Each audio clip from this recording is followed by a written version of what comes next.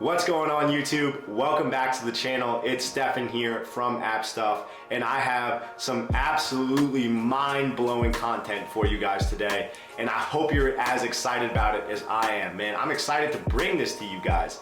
We are going to be building a Twitter clone from scratch. That's front end, back end, design, everything. You name it, we're building it today. We got 6+ hours of content. We're building it with SwiftUI and iOS 15. It's gonna be a lot of fun. You guys are gonna learn a lot, and it's coming your way from me 100% free. So I hope you guys are pumped up. Let's go ahead and check out what we're gonna be building on that screen right there. So let's just go through a quick demo of the application before we get started, guys. You notice that we open up to this absolutely gorgeous user feed. It displays a list of all the tweets that users have made on the application. We're pulling this information in from a real backend, and we're gonna be going over how to do all of that stuff in the course. We can also like tweets or interact with them, really. So you notice I can like a tweet here. You notice that these tweets were previously liked, so we're saving that information in the database, which is awesome. I can also unlike my tweet, and it updates my UI very smoothly, and that is looking absolutely incredible. And you guys will notice that I also have this beautiful side menu here that is identical to what you see in the Twitter app. I have a couple different options that I can click on. I also display some real life user data about the currently logged in user. So let's just go ahead and check out the user profile now. You notice that this, once again, looks exactly like Twitter. It displays some real life data that's coming from a backend about the currently logged in user, as we saw before. And what's my favorite part about this profile is, guys, is this awesome filter bar that we see here that displays different types of tweets the user has made or interacted with. So for example, clicking on this likes tab displays tweets that this user has liked. Going back to tweets just displays the list of tweets this user has made themselves. So that looks incredible. We also have this beautiful search page that allows us to search for different users on the app. So for example, I can filter my users down just like that, click on it, and it takes me over to that user's profile.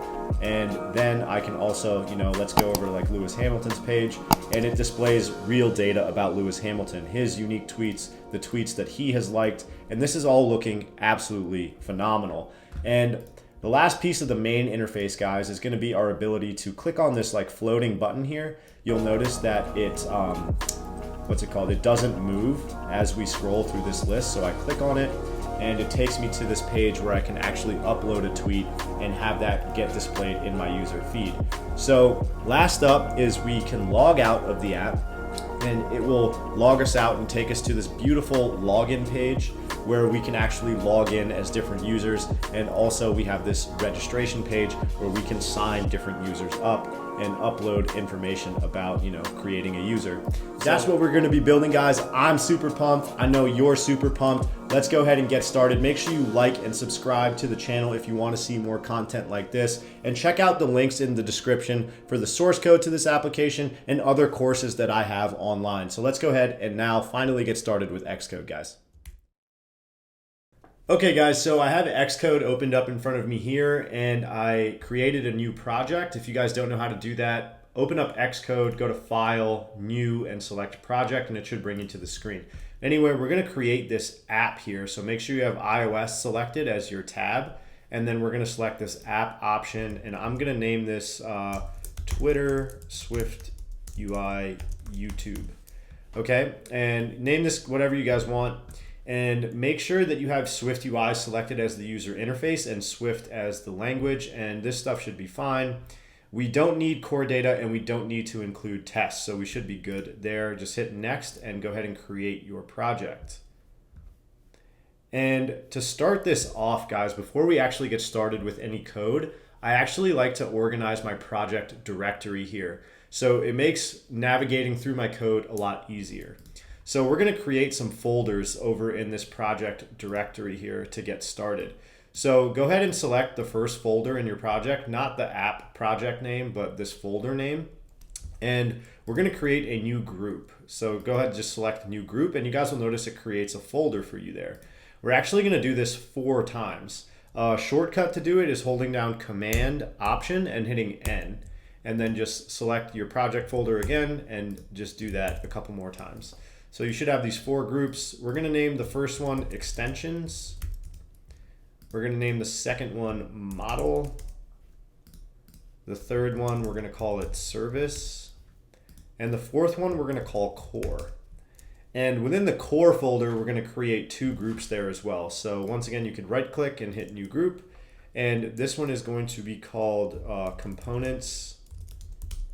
And then right click on core again and create another group. And we're going to call this guy feed. Okay, and I actually like to drag feed. Let's see. I like that to be below the components guy. So let's talk about this structure really quick before we get started with the code, guys. You guys are probably used to seeing me organize this as model, view, view, model.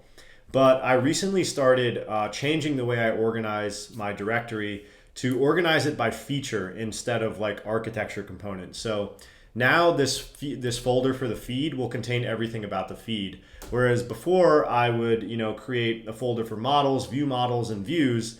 And once your app gets a lot of features in it, it actually gets kind of annoying to navigate through all that stuff. So this is a little bit more efficient to organize your folder structure by feature instead of architecture component like model, view, view, model. Anyway, within feed, we're going to create another folder, or 2 more folders actually.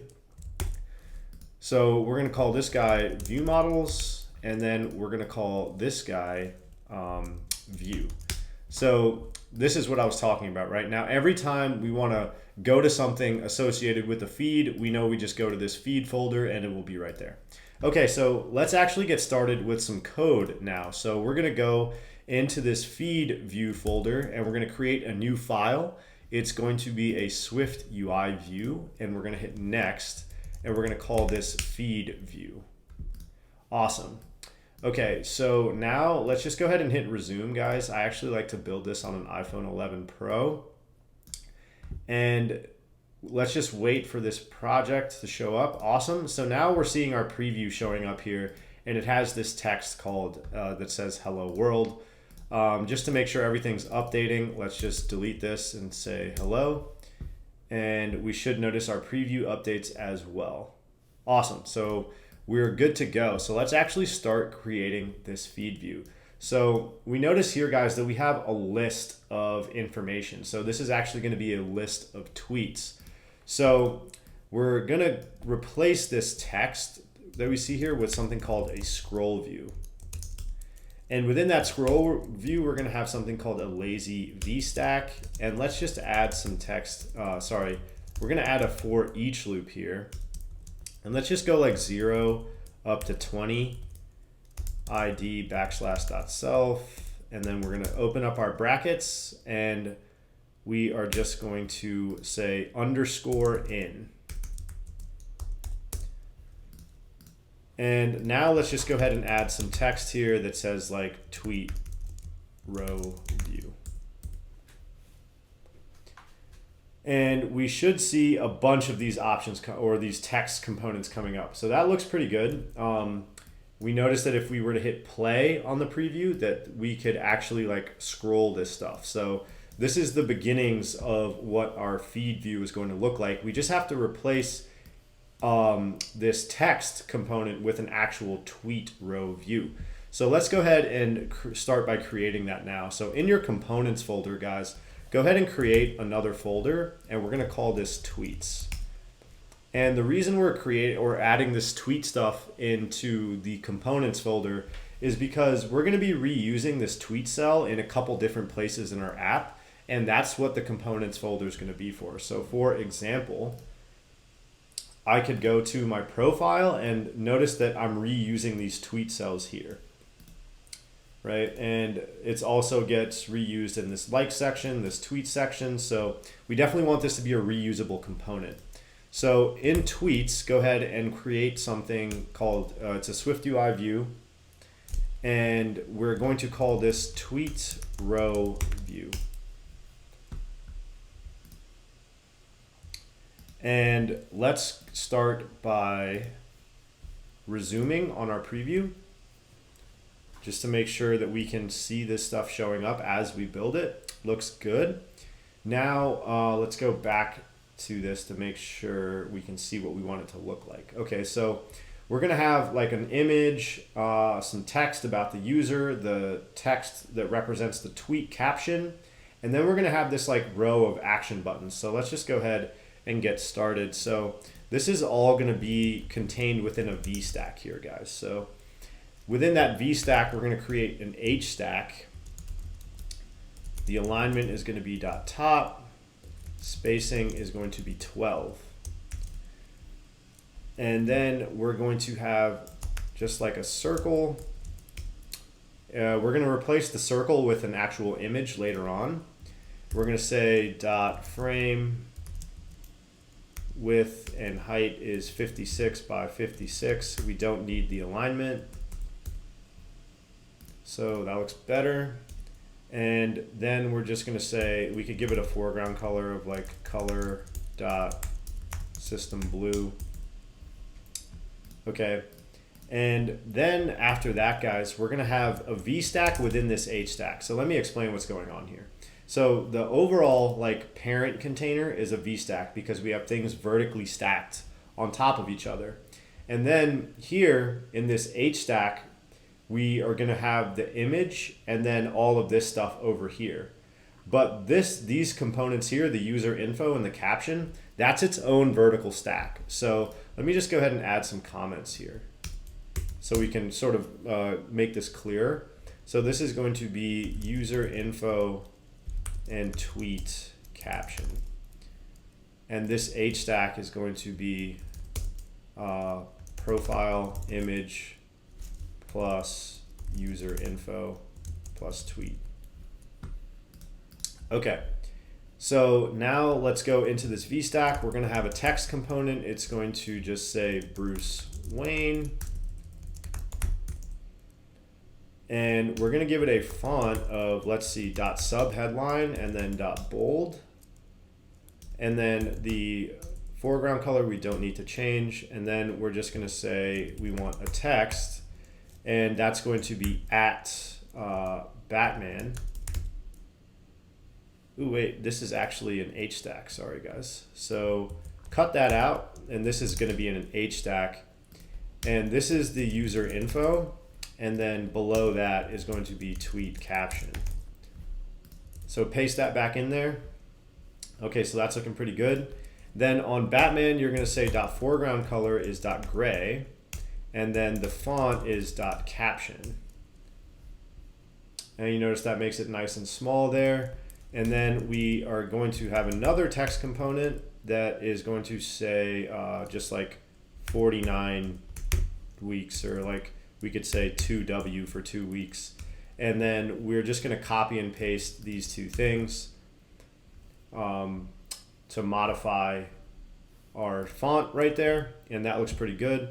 And then here we're going to go outside of this H stack, okay?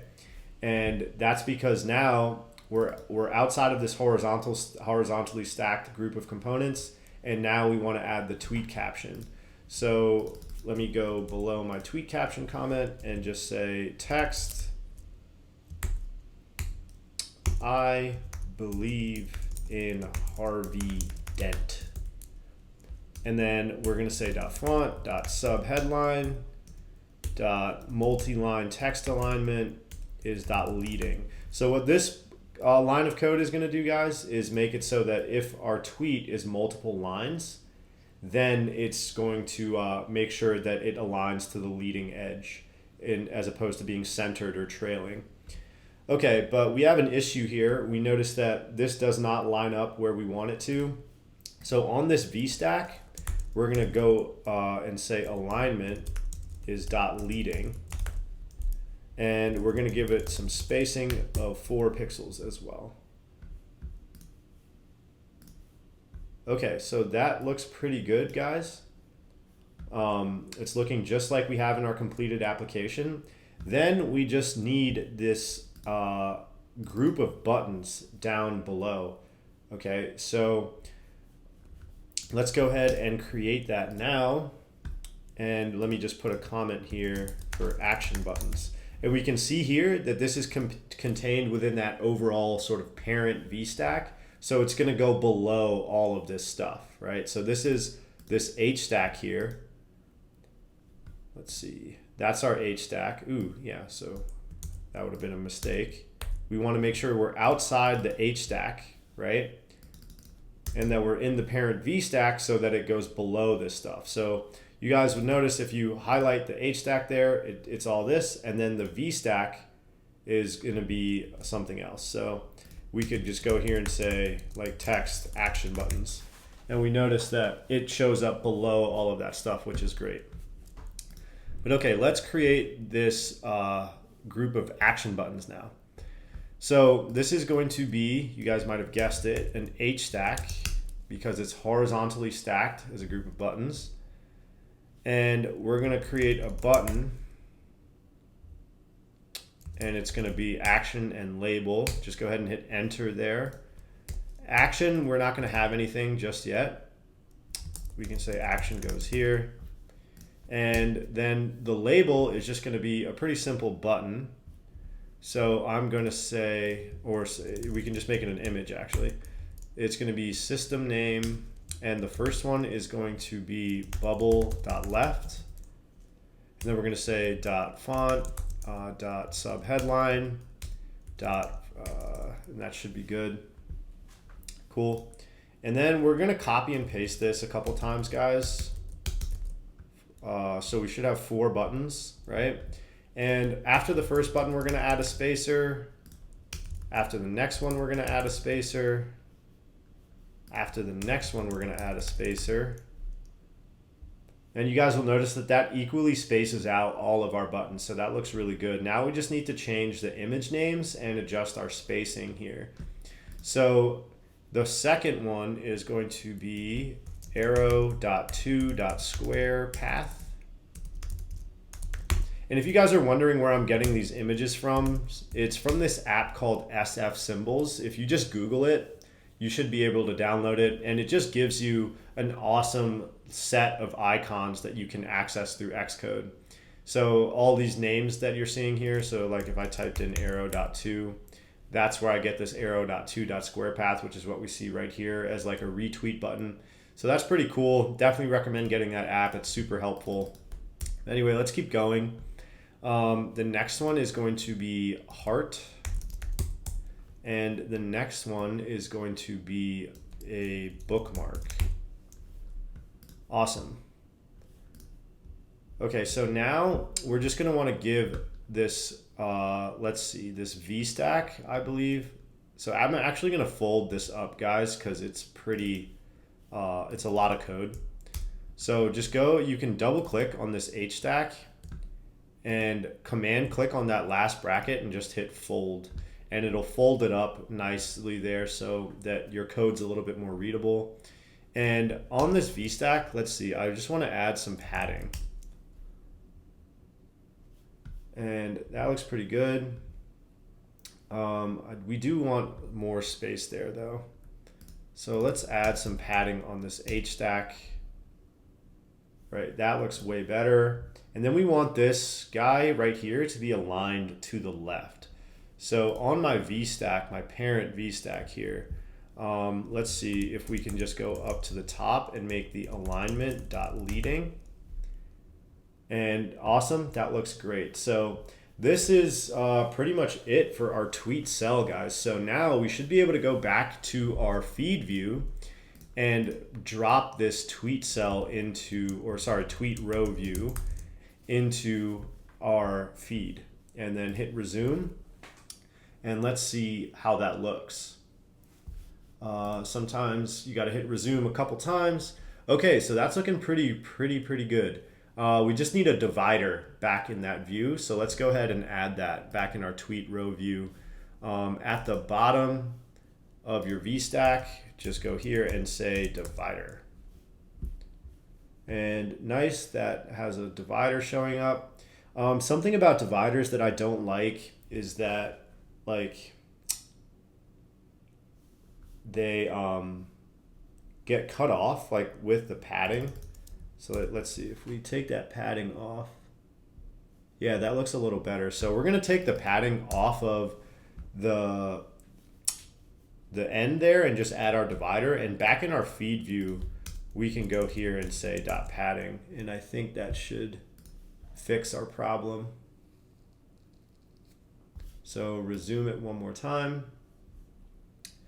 Okay, it does the same thing, which isn't the worst thing in the world, right? It doesn't look terrible.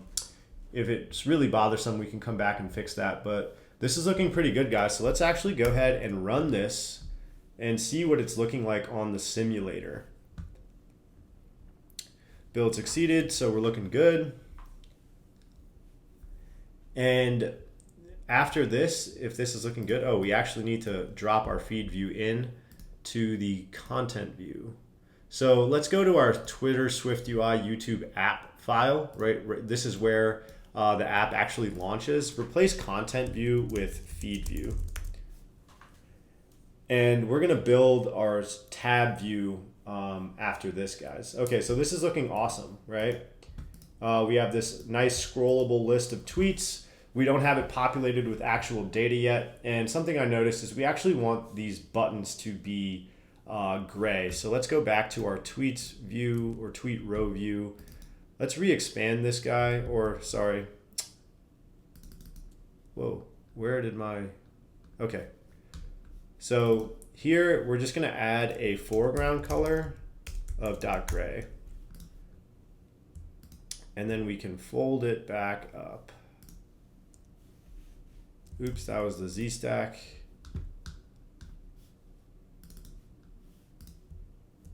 So foreground color is .gray, and let's fold it back up. And delete that padding comment. Run it one more time.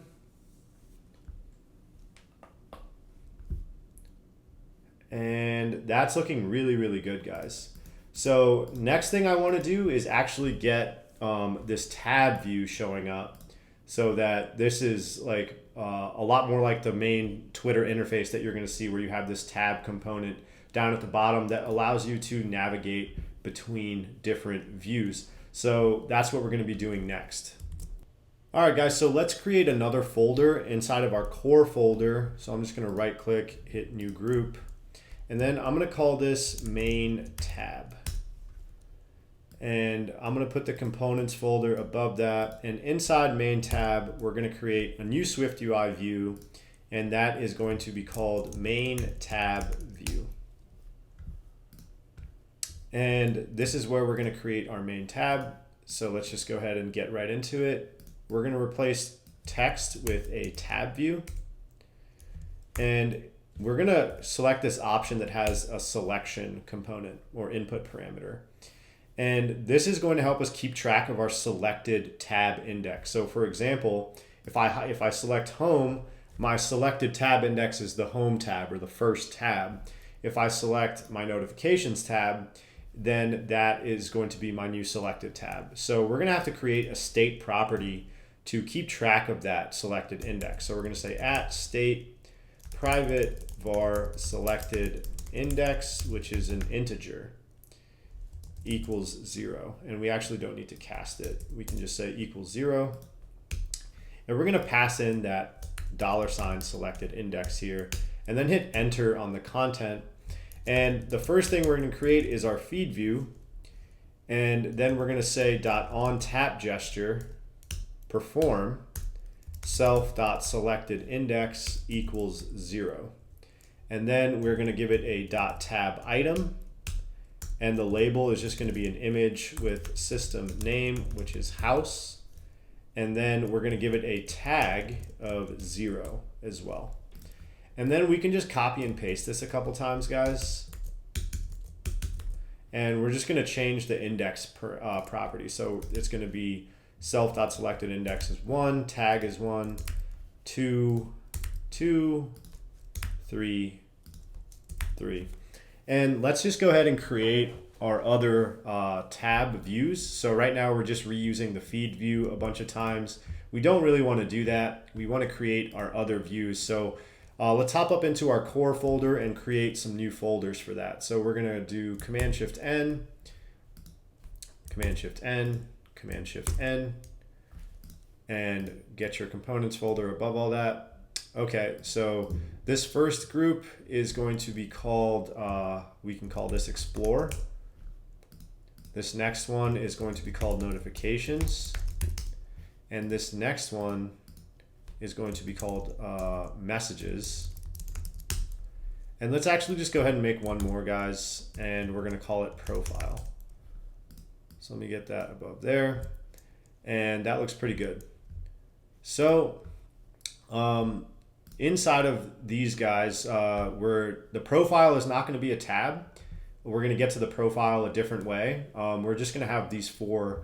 So let's go to Explore, and we're going to create a new file. It's going to be a SwiftUI view, and we're going to call this Explore View. And we can replace this text with like Explore View. And let's do the same thing in notifications. So SwiftUI view, notifications view, replace this with notifications. And then our messages guy, we're going to create a new view for that as well. SwiftUI view, messages view. We're going to call this messages. Now let's go back to our main tab folder, and we're going to replace this with Explore view. We're going to replace this with notifications view, and we're going to replace this last guy with messages view. So let's go ahead and hit resume just to see if our tab view is showing up the way we want it to. And that should be it. Okay, so that's looking really good. We just need to adjust our images. So this one is going to be, for the Explorer, it's going to be a magnifying glass. This guy is going to be a bell, and this guy is going to be an envelope. So that's it. You guys notice that it's pretty easy to create your tab view there. And let's go ahead and hit play on the simulator. And let's select a new tab, and we can see that it's linked to a different view. So that's looking really, really good, guys. Once again, that selection happens based on when we change this selected index property. So it's a state property. So when that property changes, it reconfigures our view with the updated state, and that updated state is going to be a new index. So when I select the search item, selected index is now going to be changed to 1, and then it's going to go, okay, hey, Explore view is the view that you have linked to index 1. And then if I select notifications, the selected index property is now 2, and then it's like, okay, in your tab view, what view is linked to the index of 2? And then it says, hey, that's your notifications view. That's why we see notifications popping up there. So the last thing for us to do in this chapter is to go ahead and make the main view of our app this main tab view. So let's just go ahead and replace this with main tab view and run the application to make sure that it's looking good on our simulator. And we can see here that this is looking great. So that's going to wrap it up for this section of the course, guys. In the next one, we are going to go ahead and get started with building out the profile. So get excited for that. All right, guys, so this is the profile view that we see in front of us here. It's pretty much an exact replica of the actual Twitter application. We're going to start building this now. So let's go ahead and jump right into it. Hop up to this profile folder that's within our core folder. And let's actually go ahead and create 2 folders in here, guys. We're going to create one for view models and one for views. So within the views folder, we're going to create a SwiftUI view, and it's going to be called profile view. And let's go ahead and start building it now. First, let's make sure our preview is connected, and it's looking good. So we see here, guys, that we're going to have just one big VStack. Okay, it's a bunch of vertically stacked components. So we're going to make the parent container, I like to call it, a VStack. And the first thing that we're going to have in this VStack is something called a ZStack. So we have this background, and on that background, we have some things on top of it. So whenever you have things stacked on top of each other, you use a Z stack for that. So let's go ahead and create this Z stack. We're gonna say the alignment is .bottom leading. And here's our content. We'll see where this comes into play in a little bit. Okay, so we're gonna say color .system blue, and then we're gonna say .ignores safe area. So that's gonna make this whole background blue. We don't exactly want that, right? So we're gonna give our Z stack a frame. So we're gonna say frame, we don't need to give it a width. And the height is just gonna be, I think it's like, let me check. Oops. Our height, let's make it like 88. And we don't need the alignment. Okay, so you notice that it's all the way down at the bottom here. Let's actually make it like 96 or something. So within this V stack, just go ahead and add a spacer, guys. And you guys can see that it pushes that up to the top, and that's looking pretty good. So that's like the background image of the Twitter profile. Okay, so within this Z stack, we're gonna have a circle. We're gonna replace this with an image later. And we're going to say .frame width and height of, let's see, 72 by 72. And you guys notice that it gets shoved over to the bottom leading edge, and that's because of how we set our Z stack up. So for example, I could say .top trailing, and it would put that guy over here, right? So we want that on the bottom leading edge, and that image is going to have some offset, or the circle rather. So we're gonna say offset, and we're gonna give it 16 by 12 of an offset. So that looks pretty good. Let's actually make this offset like 24. And that's how we can sort of get this profile image to be halfway in the background and halfway in the rest of the view right there. So that looks pretty good. You guys notice we have this back button though. So we're actually going to wrap this circle within a V stack. So command click on that, say embed in V stack, and we're gonna have a button here, action label. And our label is going to be an image with system name arrow.left. It's going to be .resizable, .frame width 20 by 16. No alignment.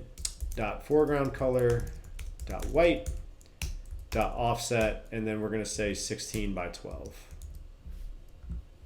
And you guys will notice that that puts that arrow right there for us. So that looks pretty good. And that's just our back button right there.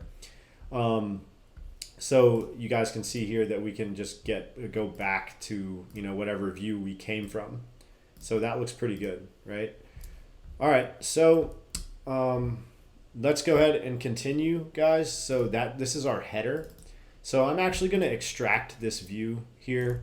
So I'm going to go down below and create an extension for profile view, and I'm going to say var header view some view, and then I'm going to just take this Z stack and put it in there. So cut it, put it there, and then we're just going to replace that with our header view component. And the reason we do this, guys, is because this view contains a lot of different components, and you don't want this like main sort of body to get too crowded. So I like to, whenever that's happening, just create an extension here and extract some of those components to like variables, and just to keep the main body nice and clean. Okay, so that looks good so far. Next, we're going to build these action buttons. So those are going to be an H stack. And in order to get it all the way to the right of the screen, we're just going to add a spacer here. From the get-go, we're going to say image system name bell.badge, and then we're going to give it a font of .title3. We're going to say .padding is 6, and then we're going to give it an overlay of a circle .stroke, which is color.gray, and then comma line width 0.75. So let's just go ahead and hit resume, and that's going to give us this nice notification bell image right there. So that's looking pretty good. Now we just need to add this other button here. So within our H stack, we're going to add another button, or just the first one was an image. We're not actually going to be doing anything with this. This next one is going to be a tappable button in this course. So we're going to say button, which is action and label, and leave the action blank for now. Then we're just going to go here and say text edit profile dot font dot sub headline, and then we're going to make it bold. And you guys can see here that our edit profile button is starting to show up. We just need to get the like the modifiers right to get the shape okay. So we're going to say dot frame, width is 120, height is going to be 32. And then we're going to give it a background. I don't think we need to give it a background actually. We're going to say dot overlay, and this is going to be a rounded rectangle, and we want to open it up and give it a corner radius of 20, and then we're going to give it a stroke of color.gray, line width 0.75.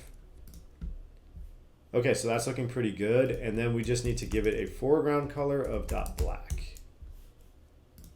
Okay, so that's looking pretty good right there, guys. We just need to give it some padding and give this H stack some spacing, right? So up at the top, go ahead and give your H stack some spacing, make it like 12, and that just gives some more space between these buttons. And then on this guy, you can say dot padding is dot trailing, and that'll just give it some padding on that trailing edge right there. So this is starting to come together pretty nicely. Once again, let's extract this view component. So let's just cut it, and below our header view variable, we're going to make a variable called action buttons some view, and just paste that stuff in there. And then here we're going to just say action buttons. Cool. Okay, so the next thing we need is this like user info view, right? So it's going to be the user's username, or sorry, their full name, their username, and their bio. So let's go here and create a VStack for that. First of all, hit resume. And okay, so our preview is still looking good. And this VStack is going to have an alignment, guys, of .leading. The spacing is going to be 4, and then just hit enter on the content. Oops. Let me just delete that content guy, actually. Okay. All right, so now let's add our text. It's going to say Heath Ledger. And okay, so we see that it's showing up right there. So let's actually go to the parent VStack and make the alignment .leading there as well. And we'll notice that it gets shoved all the way over to the left, which is great. So let's actually wrap this text in an H stack, because we want to be able to have this nice like verified badge there as well. So command click on the text properties, say embed in H stack, and then we're going to first give this a font of .title2 .bold, and then we're going to say image system name check mark .seal .fill .font, or sorry, .foreground color of color parenthesis .system blue. Okay, so that's looking good. Now below that H stack, guys, we're going to create a text component, and we're going to just say @Joker. It's going to be font .subheadline .foreground color .gray. So that looks good as well. And then we need the bio. So we're going to say text your mom's favorite villain. Knee slapper. All right, so we got your mom's favorite villain. And then we're going to say .font .subheadline .padding is .vertical. Okay, so that looks pretty good. Now, on this whole VStack, guys, we just want to give it a padding of leading. or sorry, dot horizontal. So now it's going to give it some nice padding on the edges there, and that's looking pretty good. So now we want these two components here. So we can keep that within this VStack. We can just say HStack, and each one of these guys, it's going to be its own HStack, right? So this is like an image with text and then image with text. So within that HStack, we're going to have two HStacks. And then I'm going to say image system name. I think that's matpin dot and dot ellipse. So that looks good. And then we're going to say text, and we could say Gotham, comma, New York. And then we actually want to give this a foreground color of gray. So let's just go do that on the whole HStack. Dot foreground color is dot gray. And then I believe we're going to want to give it a font of dot caption. Yeah, so that looks pretty good. And then this HStack is going to be pretty much the same. The image name is just going to be link. And then here we can just replace this with like, you know, like www.thejoker.com or something. And it recognizes that as a link, which is pretty cool. Then we can say spacer to spread them out. And that's looking pretty good right there, guys. But we actually don't know if we want that to be a spacer. We can just go here and say spacing is like 32 or something. And then on each of these, the spacing looks good. Let's actually make that like 24. Right, so that's our little like location and link view. And then we need this like user stats view right here. So once again, we can stay within this VStack that we're working within, right? And we're gonna have another HStack very similar to this. So it's gonna be an HStack with two HStacks inside of it. So the first one is they're just gonna be two text components. We're gonna say text, and we could say like, you know, like this is going to be following. We could say like 807. And then we're going to give that a font of weight of bold. So you can see here that it bolds the first thing. And then here we can go here and say following, and give this a font of dot caption. And we could give this a font of, let me see what I made the font really quickly. 1 second, guys. Okay, this is going to be dot font of dot sub headline, bold. And the HStack is going to have a spacing of 4. And then it's going to have, this guy is going to be dot foreground color dot gray. That following text is going to be gray. So that looks pretty good. Let's copy and paste that to the next HStack. And here, let's do like, you know, 6.9 million followers or something, and change this to followers. Right, so that looks pretty good. And then we're going to want to give this guy some vertical padding as well, just to spread that out nicely. So that's looking pretty darn good. The next part is going to be this fancy little tweet filter view. So let's go ahead and see if we can get that built. And then we're going to be able to reuse our tweet cells to drop them into this guy right here. So that's going to be pretty cool. And then we're going to use a view model eventually to be able to switch between the different types of tweets. So that's going to be pretty cool as well. All right. So really quickly, let's clean this up a little bit more. We are going to go here and take this whole VStack, sorry, cut it, and let's go down here and call that var user info details. Some view, paste it in there, user info details. And you guys will notice that nothing should change about your preview or the way it looks, right? So this is looking pretty clean, right? You guys can see how much easier it is to work within your body when you don't have all this massive amount of code in there, right? Okay, so anyway, let's just keep going, guys. This filter bar view is somewhat complex, but it's not too bad. It's actually going to be based off of like a data model though, so I want to create that first before we go any further. So in this view models folder, let's go ahead and create a new file. It's just going to be a Swift file, and we're going to call this tweet filter view model. And this is actually going to be an enumeration, guys. So we're going to say enum tweet filter view model.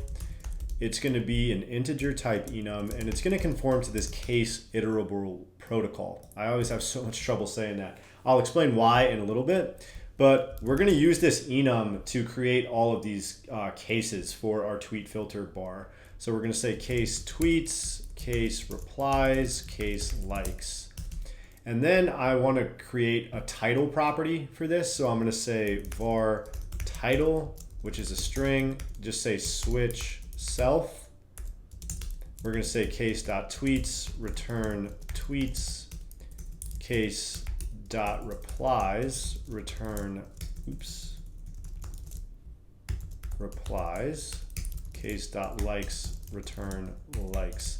Okay, so this is our view model here. Now let's go ahead and see how we're going to use this view model inside of the profile view to actually create this view here and some of the logic that's associated with it. So we're going to create an H stack, guys, and then we're going to use a for each loop. And we're going to select this option that says data and content. And we're actually going to be able to use this view model to loop through all of the cases of our enum to then create a view for each one of those cases. So I'm going to say tweet filter view model dot all cases. And the reason I can say all cases is because I conformed to that case iterable protocol. So what this does is it allows me to treat all of my enum cases like an array. So you can actually do a for loop on it, which is pretty cool. I love this feature. So we're going to say all cases, comma, just hit enter on the content. And we actually need to give this an ID. So we're going to say ID \raw value. And then within this guy, we're going to create a VStack. We're going to have text. And we actually need to, after these brackets, say option, or let's go ahead and say view model in. Or let's just say option actually, or item rather. So say item in, and then for this text component, we can just say item.title. So now it's going to go through each of the cases and give us back the title for each one of those cases. So it should be tweet, replies, and likes. So let's go ahead and hit resume just to see if that's actually working. And we can see that that's actually using our data model that we created to create those options for us, which is pretty cool so far. So I'm not going to go too heavy into this concept here. I want to just keep going with the UI. I will do a brief explanation of it after we're done though with this section. So up at the top, guys, I'm actually going to want to keep track of a state property. So state private var selected option or filter rather, and it's going to equal, or sorry, be of type tweet filter view model, and we're going to default it to tweets. So this state property is going to keep track of my selected filter, just like that. So every time I tap on one, it's going to update that state property, and then ultimately will change like the tweets that I'm looking at, but we're going to do that later. And then there's some logic based on what the selected property is, right? So like the selected one, you guys notice that it's a bolded text. It has this underline view, and the other guys are like grayed out and they don't have this selector view. But then if I select it, then that changes, and this changes to the selected like view components or modifiers. So let's go ahead and do that. We're going to say font.subheadline.fontWeight, and then we're going to say selected filter equals item yes dot semi bold no dot regular. So this is some logic here that's going to determine our font weight, right? So you guys notice that the selected font weight is bold, the rest of them are not. So this is saying, hey, if the selected filter is equal to the particular item that we're looking at in the for loop, then yes, we're going to make it bold. No, we're going to make it regular. So that's pretty cool right there. Then we're going to say dot foreground color, and this is also going to be based on the selected filter.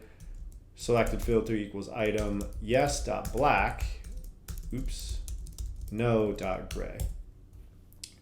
Okay, and then on this VStack, guys, we're going to say on tap gesture perform with animation dot ease in out self dot selected filter equals item. So just go ahead and build that and make sure your build succeeds. So we're looking good. Now let's go ahead and add the rest of the stuff to this. So we're going to say if selected filter equals item, then we're going to have a capsule dot foreground color of color dot or parenthesis dot system blue foreground color, right? Okay, so now let's resume it.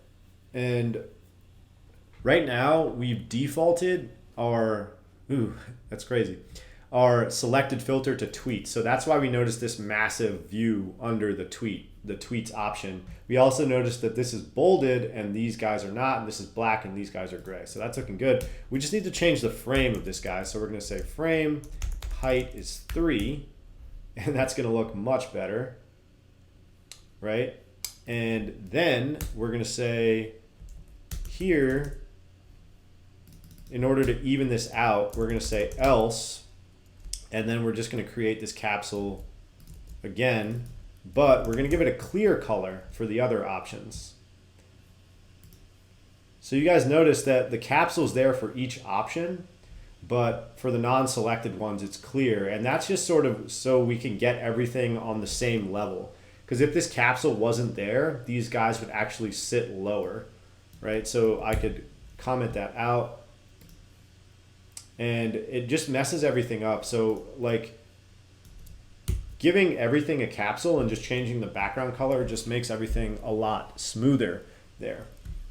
Okay, so let's actually go ahead and hit the play button and see if we can select a filter. And you guys can see in the preview that it's changing, and that's really smooth, right? But we can make this a little bit smoother. You guys notice if I go from tweet to likes, it just kind of shows up there. Whereas in the completed app, there's this nice like sliding animation. So we're going to use matched geometry effect to do that. So here, just go ahead and say matched geometry effect. ID, we can just make it like filter. And then we need a namespace ID. So go up to the top, say at namespace bar animation, and just pass in animation there. So now just go ahead and play that again. And let's go ahead and click on likes. Let me hit try again.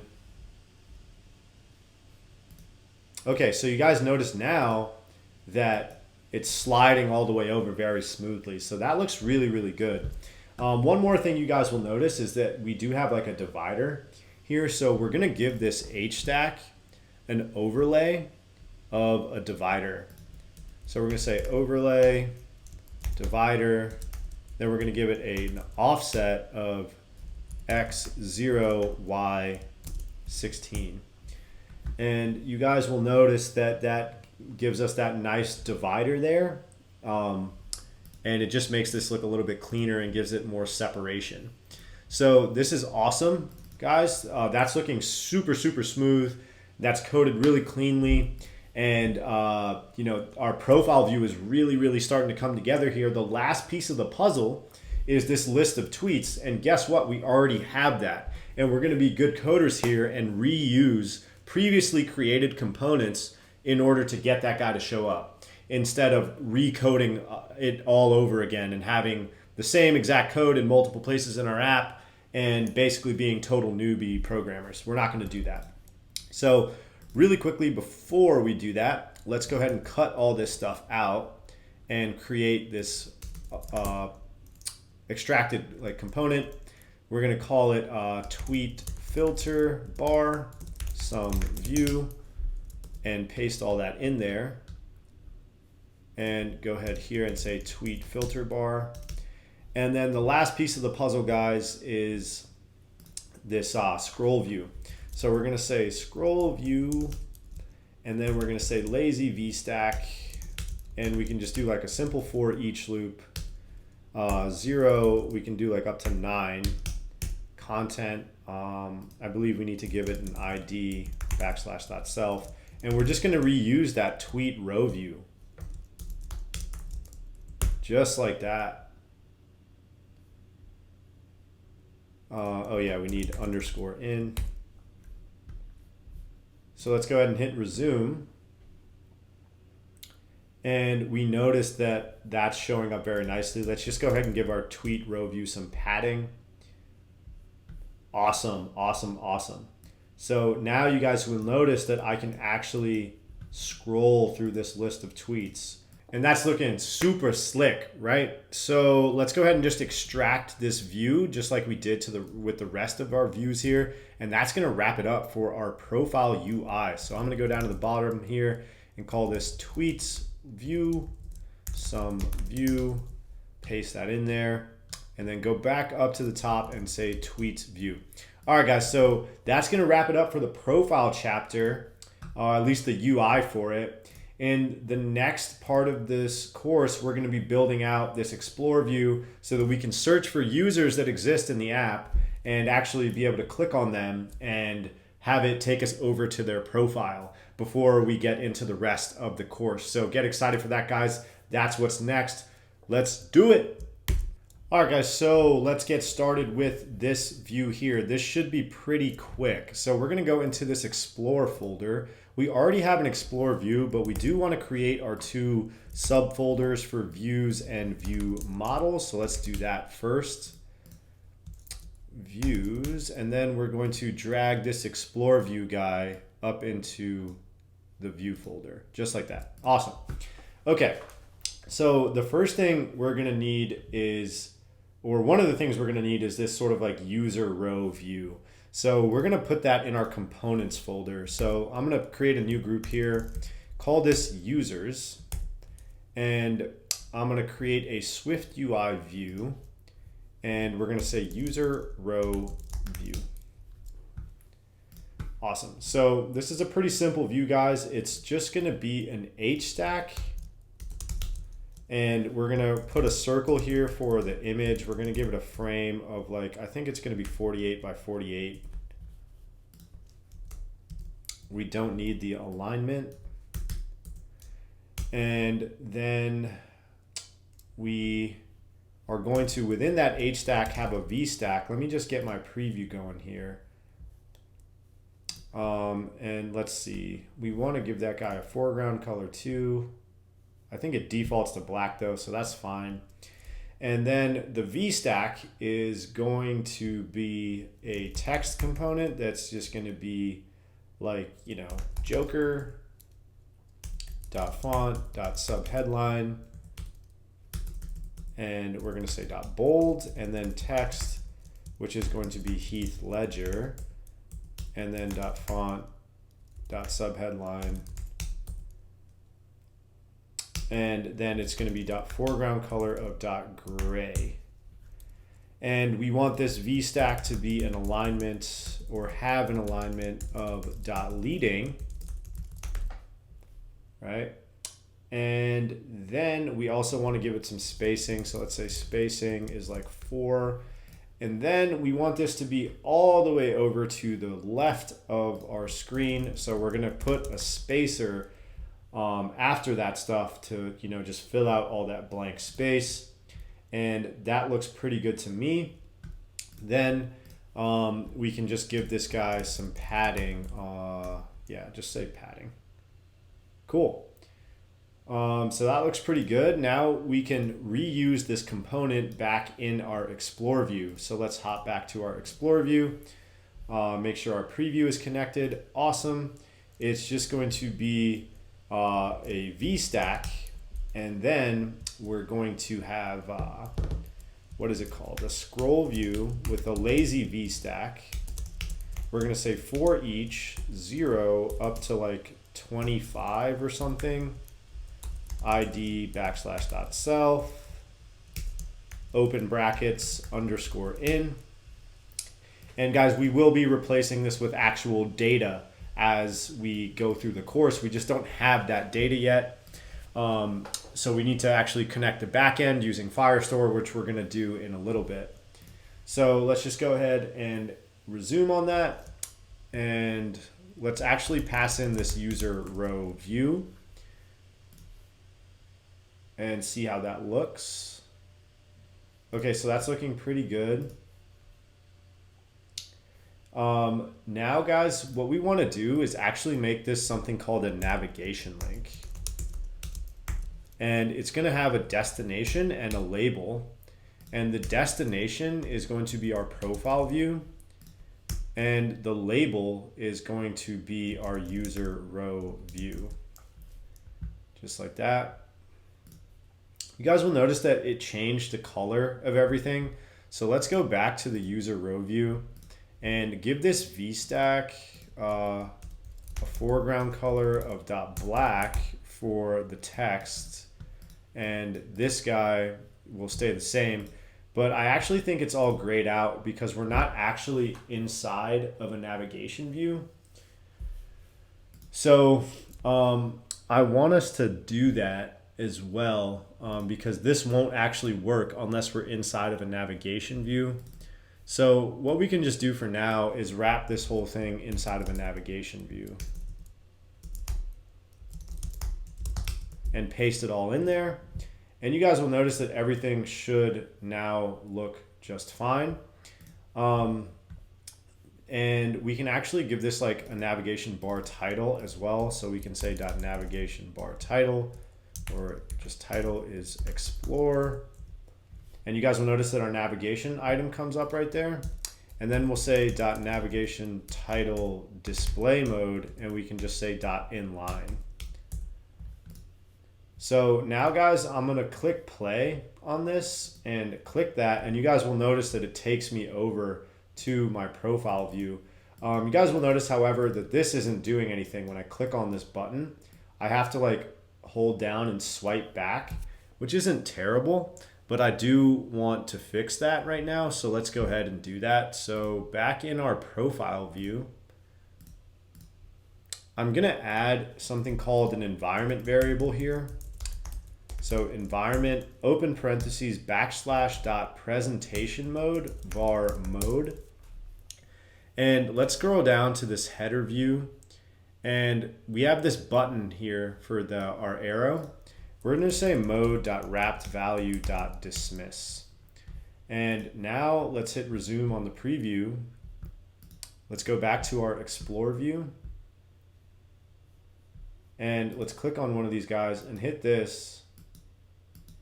And you guys will notice now that it's taking me back over to my original view. So really quickly, I actually just want to fix some of this padding here. These rows are a little bit too spread out and there's a lot of white space in there. So let's just hop back into this user row view, and we're going to remove the padding guy, or rather we're just going to add padding dot horizontal and then dot padding vertical. We're just going to do like 4. And let's go back to our, what's it called? Explore view, I think. Yep. And resume. And let's just look at these updates. So that looks a little bit better to me. I also want a little bit more spacing between the picture and the user info. So let's just go and add some spacing to our H stack. So we're going to say spacing, and let's do like 12. Okay, so that looks perfect, guys. So that's going to wrap it up for that component for now, that sort of user list view. Later on, we're going to add a search bar and make those users searchable.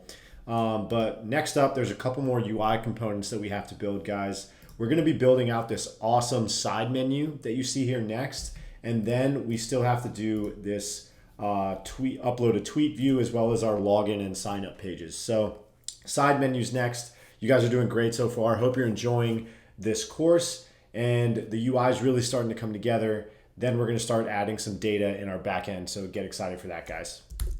All right, guys, so this is what the side menu is going to look like. We're going to start by just building out the UI for this view and then work on the presentation logic after we're done building the UI. So go up to your core folder. We're going to create a new group, and we're going to call this side menu. And I'm going to put the components folder back above that. And then here we're going to create two subgroups, one for view model and one for views. Okay, so we're going to create our side menu view within this view folder. So create a new file, select SwiftUI view, and we're going to call this side menu view. And we're also going to create our side menu row view. So go ahead and create another file called side menu row view. And that's just going to be the sort of row for each menu option. And then we're also going to go here and create our side menu view model. So that's going to be a Swift file. We're going to call it side menu view model. And let's actually just go ahead and build the data model out first. And it's going to be another enumeration. And here I'm going to explain the reason why I like enumeration so much for this, guys. But let's just go ahead and build it first. We're going to call it side menu view model. Once again, it's an integer enum, and it conforms to the case iterable protocol, right? So we're going to say case profile, pretty much just mimic all these options you see here. Case lists, case bookmarks, and case logout. And then we're going to create a description called, it's going to be a string. We're going to say switch self, and here is just where we name or give each option an actual string title. So case profile, case.lists, return lists. I actually have to say return up here. And then we're going to say case.bookmarks, return bookmarks, and then case.logout, return logout. Okay, and one more thing, guys. We notice that we also have an image associated with each option. So we're going to add that image name property to our view model here as well, and see how we're going to be able to use that later. So we're going to say var image name, which is a string, and we can pretty much just copy this switch statement, and we're just going to change up the strings that we return. So the first one is going to be person. Next one, list.bullet. Bookmarks is going to be bookmark. And then this one is going to be arrow.left.square. Cool.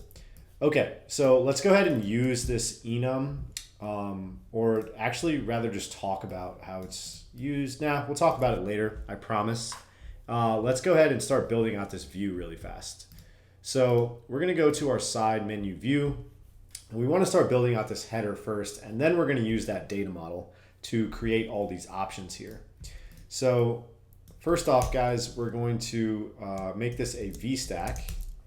And let me just get my code opened up here. Okay, so first thing, just create a circle for our profile image there. And let's get this preview connected. A little sip of tea for me. No beer this time.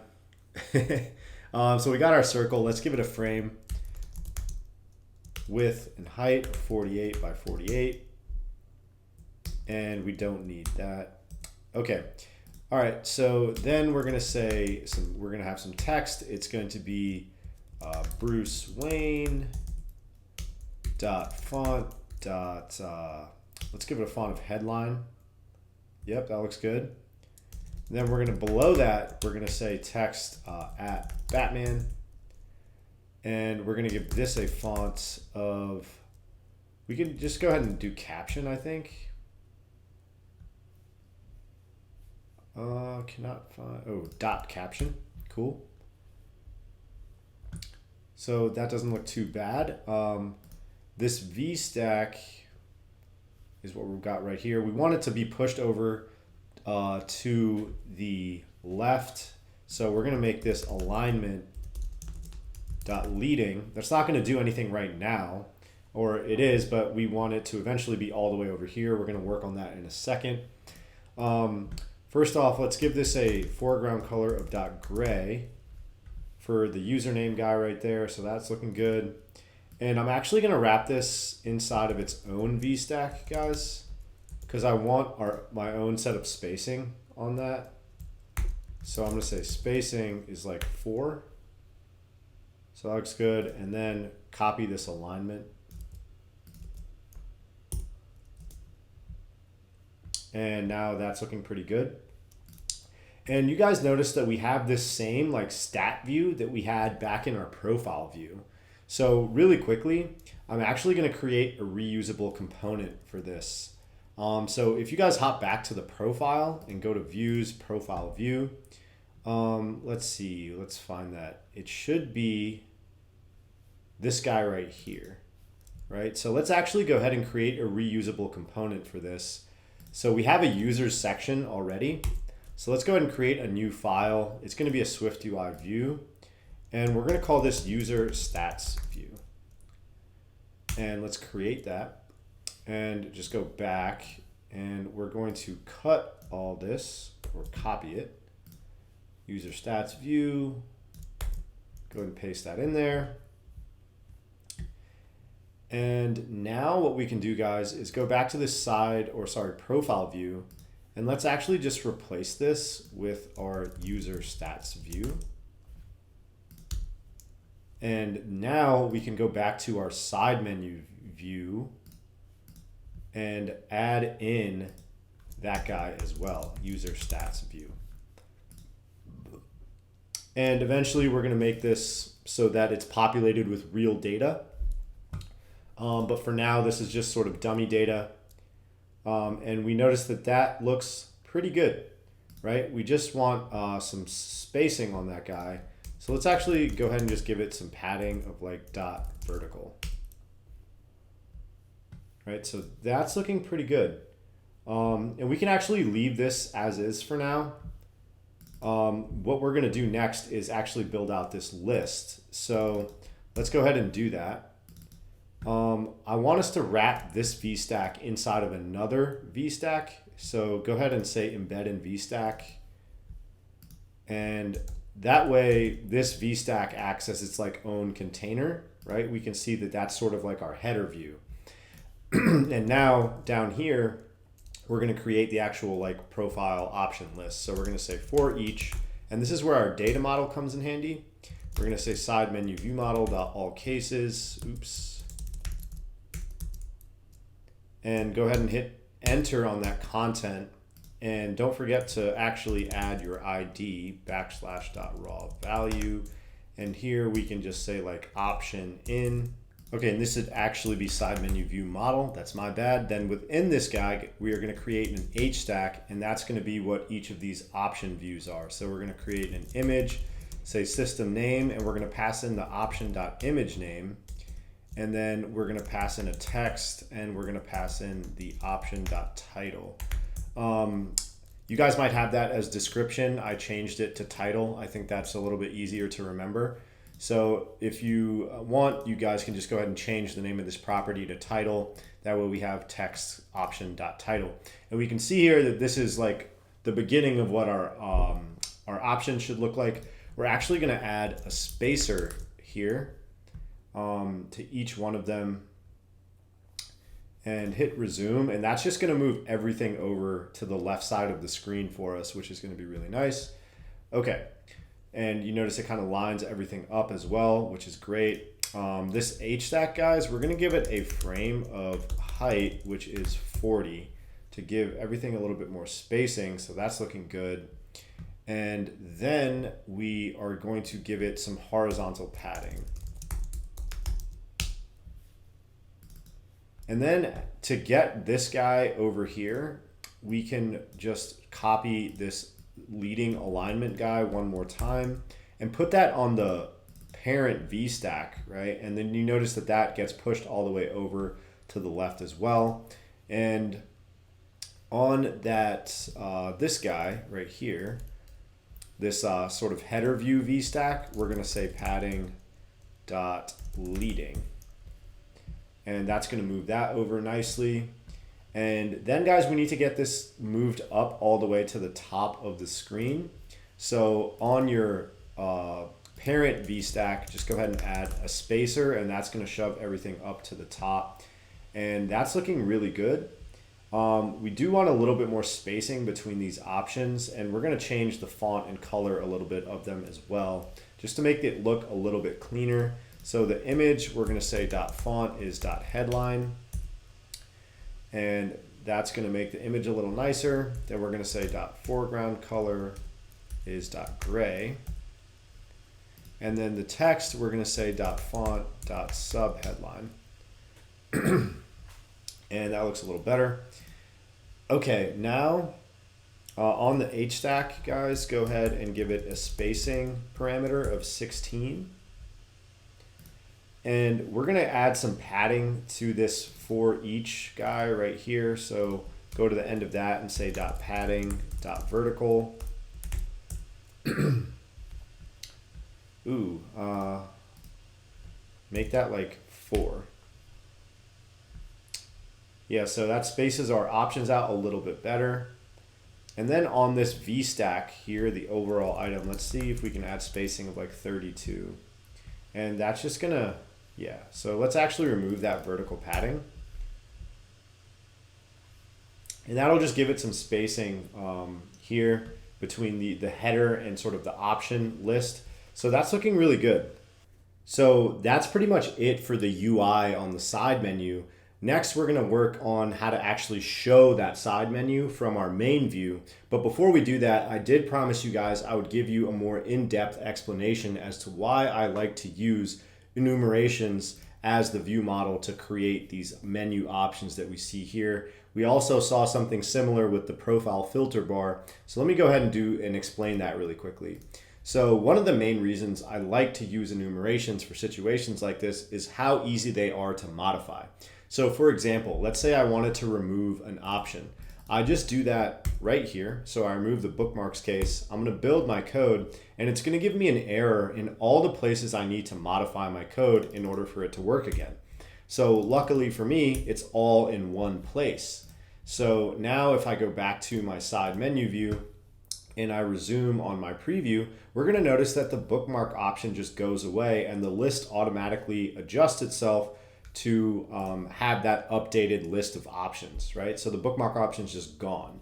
And adding it back is as simple as, adding a case. You guys could add any number of cases to this. And once you add another case, so let's say I added like, I don't know, super likes or something, I don't know, right? You guys will notice that it says, hey, switch has to be exhaustive, so you have to add the missing case. And it pretty much just gives you a single source of truth for your data model for your UI. That's why I really like enumerations here. And we also get these awesome like computed properties that we can use that are based on each one of the cases that we have. So that's how we were able to configure our data here, all done through one place or one sort of data structure, which is this enumeration. And we saw that with the tweet filter view model as well. It would be really easy for you guys to change these options around or add or remove options to them. So that's why I really like using enums for this type of stuff.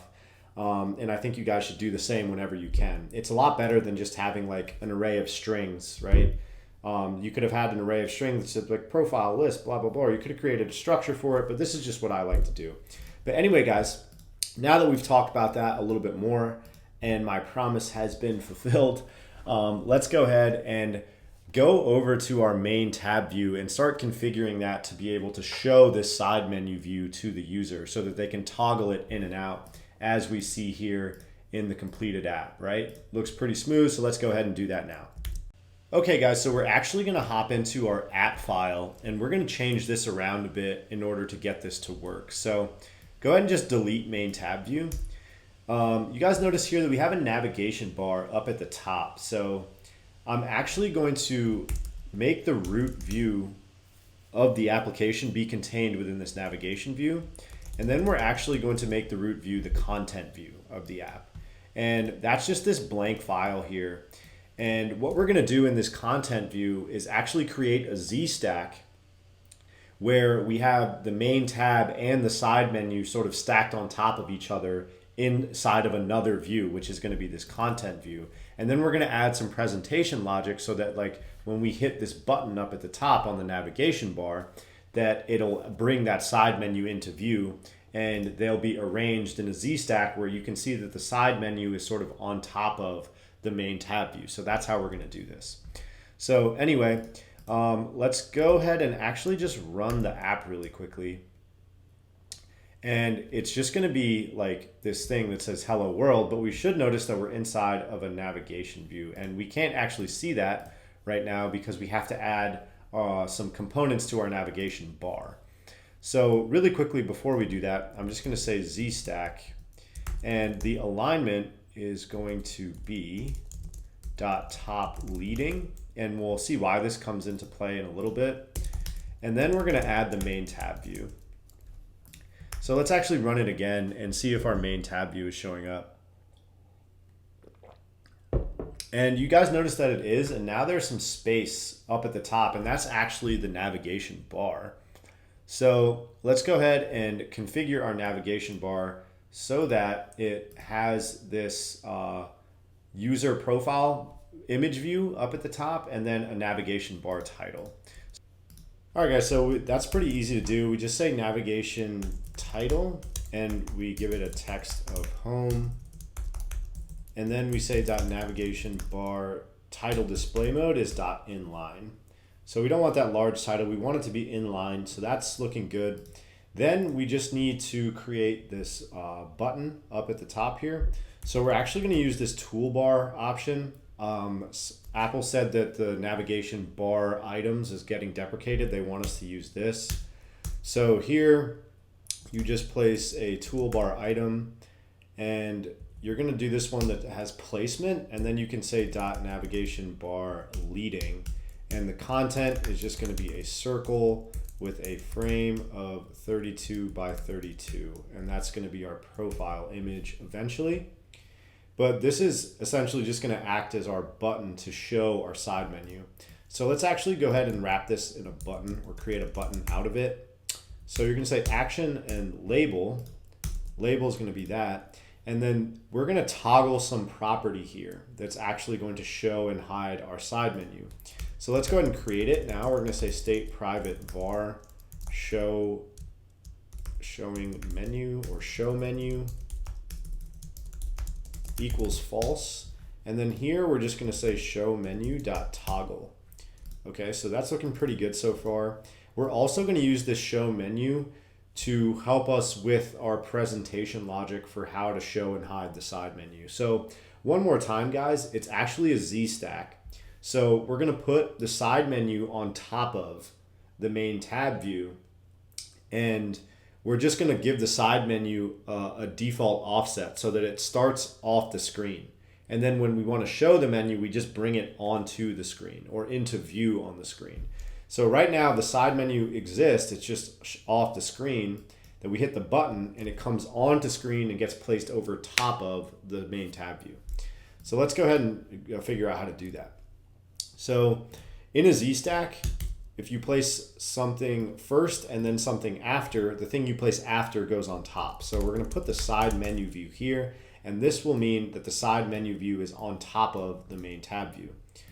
So just to see that, let's go ahead and give it a frame of width 300.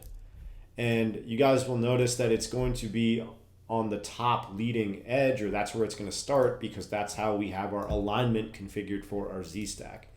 So let's actually just go ahead and run this and see if the side menu view is showing up. So it's really messy, but it is showing up, right? So we actually want to give it a background of color.white. And let's go ahead and see if we can see it a little bit better. Or I should have probably made it like red or something, but it's okay. So we can see it now. And we can see that this is like the tweet or the feed view, right? We can still see like the bookmark button on the cells, and we can still see the tab bar down here. So this is, you know, the side menu view showing up. So that's good. We just have to add a couple more things to get this all working properly. So first off, guys, let's give it an offset. And the x-axis is going to be if we're showing the menu, yes, it's 0. No, it's minus 300. So this has a width of 300, and if we're not showing it, we're going to just move it over to the left by 300 pixels. So let's run this again, and we should notice that, oops, y is just going to be 0, that we can no longer see the side menu.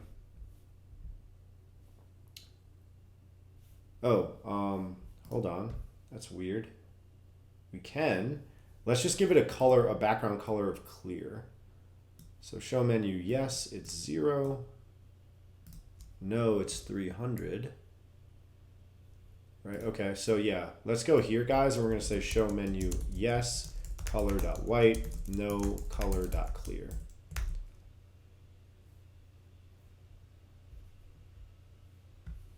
Okay, so now we actually can't see it, and if I were to press this button, you guys notice that it comes into view, right? It's just not animating, so we're going to fix all that stuff. We're going to add like a shadow view here.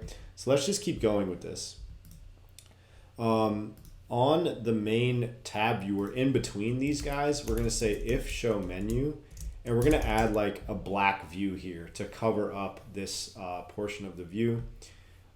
So that it looks like a shadow is being placed on top of it. So we're going to say zstack. We're going to say color.black.opacity 0.25. And we're actually going to now give this an on tap gesture and say with animation .ease in out showing menu or show menu equals false.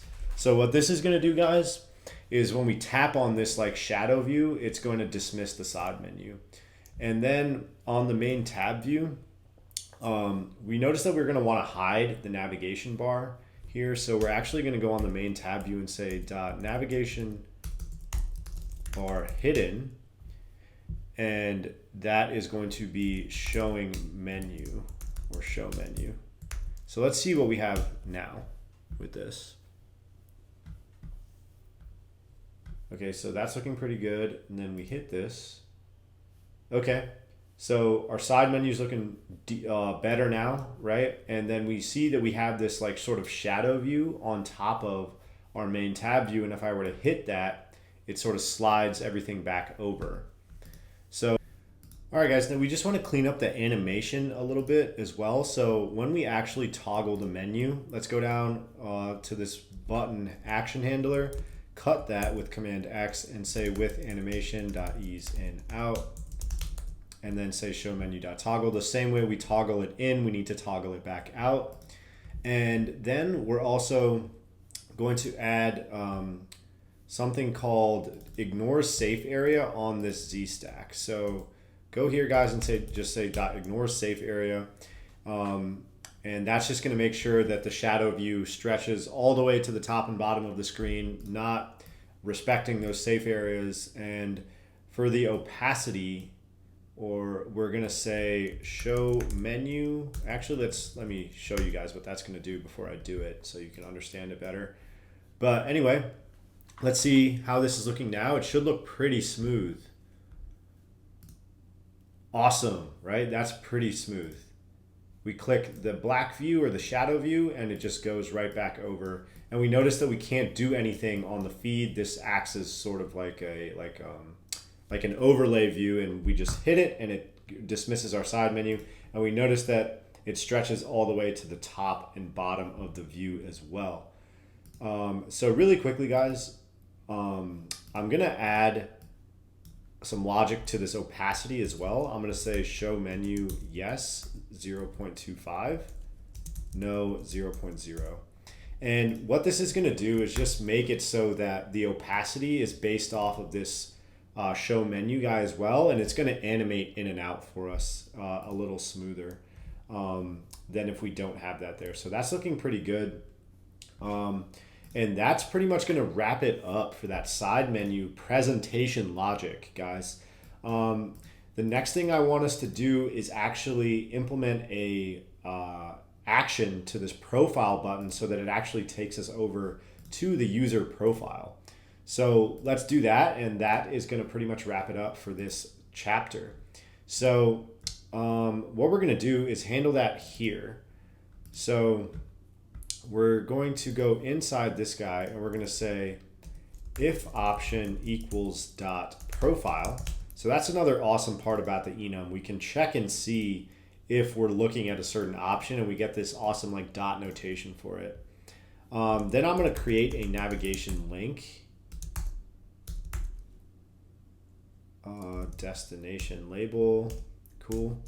So the destination is going to be the profile view, and then the label is going to be this guy we see here. So we're going to notice that we do actually want to extract this as a reusable view.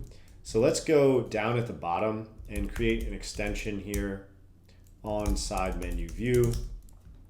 We're going to say var side menu option row or option row view,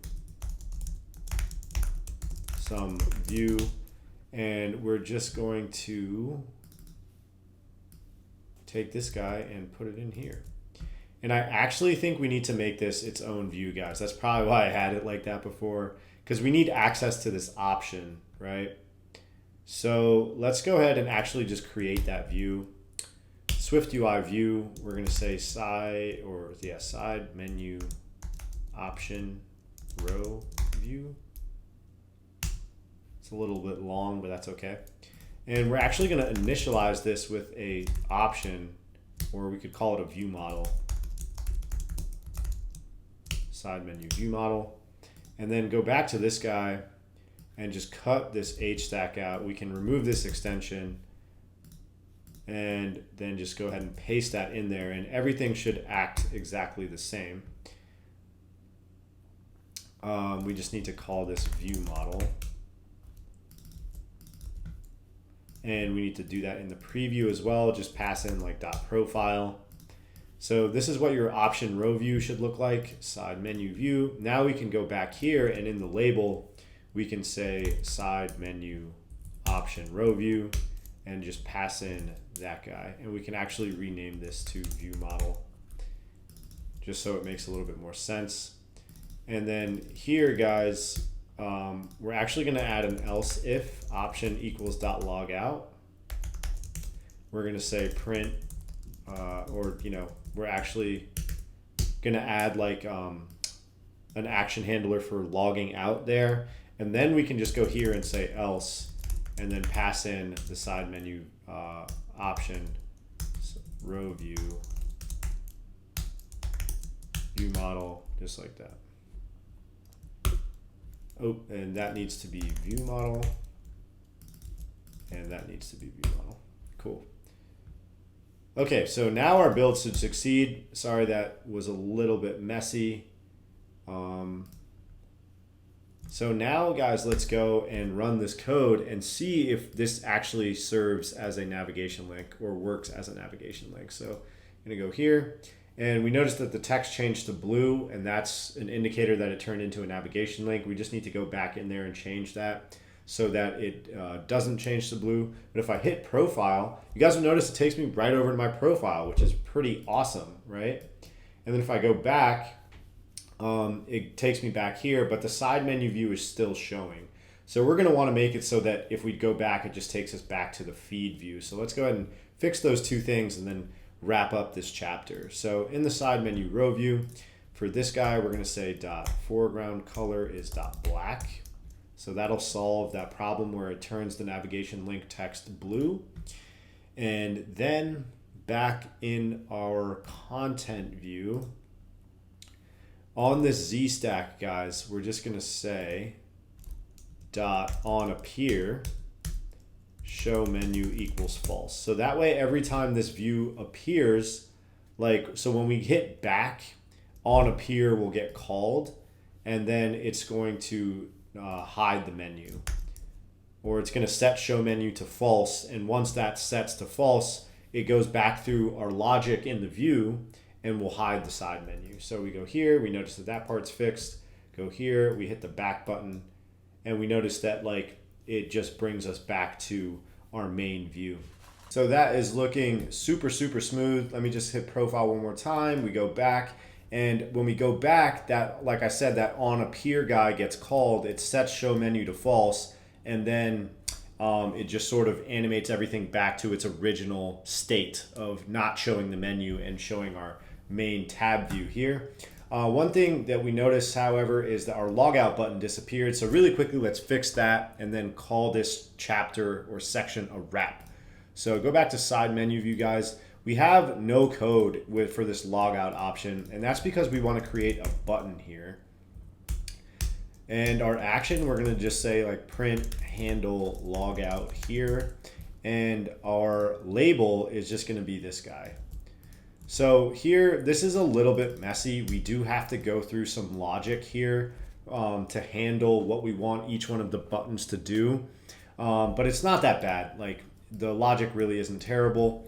And now we can run this again, and we can see that when we go back to our side menu, the logout button is going to be there, and we can click it, and it works as a button now. And we can see our print statement showing up in our console there. So that's going to wrap it up for the side menu feature, guys. We can get to our profile from here, which is awesome, and eventually we'll be able to log out from there and show that login and sign up flow. And we're going to be working on building that soon, but before we do that, the next UI component we're going to build, the second to last one, is going to be that upload a tweet view. And that's going to be super quick. We just have to build this floating button, present a sheet, and then show our upload a tweet view. And that's really going to be super quick and easy. Then we build the login and sign up page, and then we are ready to start hooking up our API, which is going to be super exciting. The app is looking super slick. I'm hoping you guys have this working right now, and it's looking good for you as well. Let's go ahead and power through finishing up this UI so we can get to the database stuff, which is going to be really exciting. All right, guys, so we're going to start by creating this floating button here. So what we're going to do is hop into the feed view, and we're going to command click onto the scroll view and click embed in ZStack. So this is just going to sort of float on top of the scroll view. You notice we'll be able to scroll, but the button stays stationary, right? Which is what we want. And we're going to set an alignment on this of .bottom trailing, and that's how we're going to get it to show up in the bottom right corner of the screen. So just go ahead here and create a button. We can say print show new tweet view. And then the label is just going to be this button here. This is an asset that you guys are going to need to download. So the link to that is in the description. The source code will be available on my personal website, guys. And the link to that is also in the description. So check that out if you want the completed source code. But anyway, we're going to go here and we're just going to say image tweet. Then we're going to say .resizable, make the rendering mode .template, give it a frame of 28 by 28. And then you're going to give it some padding. And then, so that looks pretty good. We just need to give it that clip shape. So we're going to say .background is color, parenthesis .system blue. So let's see what that does. So that looks okay. We're going to say .foreground color is .white, .clip shape is a circle, and then we're going to give it some padding. So that looks really good. And now what we need to do, guys, is make it so that when we click this, it presents this full screen. And then we're going to work on building this view shortly after. So let's go ahead and figure out how we're going to do that. So we're going to create a state property up at the top. Call it state private var show new tweet view. And we're going to set it equal to false. And in the action for this guy, we're just going to say show new tweet view.toggle. And then down at the bottom here, right under padding, you're going to say .full screen cover. and you're going to select the option that says is presented on dismiss and content. So is presented, you're going to say $show new tweet view dot toggle. Oops, not dot toggle. You just say show new tweet view. So now this is bound to this state property. So when this changes to true, it's going to present our full screen cover. On dismiss, we don't need. And for the content, let's just go ahead and say text new tweet view. So now we can go ahead and run the application, and we should see our button showing up there, and we should be able to press it. Okay, so it's showing up, it's acting as a floating button, which is nice. We press it and it shows this full screen cover which says new tweet view. So now all we got to do is build out that new tweet view and we can move on. So there's a couple things we have to do to get this done. It looks pretty straightforward, but we're gonna have to build like a custom text view here. And that's because, you know, you want the text to wrap like this. And if you have a text field, it would just keep going off screen. So we have to create like a text view and give it a placeholder, which is kind of annoying, but it is what it is. It was the same thing that we had to do in UIKit. So anyway, let's go up to the core folder, create one new group, sorry. We're gonna just call it upload tweet. And then we're gonna create two subfolders. One for view models and one for views. So in the views folder, go ahead and create a SwiftUI view. We're gonna call it new tweet view. Create. Okay, so let's see what this is gonna be. This is gonna be, it's not a navigation bar. So we're just gonna create our own custom like action buttons up here. And then we need to create another H stack down here with our picture and this custom text area. So our parent view is gonna be a V stack because these things are vertically stacked, and we're gonna have two H stacks. So this first one is going to be a button, action label, print dismiss. This is going to be our cancel button right here. The label is going to be super simple. It's just going to say text cancel dot foreground color parenthesis dot system blue. Cool.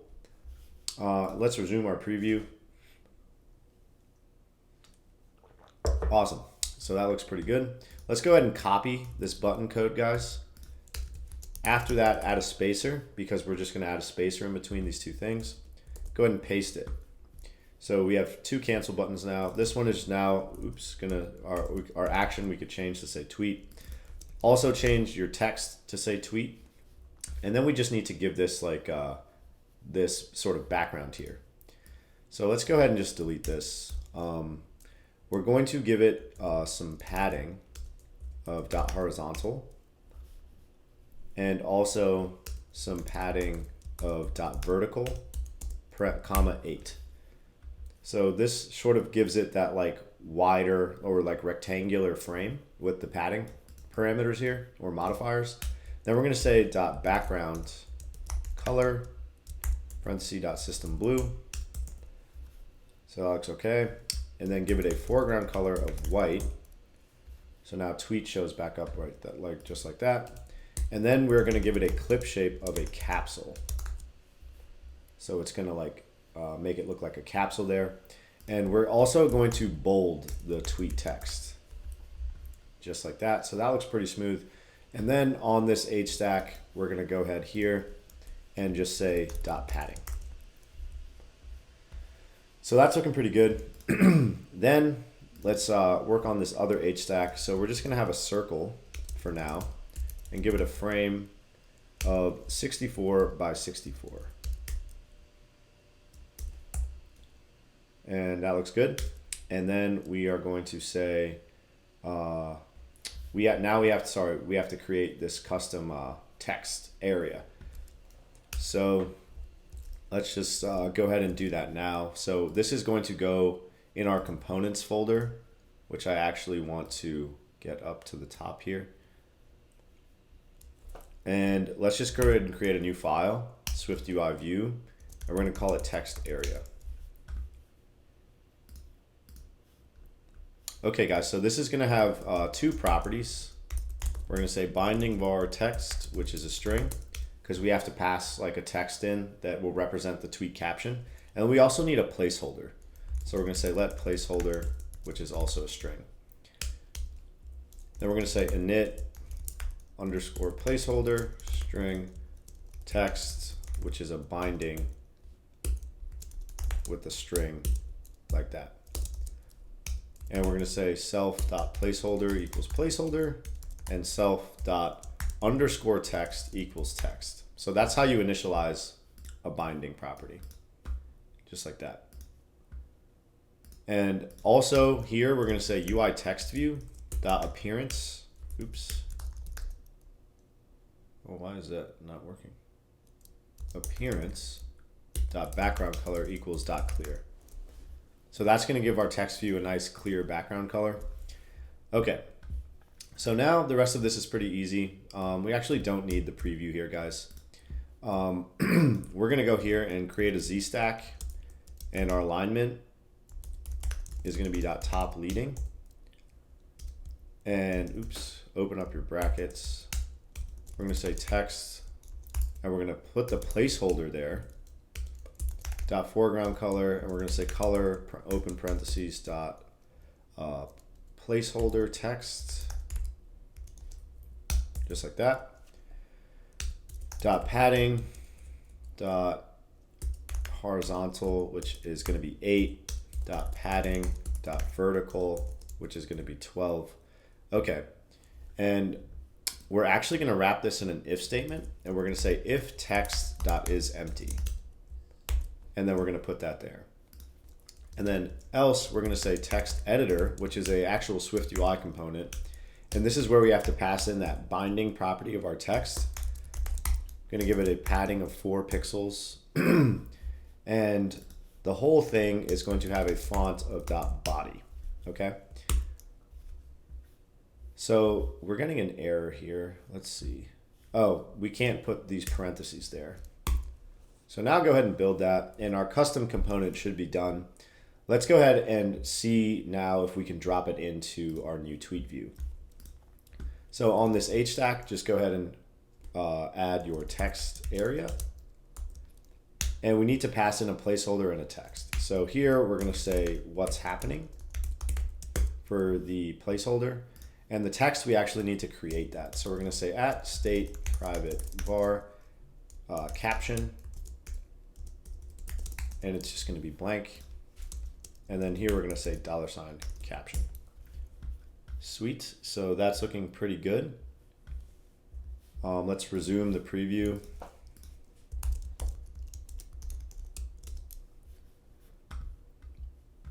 And okay, so you guys notice that this is like kind of huge right now. So I think we actually need to give it a frame. Or maybe... No, sorry, we don't actually. Because this could actually just be this size. On the H stack, we can actually change the alignment to .top. And it puts that guy right on top of there, which looks great. And then on this H stack, guys, just go ahead and add some padding. So that looks good. And this is now looking as it should. And let's go ahead and hit play and start typing into this text. For some reason, the typing in my preview doesn't work. So really quickly, before we run this on the simulator, go back to your feed view and replace this text here that says new tweet view with the actual new tweet view.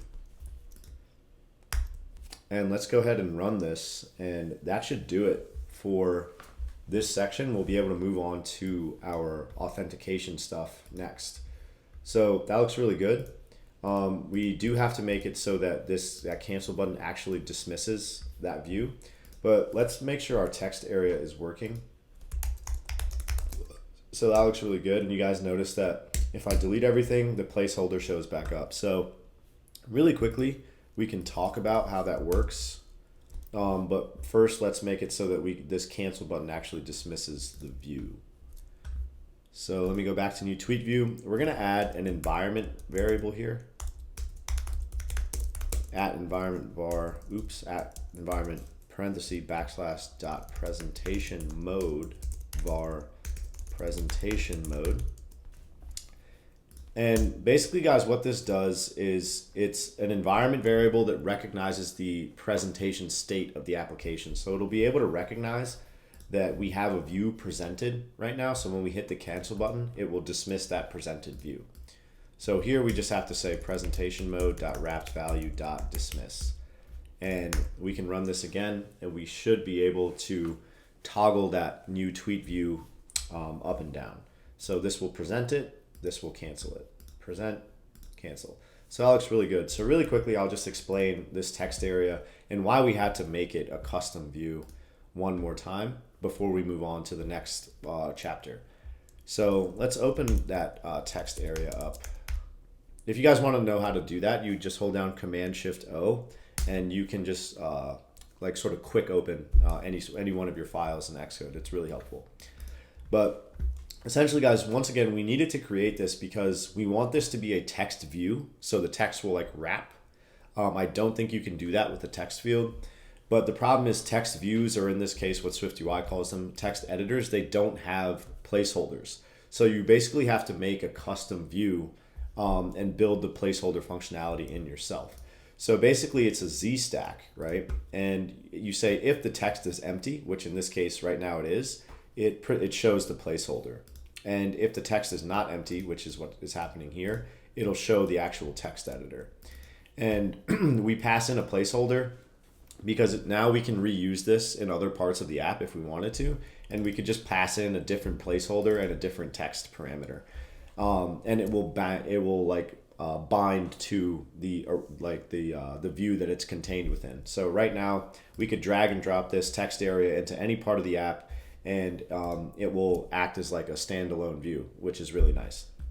So this is why now it functions this way, which is exactly sort of what we want there. So that's looking really good, guys. That's going to wrap it up for this chapter. In the next one, we are going to now finally start building out this awesome logout and sign up page. So get excited for that, guys. It looks super slick. And that's going to wrap it up for the UI. Once we're done with that, then we'll be able to start hooking up the back end and work with some actual data, which is going to be really fun. Last but not least, guys, we are going to be building this login and sign up page. So let's just jump right into it. Go to your core folder, and we're going to create another group here. And this is going to be called Authentication. And then within that, we're going to create two other subgroups, one for view model and one for views. And in the views folder, we're going to create two SwiftUI views. We're going to create our login view, and we are also going to create our registration view. Just like that. Okay, cool. So let's start with this login view. And resume on your preview just to make sure that it's connected. And we can start building out our UI once that loads. Awesome. So first, we're going to create this like sort of header view right here. So really quickly, guys, let's go ahead and just make a VStack. And it's going to, within that, have another VStack. And that's because this is going to be its own VStack, and then all of this other stuff is a VStack as well. So this is sort of like the parent. We'll call it parent container.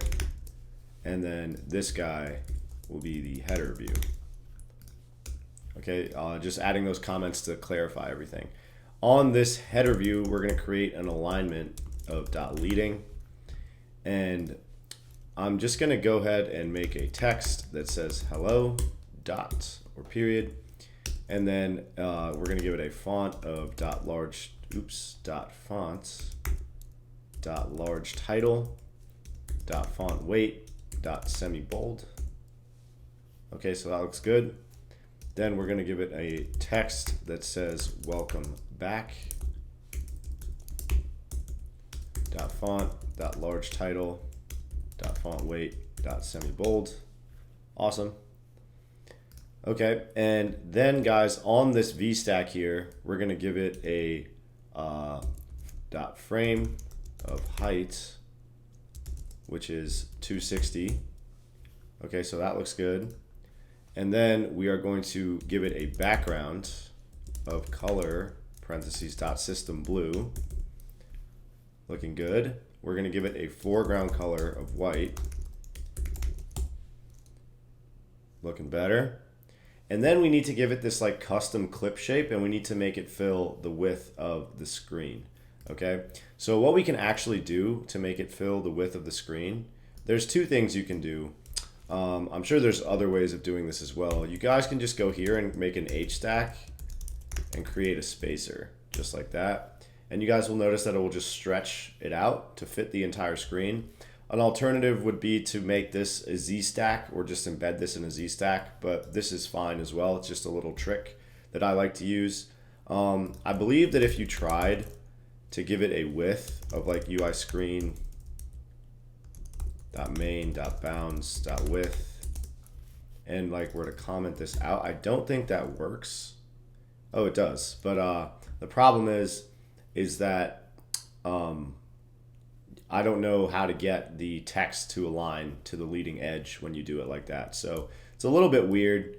So I like to just make it this H stack here and everything aligns perfectly. And then we're just gonna give it some padding, guys. We're gonna say .padding .leading, just like that. And that'll stretch it out there nicely. And then within our parent container, for now, we're just gonna add a spacer. And then on this parent container as well, we're gonna say .ignores safe area. And that will get it to fill out into the top of the screen. So that looks pretty good, right? I do, however, want to show you guys how to get this like sort of custom shape here. It's actually pretty simple. We're just gonna create a custom view or a view modifier rather, that's gonna help us do that. And it's really awesome because we're gonna create it so that we can round whatever edges of a shape that we want. So you can pick 1, 2, 3, or 4 edges to round. In this case, we're just rounding out one of the edges. It's the bottom right edge. So I'm going to go into my components folder, guys. Let's move that up there. Create a new file. It's going to be we can just make it a Swift file actually. And we're gonna call it rounded shape. And we're gonna import SwiftUI up at the top. And we're gonna say struct rounded shape, and it's gonna inherit from this shape class. And we're gonna create some corners, which is a UI rect corner. See, this is the corners of a rectangle. And this is gonna be how we're able to tell our shape which corners to round out. So then we need to have this path function, and we're gonna say let path equal UI Bezier path.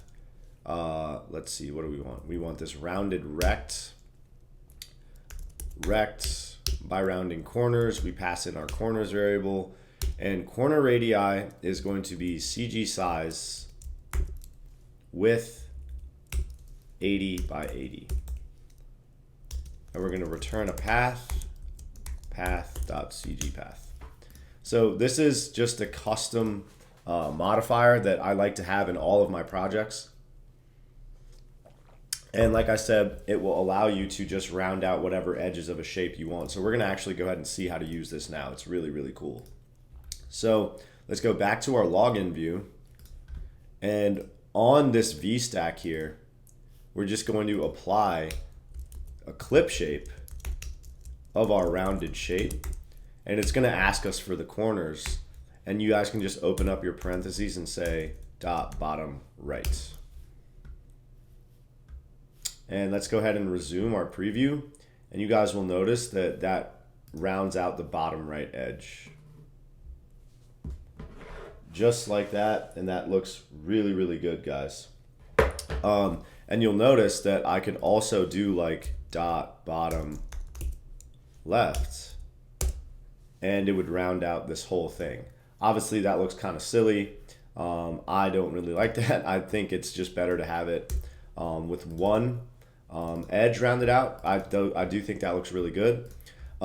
If you guys wanted to mess with how rounded it gets, you could just go back to that component and you could adjust this stuff. If you wanted it to be fully customizable, you could add another input parameter for what you want the corner radius or radii to be for that.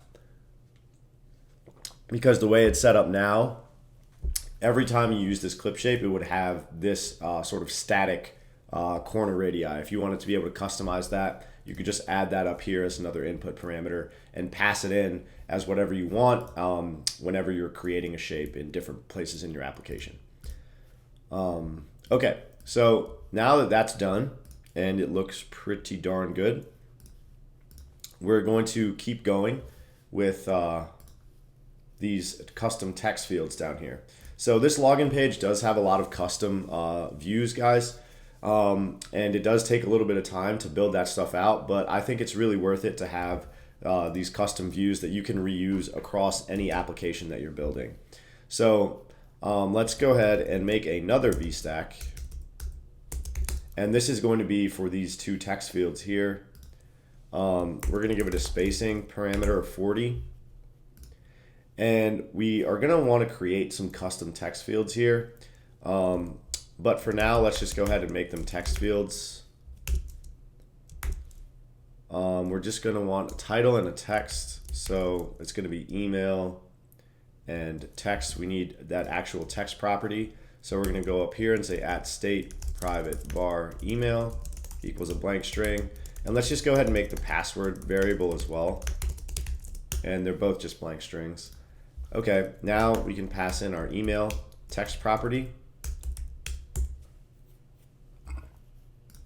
And we can just go ahead and copy this, paste it down below. This will say password, and this will be $password. And let's go ahead and resume our preview and see how that looks. We will come back and customize these in a little bit. I kind of want to just get the rest of this view built out. So let's see, try again.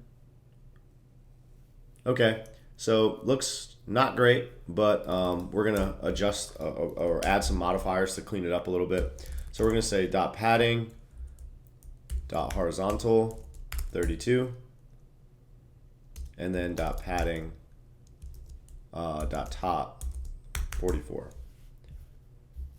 Right, so that is looking a little bit better. And like I said, guys, we're going to customize this view to have like an image and like this underline view. And we're going to make a custom subclass for that view so that we can reuse it in different places in the app. We're going to be reusing this in the registration view as well. But for now, let's just keep going. We'll create this forgot password guy. So this is going to actually be an HStack, because we're going to use a spacer to push this all the way to the right. So we're going to create a spacer here, and then we're just going to create a navigation link, destination label. This is just going to say text, like reset password view. And the label is just going to be a text property that says forgot password. We're going to say .font, caption, font weight, bold, and then we're going to give it a foreground color of color.system blue. See how that looks? Pretty good. Actually add a question mark at the end of forgot password. Now we just need to give it some padding, guys. So we're going to say .padding, .top, .padding, .trailing, 24. Okay, so that's looking pretty good. Let's actually make the font weight semi-bold. Right, I think that looks a little bit better. Sweet, so that's looking pretty good. Now we just have to do this sign up button. So now what we're gonna do is go below this HStack and we're gonna create a button, action label. We're gonna just print sign in here. And then the label is going to be a text property that says sign in dot font dot headline dot foreground color is dot white dot frame width height. So we're going to do 340 for the width and 50 for the height. Then we're going to give it a background of color parenthesis dot system blue dot clip shape is a capsule, and then we're just going to give it some padding. And let's see how that looks. So that looks great. And we are going to give this a very slight shadow, guys. It just makes it pop a little bit more, and it's very, very subtle. And you might not notice it in terms of it being visible to like the naked eye right away, but it is there. And it actually does add a little bit of very subtle dimension to your UI and make it look like it pops out a little bit more. So we're going to say dot shadow. Color is going to be dot gray dot opacity. Dot opacity 0.5. Radius is 10, x 0, y 0. And you guys could like change the, just to see that it's actually showing up. You could mess with some of these properties here. Like if you took off this opacity,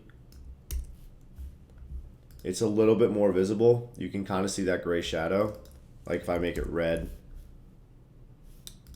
you can see that red shadow right there. But then if you give it that opacity back, it becomes much more faint and much more subtle, but it is still there. So just change it back to gray. And I always like to do that with my buttons to make it look like they pop out a little bit more. But anyway, now we just need to create this like little button down here that's going to take us over to our registration view. So below the spacer, guys, that's within the parent VStack container, we're going to add this navigation link. The destination will be our registration view. Excuse me. And on the registration view, guys, you're going to say dot navigation bar hidden is true because we do not want a navigation bar on this guy. We're going to have this custom header. And our label is just going to be an H stack. It's going to say text don't have an account dot font dot system size, or we can just give it dot caption actually. One sec, guys. Okay, and then we're going to say text sign up dot font dot caption dot font weight dot semi-bold.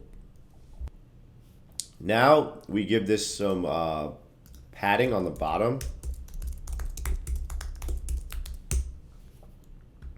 Right, so that looks pretty good. And let's actually give this a font of body. Caption's a little small. And that looks a little too big now. Let's try footnote. Footnote. Okay, footnote looks good to me. Sweet. Okay, so now we just need to give it a foreground color. Color dot system blue, and that's looking pretty clean, guys. And also on the navigation bar here, we're going to say dot navigation bar hidden is true. So that'll hide it on our login view as well. So let's actually go ahead and make this the root view of our application, and then we'll be able to see it coming up on the simulator and see how this looks and see if this navigation link is working. So let's see, let's go to our YouTube app file and replace content view with login view and run it.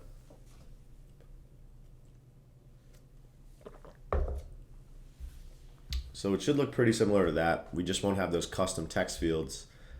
Okay, so yeah, that looks pretty darn good. And we noticed if we hit the sign up button, it takes us over to this, or what our registration view is currently set up as. To go back, guys, you can just hold the edge of the screen, and I think you can just drag. It's actually not working. Okay, we'll fix that later, obviously. Right now, what I want us to do is actually go ahead and build out these custom text fields. So once again, back in your components, we're going to create another file, and it's going to be a SwiftUI view, and we're going to just call this custom text field or input fields. Okay, so let's go ahead and see how we're going to create this guy. Let me get this open on my code. Okay, so we need a couple things, guys. We need to be able to pass in an image name so that this can have a unique image for each field. We need to pass in a placeholder text because that's also going to be unique whenever we want to create one of these things. And then we also need a binding text property. So let's go ahead and create that stuff. We're going to say let image name is a string, let placeholder text is a string, and at binding var text is also a string. And this is going to give us some problems with our preview. So let's actually just go ahead and add these properties. We can go here and say envelope for the image name, placeholder text, we could just make it email, and the binding text you can just say .constant and give it a blank text, just like that. So now if we resume our preview, it should just say hello world, so that's fine. Now let's go ahead and make this guy. So it's going to be within a VStack. And then within that we have an HStack. And we're going to have our image, which is system name, image name, dot resizable, dot scaled to fit, dot frame, width and height of 20 by 20, dot foreground color, and we're going to give it a color of open parentheses dot dark gray. Okay, so that should be, oh, I spelled envelope wrong. There we go. So that's showing up nicely. All right, now we're going to go here and create a text field. And the title key is going to be our placeholder text. And the binding property will just be our text. Right, so that's our text field. That's looking pretty good. Now, what we're going to have, guys, is a divider below that HStack. We're going to say just divider dot background color open parenthesis dot dark gray. Okay, so that looks pretty good. Now we can go ahead and create or add these custom input fields on our login page. So we're going to go to our login view, and we're going to replace these text fields here with our custom input fields. So we're going to say custom input field. Image name is going to be envelope. Placeholder text is email. Text is $email. And I'm just going to divide that up just like that. And let's go ahead and hit resume and see if it's looking good. So we should notice that our email guy looks different. Yep, that looks pretty good to me. And then let's do the same thing for our password. So just go ahead and copy and paste that. We're going to create this and say it's lock, I believe. And this guy is going to say password, and this is going to be $password. All right, yep, so that looks pretty darn good, right? I do think that we should run this one more time just to see how it looks. And now that we're done with that, we'll be able to move on to creating our registration page, which is going to go really quickly because we just did a lot of the heavy lifting here. All right, guys, so this looks phenomenal, right? That's one of the cleanest looking login pages I've ever seen, built by yours truly. You're welcome. Now you guys can literally drag and drop this login page into any one of your apps that you have. You can replace this text with images or whatever the hell you want. But this is a pretty standard login page and has everything you need to just drag and drop it into any one of the applications that you're building that requires an authentication feature. Alrighty, so next up, we're going to be building out this registration page. So let's go ahead and get started with that, guys. So this is what our registration page is going to look like, guys. As you can see, it's extremely similar to the login page. It just has a couple extra input fields, and this is going to be really, really easy for us to create because it reuses so many components from the login view. So the first thing we're going to want is we're going to want to take this header and copy and paste it over into our registration view. So first of all, let's put everything in a VStack and then just copy and paste that header, and you could hit resume, and that would technically be okay. But since we are reusing this component and the only thing that differs is the text or the title, we are going to want to be good programmers here and create a reusable component for this. So in our components folder, guys, let's just go ahead and make a new group for authentication. And let's make a new file here, SwiftUI view, and we're going to call it authentication header. So let's actually call it authentication header view. Header view. And we could probably shorten it to auth header view.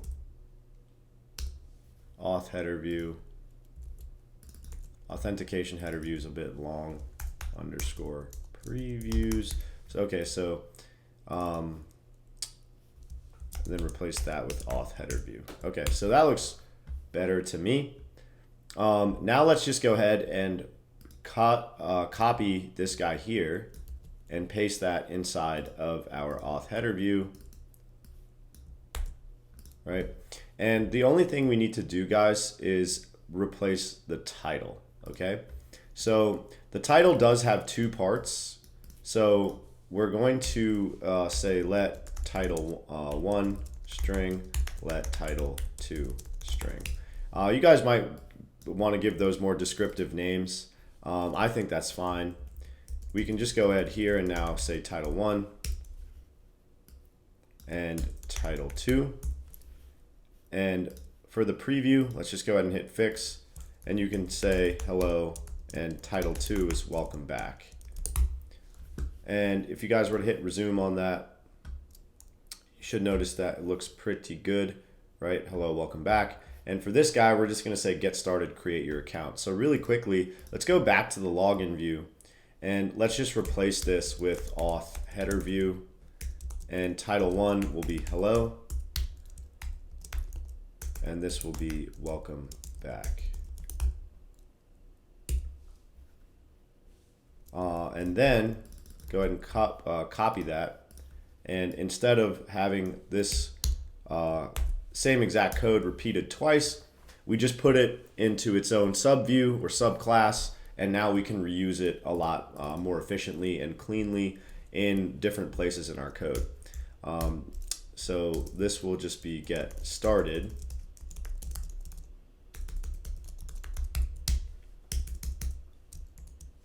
And then this will say, title 2 will be create your account. So let's go ahead and hit resume. Awesome, right? And then guys, within this, we're just gonna add a spacer to move that to the top. And then on this guy, we are going to say .ignores safe area. And that is now our custom header extracted out to a subview so that it's reusable. Now we are going to create another VStack here, and this is going to be for all these input fields.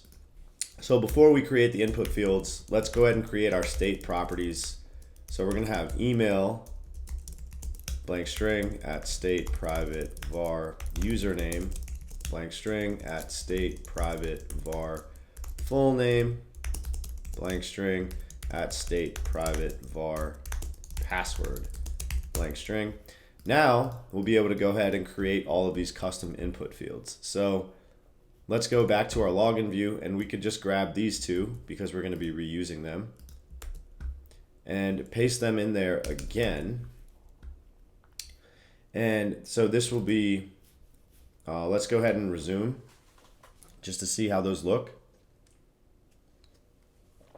So they're really kind of like cluttered. So let's actually just go ahead and fix our padding really quickly. We're going to say dot padding dot vertical 32 dot padding. Actually, just go ahead and give it a padding of 32, guys. My bad. And then on your spacing up at the top here, on the VStack, I believe it's 40 pixels, right? So that looks a lot more spaced out and a lot nicer.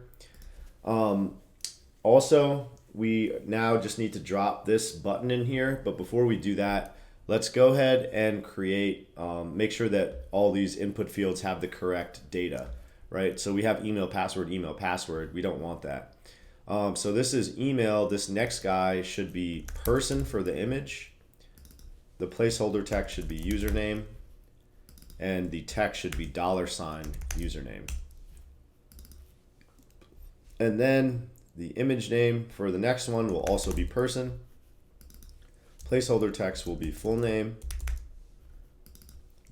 And then this will be $ full name. And then you guys could leave this password guy here. Right, so that looks a lot better. Once again, we can pretty much just grab this button from our login view, but instead of copy and pasting, once again, guys, we are going to create a reusable component here. That's actually, I take that back. That gets a little tricky because the action that's linked to that will be different. And I could show you guys how to do that, but it is a little bit trickier. And since this is just a button, we can actually go ahead and just drop this in to our code.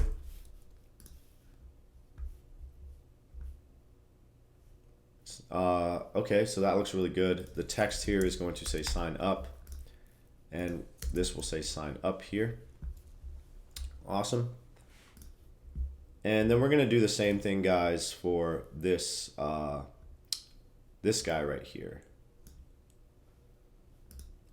Actually, just go ahead and grab the HStack. This is not going to be a navigation link. It's just going to be a button. So let's hit resume and see where we're at. So that looks really good. Now, guys, below the spacer right here, let's go ahead and create a button action label. Paste in that guy. Replace this with already have an account. And then we're going to replace sign up with sign in. And go back to your login view and let's just grab these two modifiers, the padding and the color. So we can actually remove that color because that's the default color of a button already. And here we just want to actually dismiss the current view that we're looking at. So we do that through the use of that environment variable. So we go ahead and say environment up at the top. We're going to create a property that's going to look at the presentation mode, var presentation mode. And then let's just copy that presentation mode guy. And in the action, go ahead here and say presentation mode dot wrapped value dot dismiss. And guess what? Boom, shakalaka, that wraps it up for the registration page. So you guys can see that it was a little bit more work to build the login page, but that saved us a ton of time in building the registration page because of how reusable we have made our code. So that is one of the true hallmarks of a good coder, guys. You create reusable components that will make your code easier to work with down the line, right? So it's a little bit more work up front, but that work pays off for you a lot in the end. So guys, give yourselves a huge pat on the back. We are done building the user interface for this application. I believe it took us about 2.5 hours. And honestly, that's not bad. This is a pretty complex UI, right? Especially things in the profile view, and we have scrollable views and floating buttons, and we got a bunch of awesome shit in here, and this is starting to look really, really good. Now we're actually ready to hook up our back end. So we're gonna be creating a Firebase project for this so that we can actually authenticate our users there and start uploading data to the database that we'll be able to start viewing in the app, like tweets, profile images, user accounts, all that awesome stuff. So get really excited for that, guys. Everything's about to come together, and we're about to have a fully working social media application that's pretty much exactly like Twitter. So this is going to be awesome. Get excited. We're almost done. Okay guys, so let's go ahead and set up our backend with Firebase now. So you guys are going to want to go to an internet browser and you're going to want to head to console.firebase.google.com. Okay, and all you need is a Google account to sign in and be able to create Firebase projects here. So this is where our backend is going to be set up. So we're just going to go here and click on add project, and I'm going to call this Twitter YouTube tutorial. Obviously, you guys just name this whatever you want. Let's select continue, and we don't need analytics for this project. Let's just hit create project and wait for it to do its thing and actually set up our backend. And once more, guys, this is going to be where we authenticate all our users and store all of our data, including profile images and app data like user information, tweets, and all that good stuff.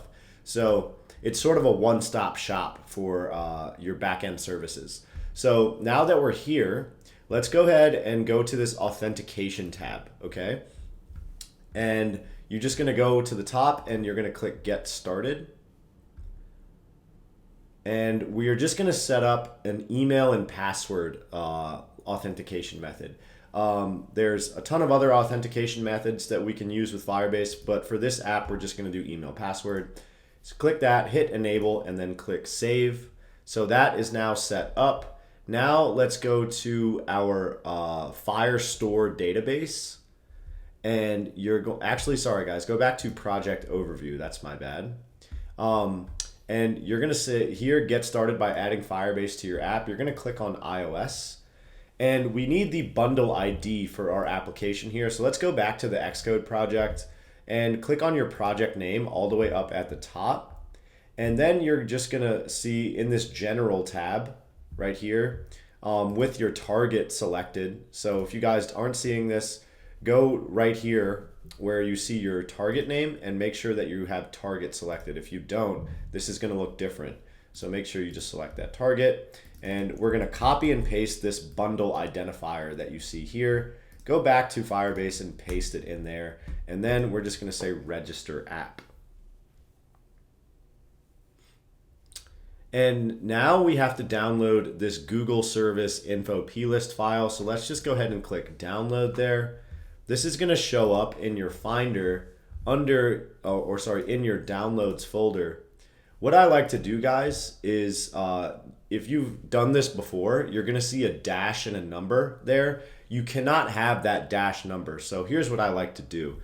I actually like to drag and drop this into my project folder. So mine is located in my desktop folder under this programming folder that I have, and you can see my project name right here. So you just drag and drop it into there, and ooh, what is going on there?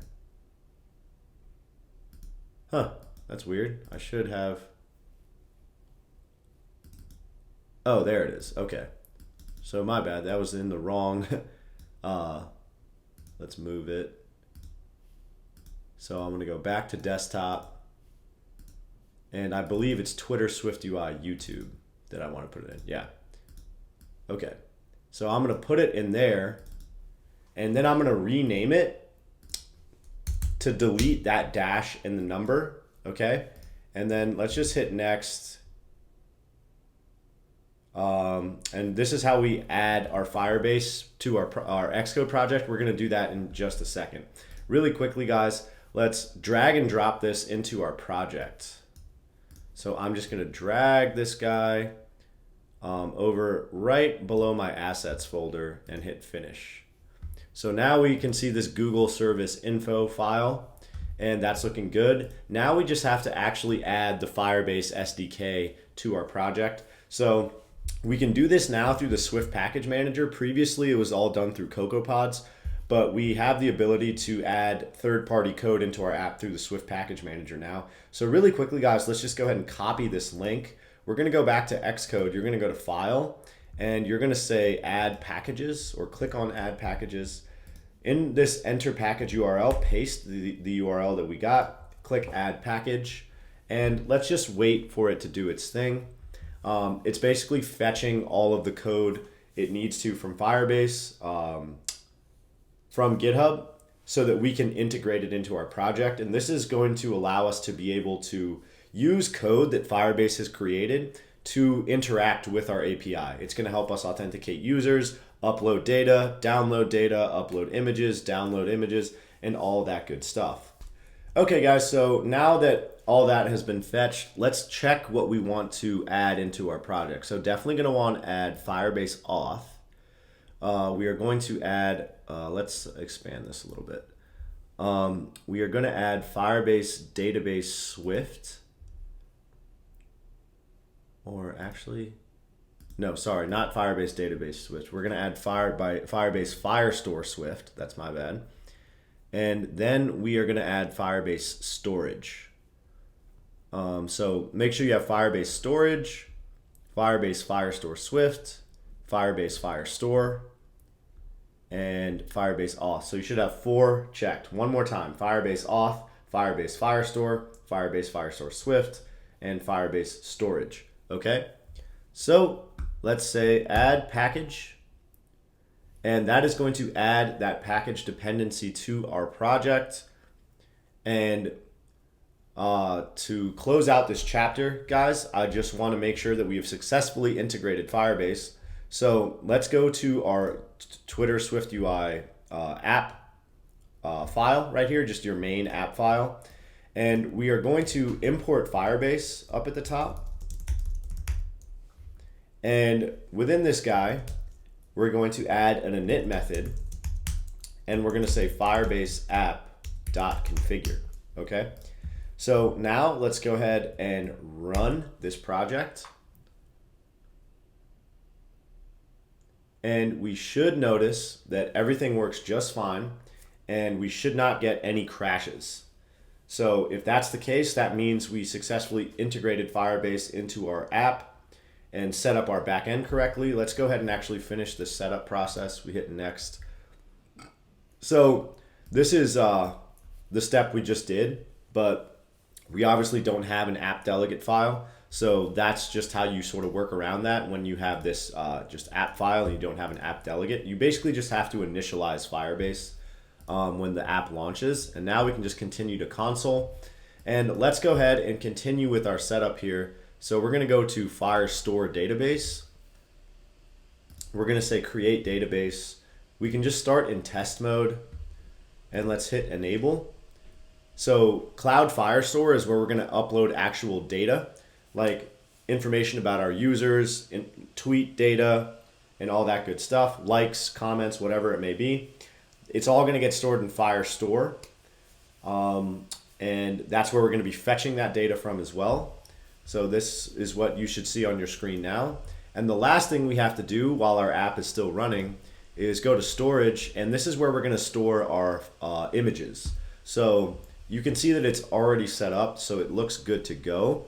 And the reason we have to store images separately, guys, is because typical backend standard practice is to store large files in a separate storage bucket. You don't want to store your files where all of your sort of metadata is stored. You store larger files like images and videos in a separate storage bucket, and you get some sort of pointer to the file that you're going to store in the actual database, something that's known as like an image URL or video URL or media URL, stuff like that. So we'll actually see how that works in just a little bit, but just know that that's standard practice. You never want to store your metadata and your large files in one place. You want to keep them separate. So that should just about do it. I just want to make sure that our app runs, and it looks like it's almost done. So once we can see that our app is running, we can close out this chapter and actually start creating some view models in our app that are going to help us do things like authenticate our users and upload user information to the database, which is the first thing we're going to do. We're going to be working with this sign up page so that we can authenticate some users and store their information in the database. And then we'll be able to search for users and stuff like that and see their profiles, and then ultimately be able to upload tweets. And really quickly, you guys might notice that there isn't a profile image selector here.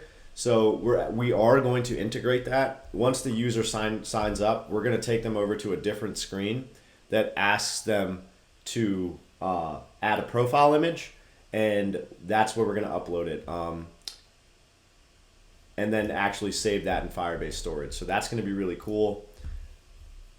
And we can even make it so that if the user could choose not to upload an image, but for the purposes of this app, we are going to sort of force them to upload a profile image so that we don't have to worry about adding a default profile image and having edit profile functionality and stuff like that. Okay guys, so we noticed that our app has successfully built. We're not getting any crashes and everything looks really good. So the next phase of this is actually going to be signing up some users and creating some view models for our app and really getting into the fun stuff. So that's what we're going to be doing in the next chapter, guys. So we are going to get started in this chapter, guys, by creating our authentication view model. And this auth view model, as we're going to call it, or authentication view model, is going to be responsible for communicating with our API with anything that involves authenticating a user, meaning logging them in, signing them up if they have never created an account before, and doing other things like checking to see if they're logged in when we launch the app, so we know whether or not to show the user with the main interface or the authentication flow.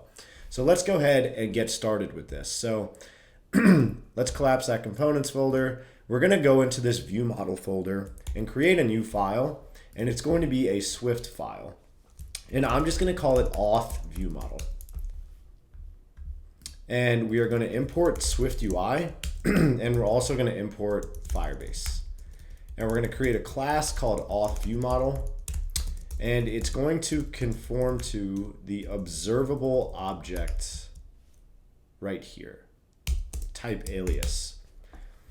Okay, and we're just going to create an init here, and we're going to create a couple parameters up at the top. So we're going to create a published variable, var, and it's going to be called user session, and it's going to be a Firebase auth.user, and it's going to be optional.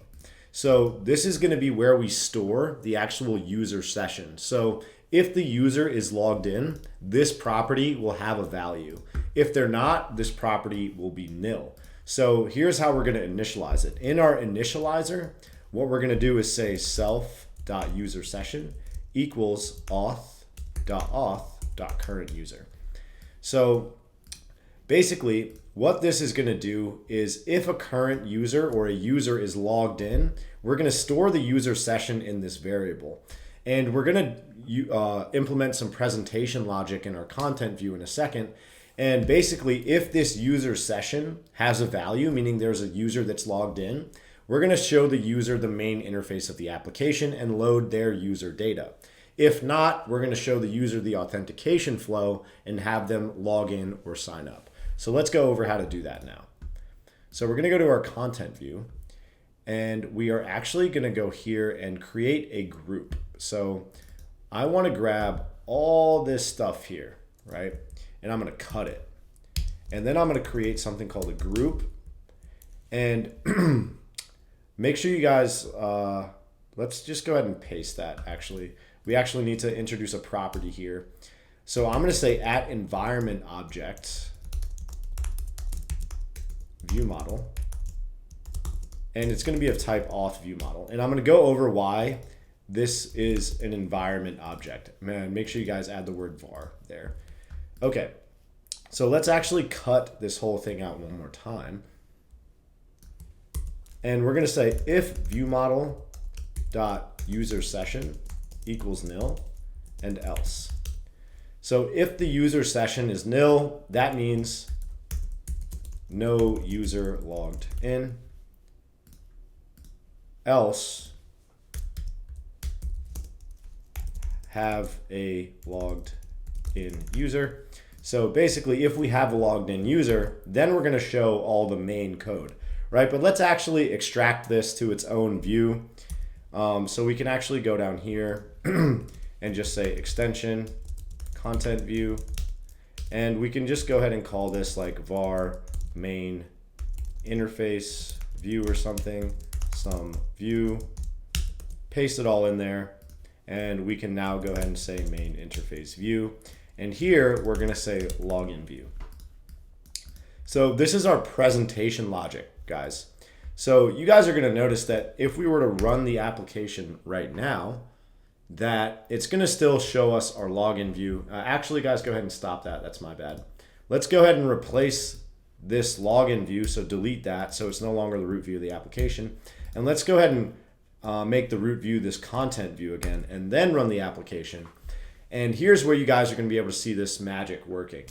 You're going to see that even though the root view of the app is the content view, that we should be presented with the login view here.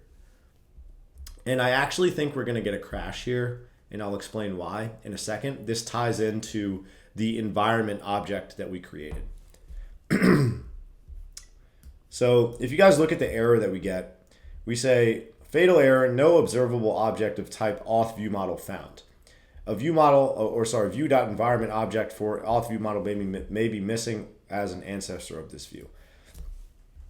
So here, guys, we are using this environment object variable, and you notice that we don't initialize this auth view model here. Like, we don't say like equals bam, right? We're not doing that. And that's because we need this variable to be used across multiple locations in the app, right? So we're going to need this in the content view. We're going to need it in the login view. We're going to need it in the registration view. So instead of initializing that view model over and over again or passing it around to all the different views, we're going to create this environment object so that it's usable within that whole environment of views. So that's why we create this as an environment object, but we do need to initialize it somewhere. So we're actually going to do that in the app file. So we are going to go here and we are going to say at state object var view model equals auth view model. And then on the content view, we're going to say dot environment object view model. And let's go ahead and go back to this auth view model and actually just go ahead and say print debug user session is self.user session. So we're going to get a print statement, right? And that's going to happen when this guy initializes, when this auth view model initializes, and it's initializing inside of our app file. And then it's passing it as an environment object to our content view. Then back in our content view, now we'll actually be able to use this because it will have been initialized somewhere. So now we should see that we are getting shown our login view. So that is really, really cool, right? And if you guys were to notice, if I just replace change the logic here, and this is incorrect logic, I just want to show you guys what would happen if I changed it. So this is saying, hey, if the user session has a value, then show the login view. Well, we obviously don't want to do that. It's just to show you that this presentation logic is actually working, right? So you notice I changed the logic and it went through this sort of view logic here, and it said, hey, view model.user session is nil, so I'm going to show you the main interface view. It's going to hit this else block here. And now everything is working as we have seen that we built before, which is looking really good. So anyway, let's change the logic back. And now let's go over what we need to do to actually make our app work so that it can register users, log them in, and upload some user data. So we're going to hop back into our auth view model. Oh, and let's see if we got that print statement. So I'm going to filter this out with debug. Yep, we see that user session is nil, meaning we do not have a user signed in because we haven't added any users to the application. So I'm going to add two functions here for now, guys. I'm going to say func login with email string, password string. And then I'm going to add another function that says func register with email string, password string, full name string, username string. Awesome. And that is going to be it for now. So obviously this is going to log our user in. This is going to sign our user up. let's hop back into our login view just to see where we're going to actually call these functions. So for now, I'm just going to say print debug login with email. And here let's add a print statement that says register with email. And let's see how we're going to implement our view model in our other views and actually call these functions. And let's actually just go ahead and we can keep that guy there for now. Might be useful later. But let's go back to our login view, and we're going to add another instance of that view model. So we're going to say .environment object var view model, auth view model, sweet. And down here where we say print sign in here, we're going to say view model.login with email and password. And the email and password, guys, are these text properties that we created up here, these state variables. So let's do the same thing in our registration view. Instead of sign up here, we're going to add some actual code, and it's going to, first we need to say environment object var view model auth view model. So once again, guys, this concept is really important to understand. It's very helpful in SwiftUI. We notice that we are not initializing this view model in multiple places. It's only been initialized in one place, which is the app file, and then we launch the content view. Let's actually add this as an environment object to the navigation view. That's my bad. So let's say .environment object view model. Right, so we add this as an environment object, and because this login view is part of the same environment as the content view, right, because it's set up in the content view, so it's part of the same environment, we get access to that view model there. And it's the same thing with the content view, and it's going to be the same thing with the registration view. So that's really, really cool. We don't have to worry about passing it around or doing any sort of, initializing it multiple times. It's all just taken care of through this environment object property, which is really, really helpful. So anyway, let's go back to this button, and we're going to say view model.register with email, password, full name, username. And let's break this up a little bit. Boom. Now let's run our app, guys, and see if we are getting back those print statements that we added in our auth view model, just to let us know that we're successfully connected to it and that we're able to call functions that are a part of that view model. So it's going to show us that. Login with email, and we don't see anything there. Let's actually type an email in, test@gmail.com. Hit that, and you guys notice that our print statement says login with test@gmail.com. So that's looking great. We go here. Let's add another email, something@gmail.com. Let's hit sign up, and it says register with email something@gmail.com. So that is looking awesome.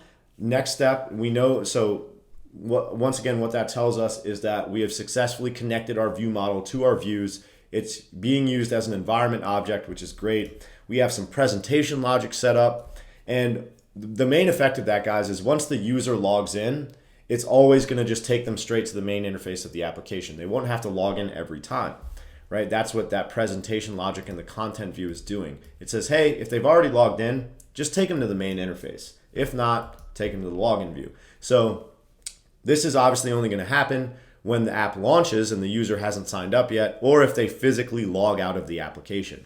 So this is looking really, really good. It's super slick. Now we're going to get into actually adding the authentication code to these functions so we can actually authenticate a user with our backend. So we are going to hop into this register function, guys, because we obviously can't log someone in if we haven't registered them yet, right? So registering this user is just going to involve grabbing these properties that we get from the view when we call this function and uploading it to the database. So we first have to authenticate the user, and then we're going to save their information in the database. It's two separate processes, and it'll make more sense when we actually write the code. So let's go ahead and just delete this print statement, and we're going to say auth.auth.create user with email, password, and completion.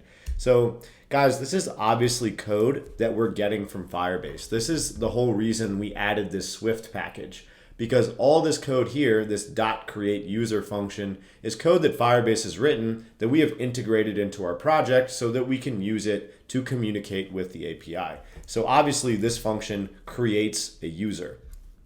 And you see here that we need an email, we need a password, and then we get some sort of callback. And we're going to go over what that does in a second. Obviously, we just pass in these properties, email, password, and then we're going to tab over to this completion and we're going to hit enter. Okay, so we notice that we get back some sort of result and some sort of potential error. Okay, so obviously something might go wrong in the authentication process, so we might get an error back, but we also might not, which is why this property is optional. So the first thing we're going to do is check to see if an error happened. Maybe the user's email was invalid, maybe their password didn't meet the password requirements, maybe something went wrong with the back end, maybe the user already exists, who knows what it might be, right? So we're going to say if let error equals error, error. We're going to say print debug failed to register with error, and then we're just going to say error dot localized description, and then we're going to return. So basically what's going to happen is this is an if let statement. It's going to check to see if the error is nil or not. If it's not, it's going to store the error in this let constant, and then we're going to print this statement out, right? And it's going to give us some description about what happened or what went wrong, and then we're going to return out of the function, because we obviously don't want to keep going with the sign up flow if something went wrong. So now we're going to go here and we're going to say guard let user equal results.user else return. So this is, we're accessing this result as part of the callback, and we get access to this user property. And if you guys were to hold down option and click on that user, you guys notice that it's this user type, which is actually the same type that we have up here. It's part of the Firebase auth library. So if we get the user back, then we're going to say self.user session equals user, just like that. And let's go ahead and just hit Command B to make sure our code still works. Okay, looks pretty good to me. So you guys notice that we're able to set this property to this user guy right here because they're of the same data type. And now something else we have to do is through this process, we've successfully authenticated a user, but we haven't actually uploaded any of their information to the database. So I'm going to stop here and actually test this out in the simulator so I can show you guys what I mean. And let's actually just go ahead and add a print statement that says print debug registered user successfully. And let's go ahead and actually print out user is self.user session. All right, guys, so let's go ahead and run this and see if it actually creates a user for us. This is going to be pretty exciting. So go ahead and actually get your, what's it called? Authentication tab opened up in Firebase. And let's go ahead and sign a user up. So we're just going to say test@gmail.com. Username is test, full name is test, password. Let's just do QQQ. And you guys notice that we have to make this a secure field. We're going to do that in just a second. I just want to see if this works. So let's go ahead and hit sign up. Oh, and check that out, right? You guys notice that it took me directly to the main interface because that means we successfully registered our user. So that's really cool, and I'll explain why that happened as well. And you guys will notice that here, at first, the user session was nil, and then we get this registered user successfully, and then we get back an actual user. It's just some weird object type, but that means we've actually set this user session property to something. And guys, this is a published variable. So whenever this thing gets set, it's going to publish that notification to the view that is utilizing this view model. And so if we go back to our content view, this logic here depends on that user session property. So when that user session property gets published, it's going to reconfigure the view, run back through this logic and go, oh, hey, the user session's not nil anymore. It got published. And now that's why as soon as we sign up, it shows us this main interface view, which is really, really, really freaking cool, right? So now if we run the app again, it's going to have a logged in user. You guys will notice that this print statement says, hey, you guys have a user, and it's now showing us the actual main interface of the app, which is awesome. And if we were to refresh our authentication page, we notice that we have a user successfully registered in the application.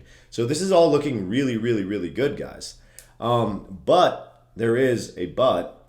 If we go to our database, we haven't actually saved any of that user information anywhere. So authenticating the user and actually storing their information in the database are two separate processes. So for example, we don't have any information about their username right now or what their full name is. So if I were to go to my profile, I obviously need to fetch that information from the database, but all the authentication gives us is their email and their user ID. So I need to take this information that I have about the user, their full name and their username, and also their email, and I actually need to store it in the database.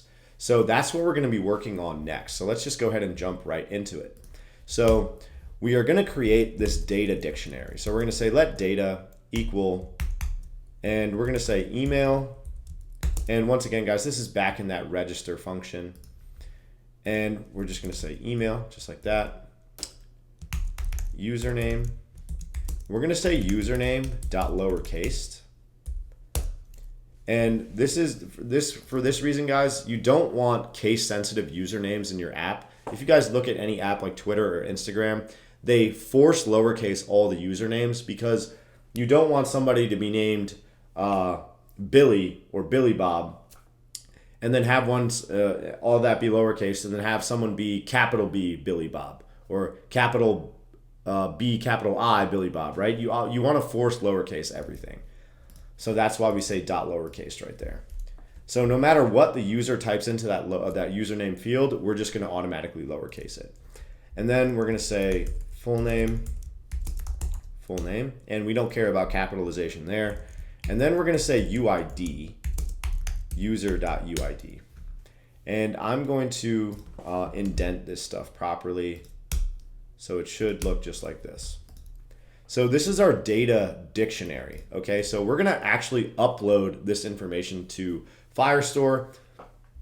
And if you guys don't know what a dictionary is, I just recommend looking up some YouTube videos or Googling, but it's essentially a key value store. So every user will have these same keys, email, username, full name, UID, and they will just have different values associated with them. So to actually upload this data, we're gonna say, firestore.firestore.collection users. Then we're going to say document user.uid. And this user, guys, is what we get back from the result in our callback. So for those of you who don't know what that means, a brief explanation is this create user function involves reaching out to the internet and actually creating a user. And once that process finishes, you notice that there's a separate block here. This is what's known as a completion block. And what we get back from that completion or that API call are these two properties. We either get back some result or some error. As part of that result that we get back from the callback or within the completion block is this result. Or we could get back an error. And within this block, then we can do everything we need to do after this create user function has been called. That's just a very brief explanation of it. So now we're going to say .set data, and we actually want a completion block. So let's see, set data completion. We're going to pass in our data, and then on the completion, we don't really need to handle the error because nothing should ever really go wrong there. We're just going to say print debug did upload user data. So you guys will notice that the app is automatically launching to this interface, right? The main interface.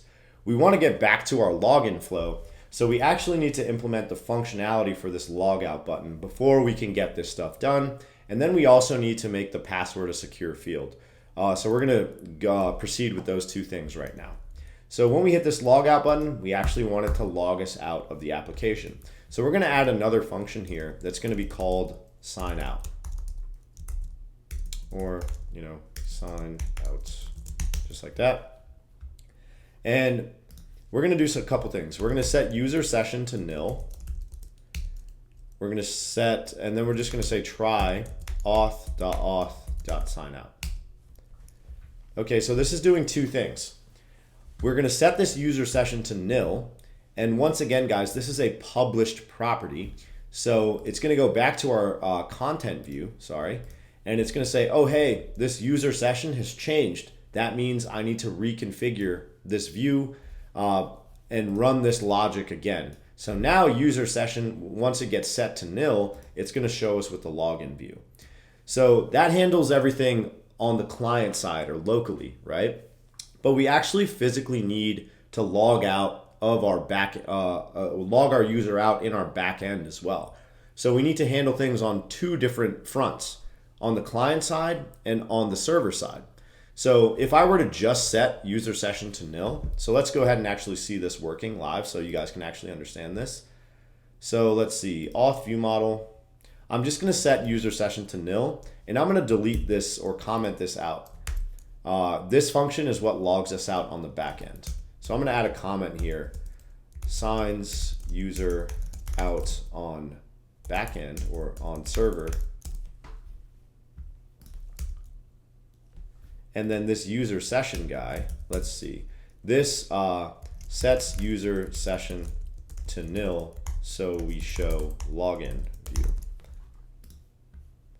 Okay, so we have our comments. And before this actually works, we need to hop back and actually call this function in our side menu guy. So when we hit that logout button, we want to call this function. So we need to go to our side menu, views, side menu view, and we notice that we have this print handle logout here. So that's just where we're going to stick this function. But we do need access to the view model. So inside of the side menu view, we're going to say at environment object var, I think I spelled that wrong, at environment object var view model auth view model. Cool. And I think we should get access to that because it's all part of the same environment. So now we're going to go here and we're going to say view model dot sign out.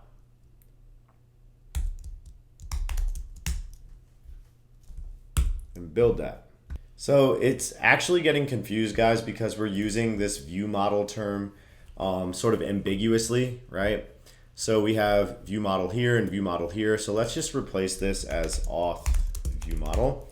And then down here, say auth view model dot sign out. Okay. And let's run this and see what we get. So just a quick recap, we're going to notice that this is going to sign us out or appear to sign us out. Basically, it's going to, set the user session to nil on the client side, but it's not actually going to do anything on the back end.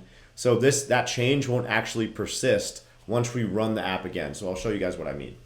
So I go here and I log out, right? And it takes me to the login page. So on the surface, everything looks good. It says, hey, I clicked the logout button and I've been taken to a login page. Makes sense. But if I run the app again, it should take me back to the login page. But you guys are going to notice that it doesn't. It takes me back to the main interface. You're probably like, well, what the hell, dude? I logged out, right? Well, that's because we didn't really log the user out. So we go back to auth view model and we've set this user session to nil, but this is just a local property. So when we relaunch the app and we reinitialize this auth view model, we set self.userSession equal to something that depends on reaching out to the Firebase servers and checking to see if there's a user logged in. Well, guess what? There is, because we never signed them out. So this user session property will still have a value and it'll take us back to the main interface. So that's where if we comment out this line of code, this code right here, this line, will actually sign us out on the back end as well, so that when we log out, it logs us out on both fronts, client side and on the back end. So if we run this and hit sign out again, let's just run through that process one more time to make sure everything is fine.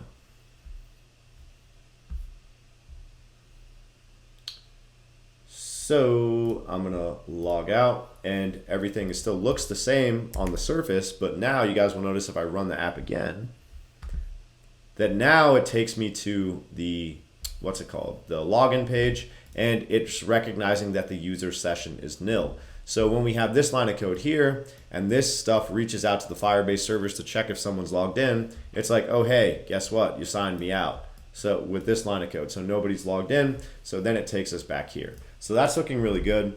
Now, let's register another user, guys, and see what happens when we actually try to upload this data to the database. So I'm gonna say test2@gmail.com, test, and just QQQ. Hit sign up. Failed to register, email address is already in use by another account. Okay, so I think I registered that off screen. Yeah, so let me just delete this account, delete. But what that shows, guys, is that our error functionality is actually working, right?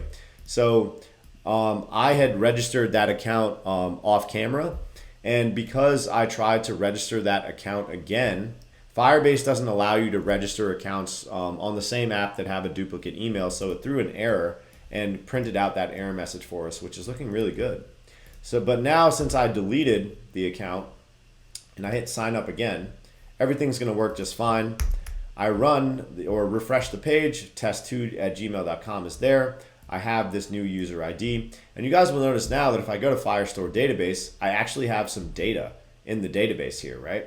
And it's test2@gmail.com. It's exactly the information I typed in, what's it called, on the sign up page. You guys will notice that test is lowercase on the username, which is great. This user ID matches this document ID. And we've actually saved some information in the database now. We get back this print statement that says did upload user data. So that's looking really good.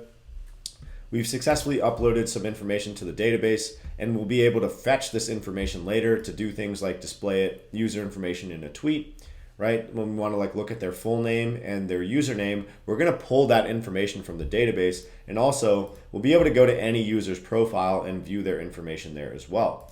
So this is looking really, really good, guys. Now that we got to do a couple more things though. We want to make it so that we can actually log back in as the user with their existing credentials. So we're going to hop into this login function and take care of that now. So it's going to be really, really similar to the registration function. It's just going to be a little bit simpler, right? So we just have to worry about what happens on the back end. We don't actually have to upload information anywhere. So we can just say auth.auth.sign-in with email, password, and completion. Signs in using an email address and password. And that's exactly what we have. So we're going to pass in our email, password, and then once again, we have access to this callback. We're going to get back either a result or an error. Hit enter, name these properties, result and error. We're going to just handle the error in the exact same way, but instead of register, we're going to say failed to sign in with error and print out the error and then stop with that return.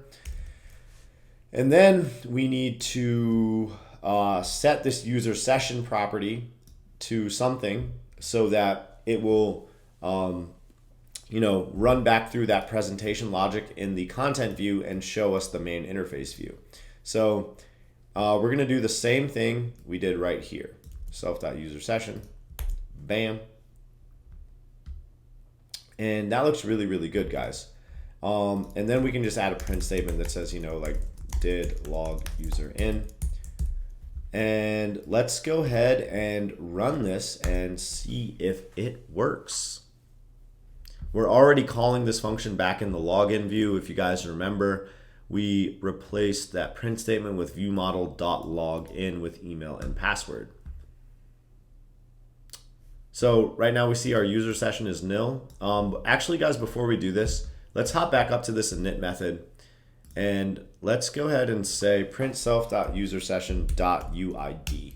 So that way we actually get back like an actual string instead of just some weird like object representation. And run that again. That's my bad.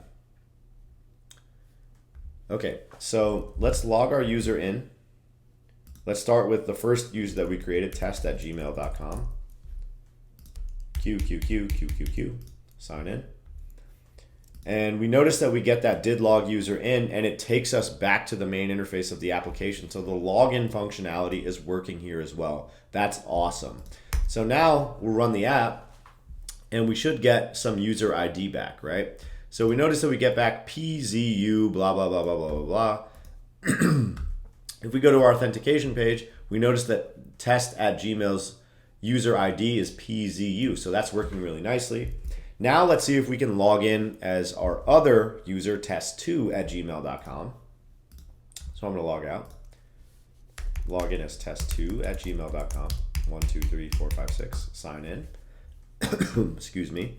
And we actually have to run the app again to get this print statement, guys. And once again, that's because the auth view model only gets initialized once. So that's why this print statement only runs once. So we run it again, and we'll notice that we get back a different user ID. And this is the one associated with test2@gmail.com. And we notice that test2@gmail.com is the only user that actually has information saved in the database. So this is looking really, really good, guys. One more thing I want to do as a nice touch up is actually make this password field, be an actual password field where you can't see the letters being typed. And that's going to affect the capitalization of the password. Like we'll see that SwiftUI, they have a secure field that defaults everything to a lowercase because that's what all passwords fields do because passwords are case sensitive. So anyway, let's just go and fix this right now. So we're going to go back into our components, go back to this custom input field, and we're going to add a property called let is secure field, and it's a Boolean.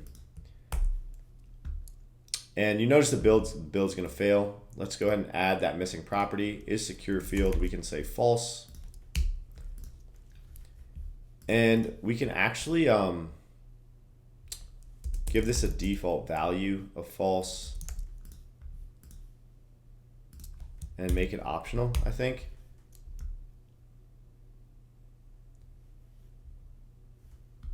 And what we're going to do now, guys, is go through some logic here. And we're going to say, cut this out. We're going to say if is secure field and else. Paste the text field back into the else block. And then here, you can copy this and replace text field with secure field. And secure field is something that has all the password field properties. And we can give this a default value of false. And this way, guys, we don't have to add the is secure field input parameter every time we create this custom input field. If it's not there, it will just default to false. So now we only need to add this to one spot. We're going to go, or sorry, two spots. We're going to go back to the login view. So authentication views login view. And this is going to, for the password, we're going to go here and say is secure field is true. And let's just copy this and go to the registration view and replace the password guy with that as well. Oh, we need to add a comma. That's my bad. Comma. Let's run this again and let's see if the field is secure. And just remember that you're going to have to capitalize your password's first letter, or you could just delete these accounts and create new accounts. So anyway, I'm going to say test@gmail.com. I'm going to capitalize the first Q, 2, 3, 4, 5, 6. And you guys will notice that it's now obviously a secure field. Hit sign in and everything is still good to go. So that is looking really good, guys, for authentication. Next, what we have to do is make it so that when the user hits sign up, it actually prompts them to add a profile photo. So that's a pretty lengthy process. Buckle in for that one, guys. It's a lot of fun. And like I said, it's something that you can drag and drop into any one of your applications that involves uploading images. So it's worth the time to, to figure out how it works and how it's built. But basically, once the user hits sign up and they get authenticated, it's going to take them to a new screen that says, hey, please upload a profile photo. And then, we'll be able to actually fetch that information from the database and like display some user information on their profile. So it's going to be a lot of fun. Let's go ahead and get started with that now. So guys, we need to create one more view that allows the user to select a profile photo. That's going to be the easiest part of this process. So let's just go ahead and knock that out now. So in your authentication folder, in the views folder, let's go ahead and create a new SwiftUI view. And this is going to be called photo selector view, and actually make it a profile photo selector view. Okay, so we have this view here, and it's going to be pretty simple, but let's get our preview working.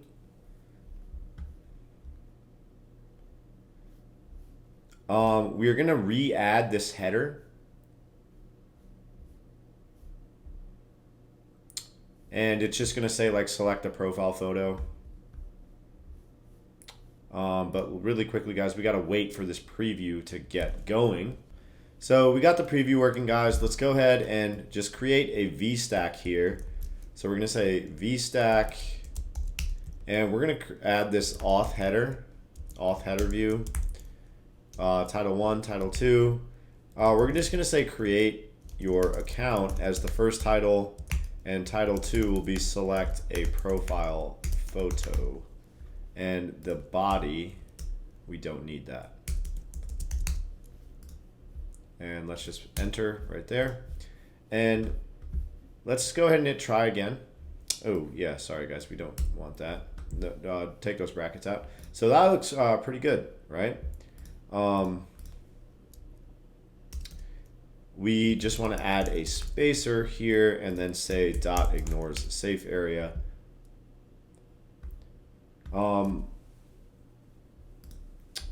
We could change this to like add profile photo, I think. Add a profile photo. Yeah, that looks good. And now we just need to add like a button here that allows the user to add a profile photo. So let's see. Below this, we're going to create a button. Action. And we're going to say print pick image here. And then our label, guys, is going to be an image that I have in the assets. And once again, you guys can download these assets. The link is in the description. It's just this like circular button that says like, hey, add a photo. It's pretty self-explanatory that you click on that to add a photo. So let's go ahead and just add that guy right now. So we're going to say the label is going to be an image with the name plus underscore photo. I'm pretty sure that's what it's called. Yeah, plus underscore photo. That's good. Dot resizable dot frame, which is going to be 180 by 180. And then we're going to give it a padding on the top of 44. And I think we also want to say like dot scaled to fill. Shouldn't really change much, but okay, so that looks pretty good. Guys, we noticed that the blues don't really match. I think we can fix that. Let's try to. So under resizable, you can say dot rendering mode dot template, and then you can say like dot foreground color is color dot system blue. And let's try it with like system pink or something. See if it changes it. Yeah, so that actually is really freaking cool, right? You can change the color of any one of your buttons just like this. So let's just go ahead and make it system blue so that it matches up with everything. Okay, so that's our plus photo button. Let's work on the presentation logic for how we get to this screen, right? Meaning when the user fills out this form and they sign up, then we want to somehow magically take them over to this add a profile photo screen, right? So it's a little bit tricky. It involves a little bit of magic, but I'm going to show you guys how to do it because I'm awesome and I love you guys. So we're going to go back to the registration view, okay? And we're going to create this navigation link. So on the VStack, you guys are just going to go here and add a navigation link. Navigation link. We're going to have a destination and a label. Or sorry guys, navigation link, destination, label, and we want this is active property in here as well, okay? So the destination is obviously going to be the profile photo selector view. Is active, this is where the trick comes in. The label, also another trick, it's just going to be blank. Excuse me. So this is basically a blank navigation link. And this is active property, so there's no label, guys. But we're going to be able to activate this navigation link based on when something happens in our auth view model. So we're going to go to our auth view model right now. So go to view model, auth view model. We're going to add another published property. We're going to say at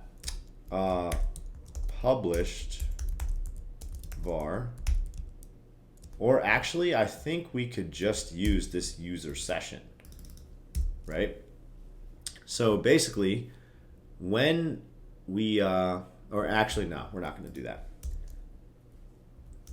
So at published var did authenticate user equals false. So, excuse me.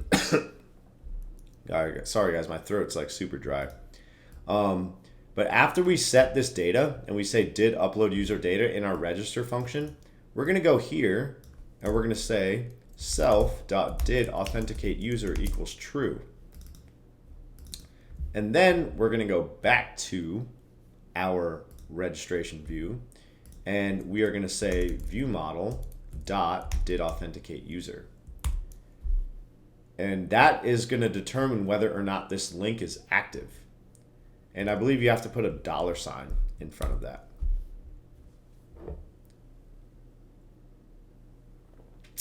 So basically, here's the rundown of what's going to happen, guys. This is super, super smooth. In the auth view model, when we authenticate this user, this published property is going to change its value.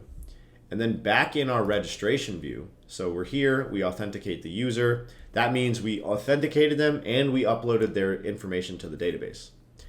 Then this navigation link will become active once we authenticate that user, and it will take us over to the select a profile photo page or profile photo selector view.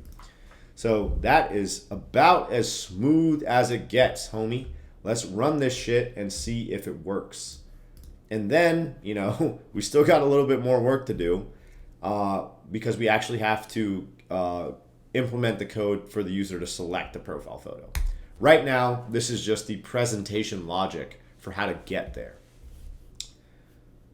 So as you can see, this stuff is pretty complicated, guys, but we are working through it. And best part about this is it's free. So let's go and we're going to say like test like 345@gmail.com, test 1 2 3 4 5 6. We sign up. Okay, so it doesn't do what we want it to do. That's interesting, right? So we got to work through the logic in our auth view model a little bit. So here we need to change how we configure this user session. So we're actually going to delete this line of code, right? Because as soon as it authenticates the user, it sets this user session property to some value. And then in our content view, it says, oh, hey, user session has a value now. So now you want me to show the main interface view. But we're like, hold up, wait a minute. We actually want to show the profile photo selector view. So we're not going to set that user session property just yet. And that's another reason we created this additional property, guys, because if we tried to just reuse this same property, we wouldn't be able to get around the content view showing us the main interface, right? Because that depends on this user session property. So we have to create a different property that is unique to the registration view, or unique to this like sort of authentication flow for selecting a profile photo. So now that we have that, let's log out of the app real quick, run this again, and see if it works now. I'm pretty sure this is going to work. When I say pretty sure, I mean like 99%, you know. But I always got to leave a little bit of room for error because code is unpredictable. So we got to register a new user. I'm going to say test like 888@gmail.com. test 1 2 3 4 5 6. Hit sign up. Boom! Shaka shaka. Takes us right over to that plus photo or add a profile photo guy. We hit this, and that's where we actually want to present the user with an image picker, right? So this is looking really good, guys. The next part is not super fun. Unfortunately, SwiftUI still to this day does not have like a native image picker that you can just access through use of SwiftUI. We have to work through UIKit to do this. So it's a valuable lesson to learn because SwiftUI is still in its infant stages, even though we're on the 3rd iteration of it. But we have to be able to work with UIKit within SwiftUI too. And luckily, they give us the ability to integrate UIKit and SwiftUI together so that they can, you know, sort of work together in unison. And where SwiftUI falls short, we can still work with UIKit to make things happen. So that's what we're going to be doing next. We're going to be adding this sort of image picker so the user can select a profile photo. And then once they select that, they'll be able to hit like a continue button down here to actually take them back to the main interface. So get excited for that, guys. That's what's up next. Really quickly, guys, I actually want to change this to just say like setup account, because throughout the rest of the app, the top line is shorter than the bottom line. So I think it's cool or better to stay consistent with that just for like a smooth UI. That looks a little bit messy, so I think that's a little bit better. But anyway, with that little touch up, let's go ahead and I think that looks better. Let's go ahead and create this image picker that we need to create in order to get this to work. So we're going to go back to our components, and we are going to create, sorry guys, do we have a utils folder? I think that's what we need. Yeah, let's create a utilities folder. So let's go up to the top and create something called utils, right? And then within this utils folder, we're going to create a Swift file, and it's going to be called image picker. And guys, this is something you thankfully only have to create one time. I'm sure you guys who have worked with SwiftUI before have created this.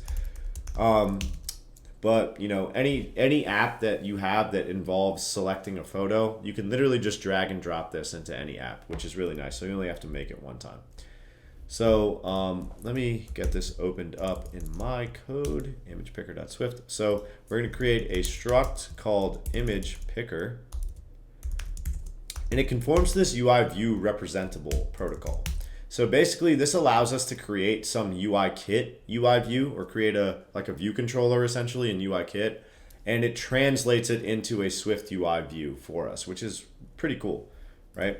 So we are going to create this function called makeCoordinator, and we have to create another function called makeUIViewController. sorry, this needs to be UI view controller representable. And then this goes to make UI view controller, okay? And then we need one more function called update UI view controller. And we are just gonna leave this guy blank. We do need to, however, put some stuff in here. So we're gonna make an extension for this image picker. And we're gonna call or make a class called coordinator. It's going to conform to the NS object or subclass NS object. And it's also going to conform to these two protocols, UI navigation controller delegate and UI image picker controller delegate. So if you guys have worked with UI kit before, these are the two protocols you have to conform to whenever you work with an image picker. This is what this coordinator is going to do here. So back up in this make coordinator function, we're just going to say return coordinator. And we actually need to write an init for this coordinator, guys. So we're going to say init underscore parent, which is an image picker. And we are going to make a parent property here. We're going to say let parent image picker. And it will become clear while we're creating this property a little bit later on. Within like the next 5 minutes. So if you guys are confused by this right now, don't worry, explanation is coming. We're just going to say self.parent equals parent.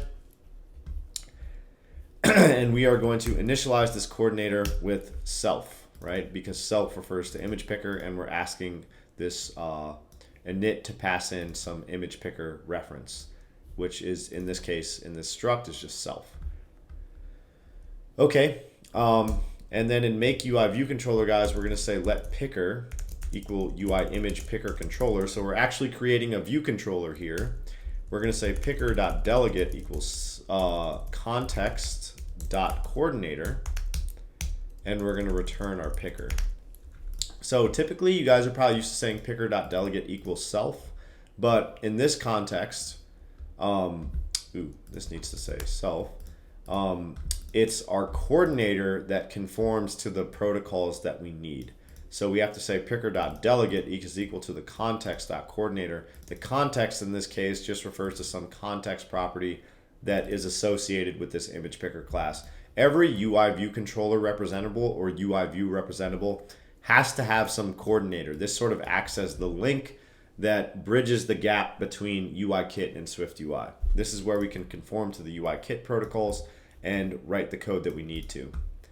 Okay, anyway, let's now conform to this UI image picker controller delegate here and say func image picker controller did finish picking media with info. So this is where we actually need to set some image property. So we're going to go here and we're going to say guard let image equal info dot original image as UI image else return. And here we need to be able to say like parent.image equals this image, right? But we don't have an image on the parent yet, because ultimately what we want to be able to do, guys, is get the image from this image picker and put it into our SwiftUI view, right? So right now we're building this image picker so that we can do that. But we need to be able to access the image that the user picked. So here we're going to create a binding variable called image, or we could call it, like selected image to make it a little bit more clear. It's going to be a UI image. And then we're also going to create an environment variable called \presentation mode var presentation mode. And this is so that we can dismiss the image picker, okay? So now we'll be able to go here and say parent.image or selected image equals image and parent.presentation mode.wrapValue.dismiss. So this is where this parent comes in, guys. We need to be able to link the coordinator back to the image picker. So the parent is a reference to the image picker. And when we initialize this guy, we ask for a reference to the image picker or an image picker property, essentially. So then here, this function requires us to make a coordinator. This function is a requirement of this protocol, and so is this make UI view controller. So here we make the coordinator and we return this coordinator, and it's like, oh hey, this coordinator conforms to these protocols, right? And in this coordinator, we have access to the parent class, which is this class. So this is essentially a subclass of this class, and this parent property is how we communicate between the two classes. So here is where we get the image, but we need to be able to pass it back to or over to the image picker class. So we can say parent dot whatever, right? Selected image. And then we also have access to the presentation mode, because when we pick that image, we want to dismiss the image picker. So that's pretty much it, guys. We should now be able to go back to our, what's it called? Photo selector view. And on this button, we're going to add a sheet parameter. We're going to say dot sheet is presented. And then we need to add a property up here. We're going to say at state private var show image picker equals false. The button's action is going to be show image picker dot toggle, and then is presented is going to be show image picker. On dismiss, we're not going to do anything with that for now, but the content is going to be our image picker, and it's going to ask us for a selected image right here. So we're going to need to create that image. We're going to say state private var image equals, and we're just going to set it to a UI image, just like that. And it's just going to be a blank image, okay?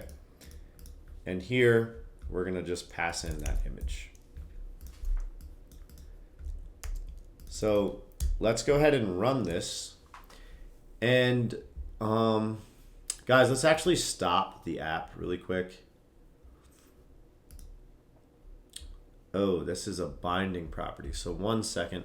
But what I was going to say just now is that we don't want to have to register a user every time we want to get to this part of the app. So really quickly, let's just go to this guy, and we're going to go here, and we're just going to, once again, comment this content view out. And here we're going to say profile photo selector view. We know that our presentation logic is working. So now we just have to get, the actual image picker functionality and stuff working here. So let's see what this guy is giving me grief for. So let's actually create, let's make this a little different, guys. We're going to say state private var selected image, and that's going to be a UI image, just like that. And we're going to have a state private var of the actual profile image, and that's going to be an image. So the difference here is the UI prefix, right? So UI prefix means that it comes from UI kit. So this image guy is actually just part of SwiftUI. So for our selected image down here, we're going to be able to pass in $ selected image, just like that. So that looks pretty good. Let's go ahead and run this. It should just take us straight over to our, what's it called? Profile photo selector view.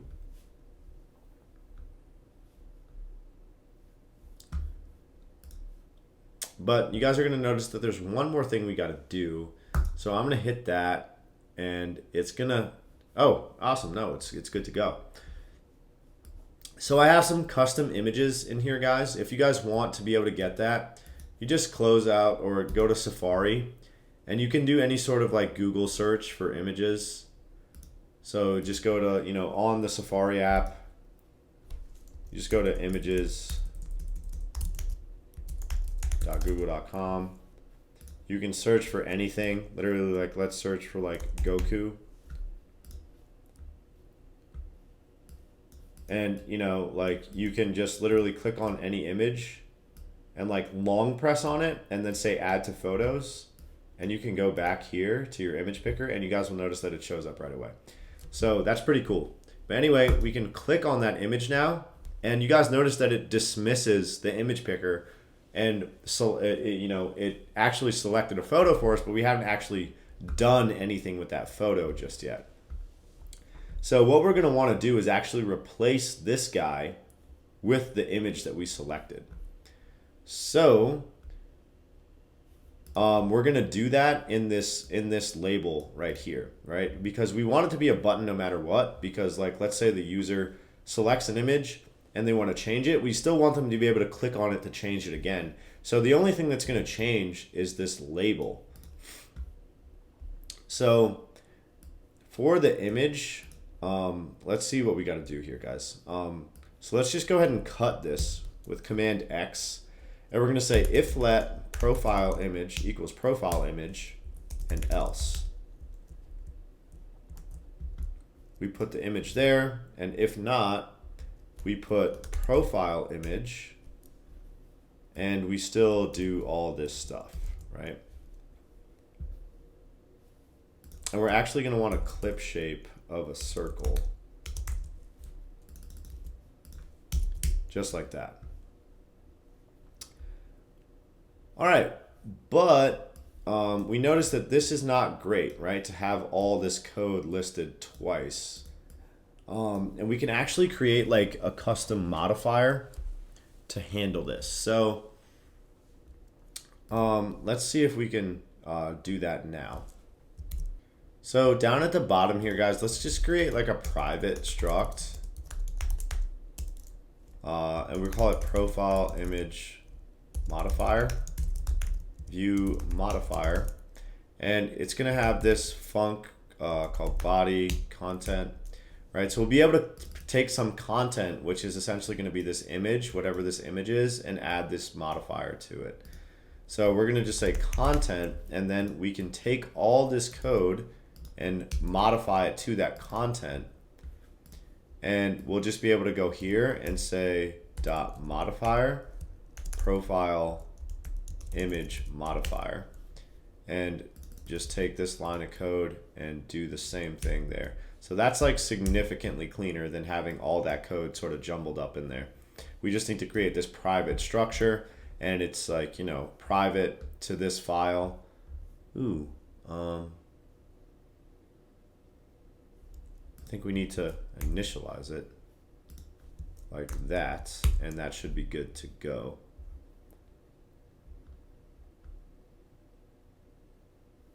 All right, it's yelling at me a little bit.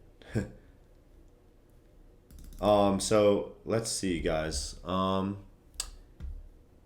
looks like we can't have resizable in there, which should be fine. Rendering mode template, we only need that on this part right here. And padding top, we can actually just put that on the button itself, just like that. So we're actually going to have to add a little helper function so that when the image picker dismisses, it replaces this button, this image we have here with the selected image from the user. So let me clean this up a little bit. Outside of this body, guys, or we can actually just go ahead and add a function called load image. And we're just going to say guard let selected image equals selected image, else return. I like my guard statements like this. Then we're just going to say profile image equals image, and then type in UI and pass in that selected image.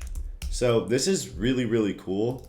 This allows us to construct a SwiftUI image from a UI kit image. So this selected image is the image we get back from the user selection, right? That's why we named it selected image. But in order for us to get this to work, we can't use a UI image. We have to use a SwiftUI image, which is just the regular image guy that we see here. So we need to be able to construct that from a UI image, which is what we're allowed to do here. So now we just have to figure out where to call this function. So we can go back to this sheet, guys, and we can say comma on dismiss load image. So your function should now look like this. We had this option when we created this sheet, but basically this is really, really cool. And what it's going to do is when that sheet dismisses, it's going to call that load image function and load our profile image into that spot. So let's run the application, guys, and see what happens when we select a profile photo. So I'm going to go here. I'm going to select Goku. And so that's working, which is awesome. But the image is way too zoomed in, right? Like that's not what we want. So we're just going to go up to our profile image guy, and we're going to go here and say .resizable. And that will allow the image to be resizable and actually fit the frame. We don't need to do that here because we have the template rendering mode, and this does not need to be resizable. So if we go ahead and run that again, guys, we should notice that this is working really nicely. And then the last piece of this puzzle is to add a little bit more to the view. Okay, that looks freaking awesome, right? Guys, this is really, really coming together. It's exciting, right? We're building it piece by piece, and we can see it just like slowly morphing into an awesome application. I'm loving this, man. And I've already built this shit before. You guys must be having a great time. But anyway, the last piece of the puzzle, guys, is, or pieces rather, we got two more things to do with this image stuff. We have to add a button that says like continue once the user selects a profile photo, right? So once they select it, we want them to be able to see what they've selected, make sure it looks good, and make sure they don't want to change it. And we notice that, hey, we can still change it if we want to. And then this button's going to show up. They'll be able to hit continue and then continue on to the main interface of the application. So let's go ahead and implement this button really quickly. So we're going to go back here and add to the VStack. So I'm just going to say if let profile image equals profile image, then I'm going to want to grab a button. And it's going to look really similar to our authentication button. So we can literally just go ahead, grab this code, go back here and put that in there, and it'll say continue. But we don't need this. Let's just go ahead and say print debug finish registering user. And we actually don't need access to that profile image property, guys. So we could just go ahead here and say if profile image is not equal to nil. Let me fix that, not equal to nil, and remove the let. So let's go here, select a guy, and we notice that that continue button shows up and it looks really good, and it's giving us that print statement back of finish registering user. God damn, this is looking good. Right? So, I mean, guys, this is just like super, super smooth, man. So anyway, now all we got to do is upload this profile image. That's the final piece of the puzzle, right? So we actually have to write some code that is going to upload this profile image to Firebase storage, and then we are going to have to modify our user data in the database. So let me bring this over really quickly. Sorry guys, that was a, just got to bring this stuff over from my other screen. So we need to add like a profile image URL property, right? So it would look something like this. It would say like profile image URL, and it's going to be like www.imageshere.firebasestorage.com, right? Add. So like this is like basically what it's going to look like, but the www dot blah blah blah is going to be the actual location of the image, and when we go to that URL, it's going to download the image to our device, and then we'll be able to access the profile image. So that's what we're going to do next. Get excited for that, guys. And that will be the final piece of our authentication functionality. Then we can actually get into loading some of the user data that we've uploaded into like user profiles, and then we can get into uploading tweets and searching for users and all the fun stuff you guys have been waiting for that are going to really bring this app together. So let's keep going. So we are going to hop into this service class or folder, sorry guys, and we're going to create a new file. It's going to be a Swift file. We're going to call it image uploader. So what this is going to serve as is essentially some sort of helper class that its sole purpose is going to be uploading images. So if you could imagine, if you want to be able to upload images in multiple places in your application, you'll be able to just reuse this image uploader helper. Instead of having the same code in multiple places, hey, I want to be able to upload a profile image, or hey, I also want to be able to upload a tweet image, right? Now, having it in one centralized location allows us to reuse it, which is what we want. So we are going to go up here and import Firebase, and we're also going to import UIKit.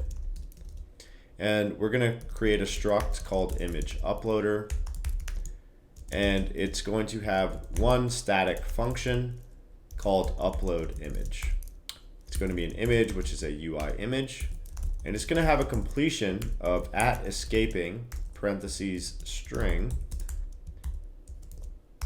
void, just like that.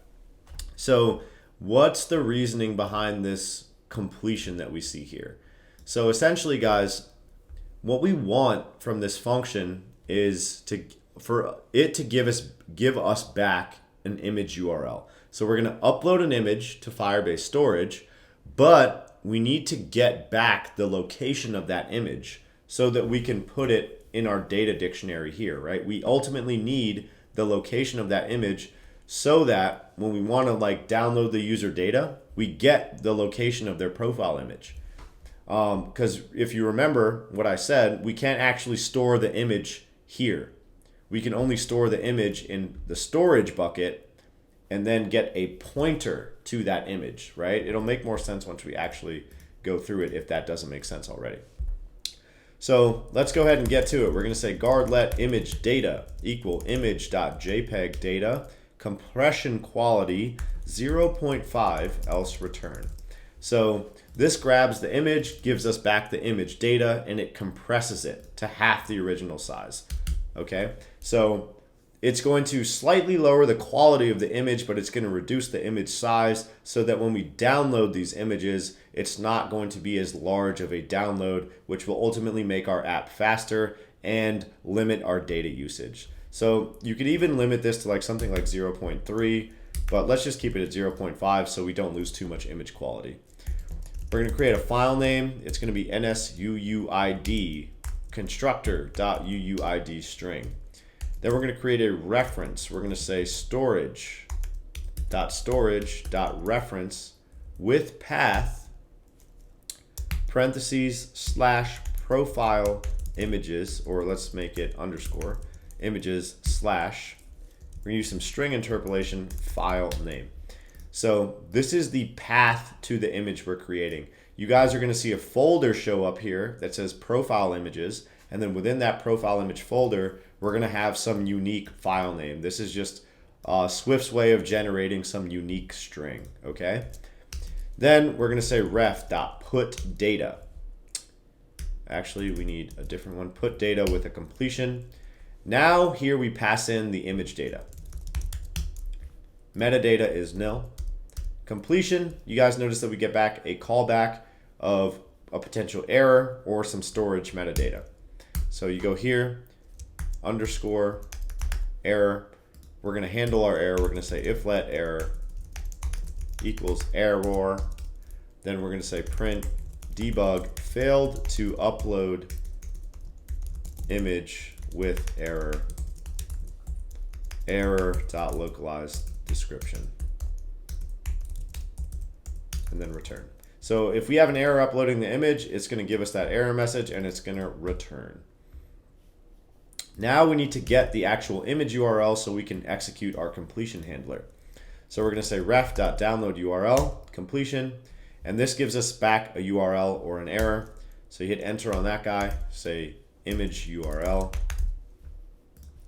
And then we're not going to handle the error here, guys, because honestly, if something goes wrong, it's probably going to be here. We don't really have to worry about it here. If you guys want to be super, super safe, you could just do that for the download URL as well.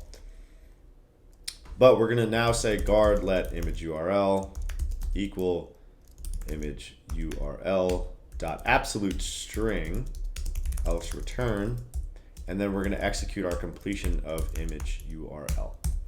All right, guys, so this is gonna be our image uploader helper.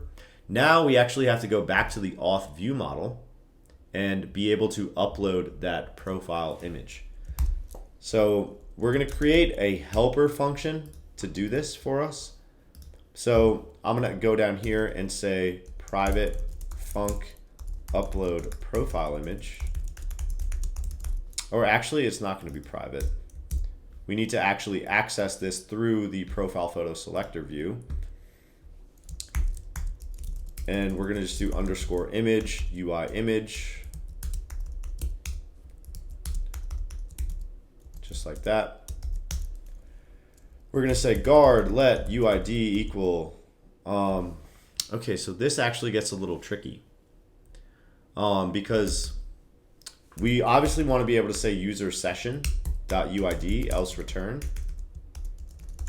But if you guys remember, in our register function, right, we can't set this user session to have a value until we want to be taken to our main user interface. Right? So we actually need to create another property. So I'm going to go up to the top and I'm just going to create a private variable called temp user session, which is Firebase auth.user, just like that. And this is just going to be like a temporary user session that we can set in this register function. So this is like the actual user session. And once we set this, it's going to take us over to the main interface. But we have this in-between step now, right? Where we want to upload a profile image. So we're going to go here and say guard let UID equal temp user session dot UID. And up here, we can delete this guy. We can actually delete this too. We don't need that anymore. After this guard let user equal result dot user statement, we're going to say temp user session equals user. Hit Command B just to make sure everything is okay. We should get we need a self here. So now we can store this user session in some like temporary property that's not going to take us to the user, the main user interface, right? So now when we want to upload this profile image, we actually do need access to this UID. Because why? We need to be able to go into our Firestore database and update the correct user structure.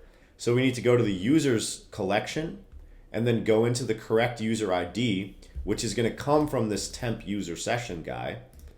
Once the user gets created, right, we're going to need to know where to upload their profile image URL, right? We can't just go into some random user's data structure and put a different user's profile image. That would be all kinds of bad. So that's the reasoning behind this, guys. And then we're just going to go here and we're going to call upon our image uploader. We're going to say .upload image. We're going to pass in the image, and then we're going to say here we have the profile image URL. And now here's where we can upload the information. So we're going to say firestore.firestore.collection users .document, and this is where this comes in, UID. So this takes us to users and then goes to the correct user ID, and now we can upload their profile image URL. .document UID, .update data with a completion of, let's see, we need to say profile image URL and then pass in that profile image URL. Completion, we don't need to worry about the error. Now we can say self.user_session equals self.temp current temp user session. Right, so Guys, if this isn't fucking smooth, I don't know what is, right? This is smooth, like suave, super suave, Ricky Suave smooth, bro, right? So what this is gonna do is upload our profile image, and then it's gonna go into our database, update the user structure, and then once that process completes, then we set the temp users or the user session to the temp user session, and then it's going to take us over to our main user interface, right? So that's a lot of shit going on, but it's that's about as smooth as it gets to me, man. If you guys got a better way of doing this, you can let me know. But anyway, we need to actually call this function in our profile photo selector view. So here where we have finish registering user, and we're actually going to need to get that if let going equals profile image. Now we say view model. Oh, we need access to our view model. So we need an environment variable, var view model, auth view model. So now we can go down here and say view model dot upload profile image, and that's actually wrong, right? Because we need to be able to upload a UI image.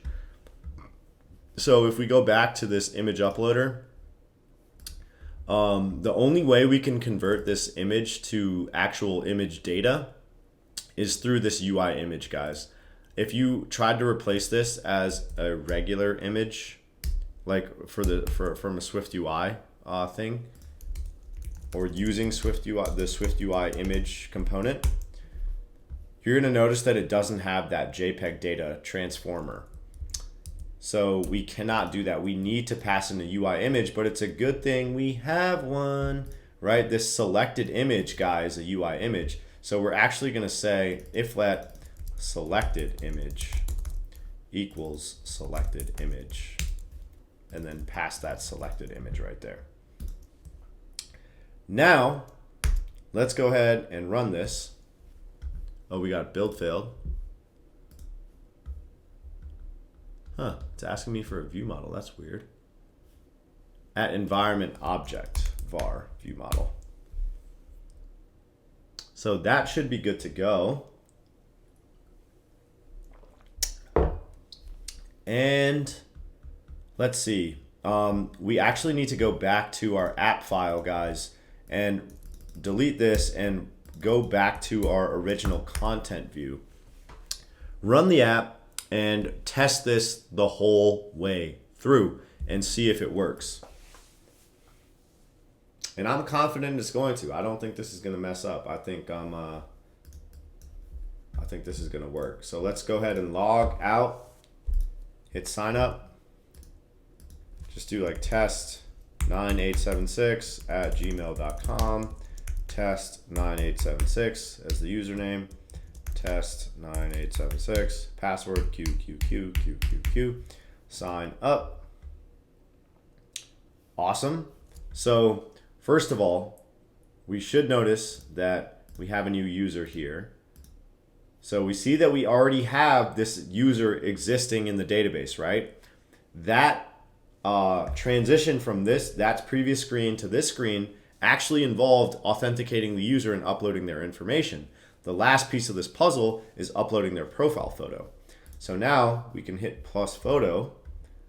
Let's do Ferrari. And we hit continue. And bam, look at that, bro. Let's go. That is the actual profile image URL's location. So if you guys were to copy and paste this, right? Let's copy and paste this URL.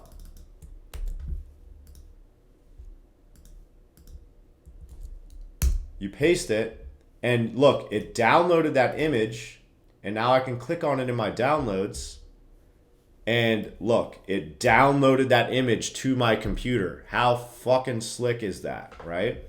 So that's what that whole process involved, guys.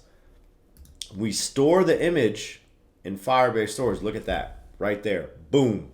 Profile image folder showing up. Here's the image that we just uploaded to Firebase. And we see here that this is the actual location of that image. And what we see in Firestore is a pointer to the location of that image. And when we access that URL, it downloads the image to our device. So this is looking absolutely fucking amazing, okay? And we were, in addition, taken back to the main interface of our application once we hit that continue button, right? So that's a lot of moving parts that we just brought all together to magically work in unison, okay? So that's a full, like, authentication sign up flow where you have like a separation of like concerns where you have the user fill out a form and then upload a profile photo. And you guys could take it a step further and make it so that it's optional to upload that profile photo, but we're not going to be doing all that because we want to get into the actual fun stuff of being able to like upload a tweet and replace all these boring blue images, right, with actual profile images from the application. So that's the next step, guys. This is looking really, really good. In the next one or chapter, we're going to continue with fetching user data and displaying all the actual user data in their profile. And then we'll be able to search the app for all the existing users that we have and ultimately be able to click on their profile and have it display real life information. So get excited for that, guys. The app is really, really coming together and I'm super pumped about it. Hope you guys are too. Thanks for sticking with me up till this point. I think we're like 4.5 hours in right now, and it's been a lot of fun. I'm glad you guys are along with me on the ride on this one. Let's keep going. All right, guys, so essentially we've just uploaded a bunch of data to the database. We have it saved somewhere on the internet, but what we ultimately want to be able to do is download this information and display it in our application, right? So we can see a bunch of different users showing up and download the information from our central data storage or API. So we're actually going to go and create a service class, and this file is going to be called user service, and it's going to be dedicated to fetching and downloading user information from the API. So we're going to go to this service folder. We're going to create a new Swift file, and we're going to call it user service. User service, cool. We're going to import Firebase up at the top. And I'm going to create a structure called user service. And this is going to have a function for now called fetch user with UID string. And we're just going to add a print statement here that says print debug fetch user info. So I want us to figure out where exactly we're going to call this and how we're going to utilize this user service before we actually go over how to fetch our user information. So we're going to hop back into our auth view model, okay, guys? And we're going to go up at the top and we're going to say private let service equal user service. And in our initialization function, we're going to go ahead and just delete this print statement, and we're going to say service dot fetch user with UID, and we need to pass in a user identifier here. So actually, guys, what we can do is in this init, or sorry, we're actually going to create a helper function here that's called fetch user, and we're going to say guard let UID equal self.usersession.uid else return. And then within this function, we're going to say service.fetch user with UID. And then up at the top here, we can say self.fetch user. Okay, so this fetch user function is a function that's within our auth view model. And this guy calls upon the service fetch user function, which we have to pass in a UID to. And in this case, it's just going to be the current user ID. All right, so let's just go ahead and run our application and see if we get back that print statement that we wrote in our user service file, fetch user info. That's all we want to see here, right? This way we know that we are calling the function in the correct place, and it's actually giving us back some data signifying to us that it's being called. So, bam. we get fetch user info. So now we know we're good to go. So this is where we can actually fetch the current user information. So we're going to go ahead and say firestore.firestore.collection users.document UID .get document completion, and we're going to have a snapshot underscore, and then under here we're going to say guard let snapshot equal snapshot else return, and I think we can actually say snapshot dot data, right? So we can say guard let data equal snapshot dot data, and let's just go ahead and say print debug user data is data, and let's see if we're actually getting something back from this fetch user function.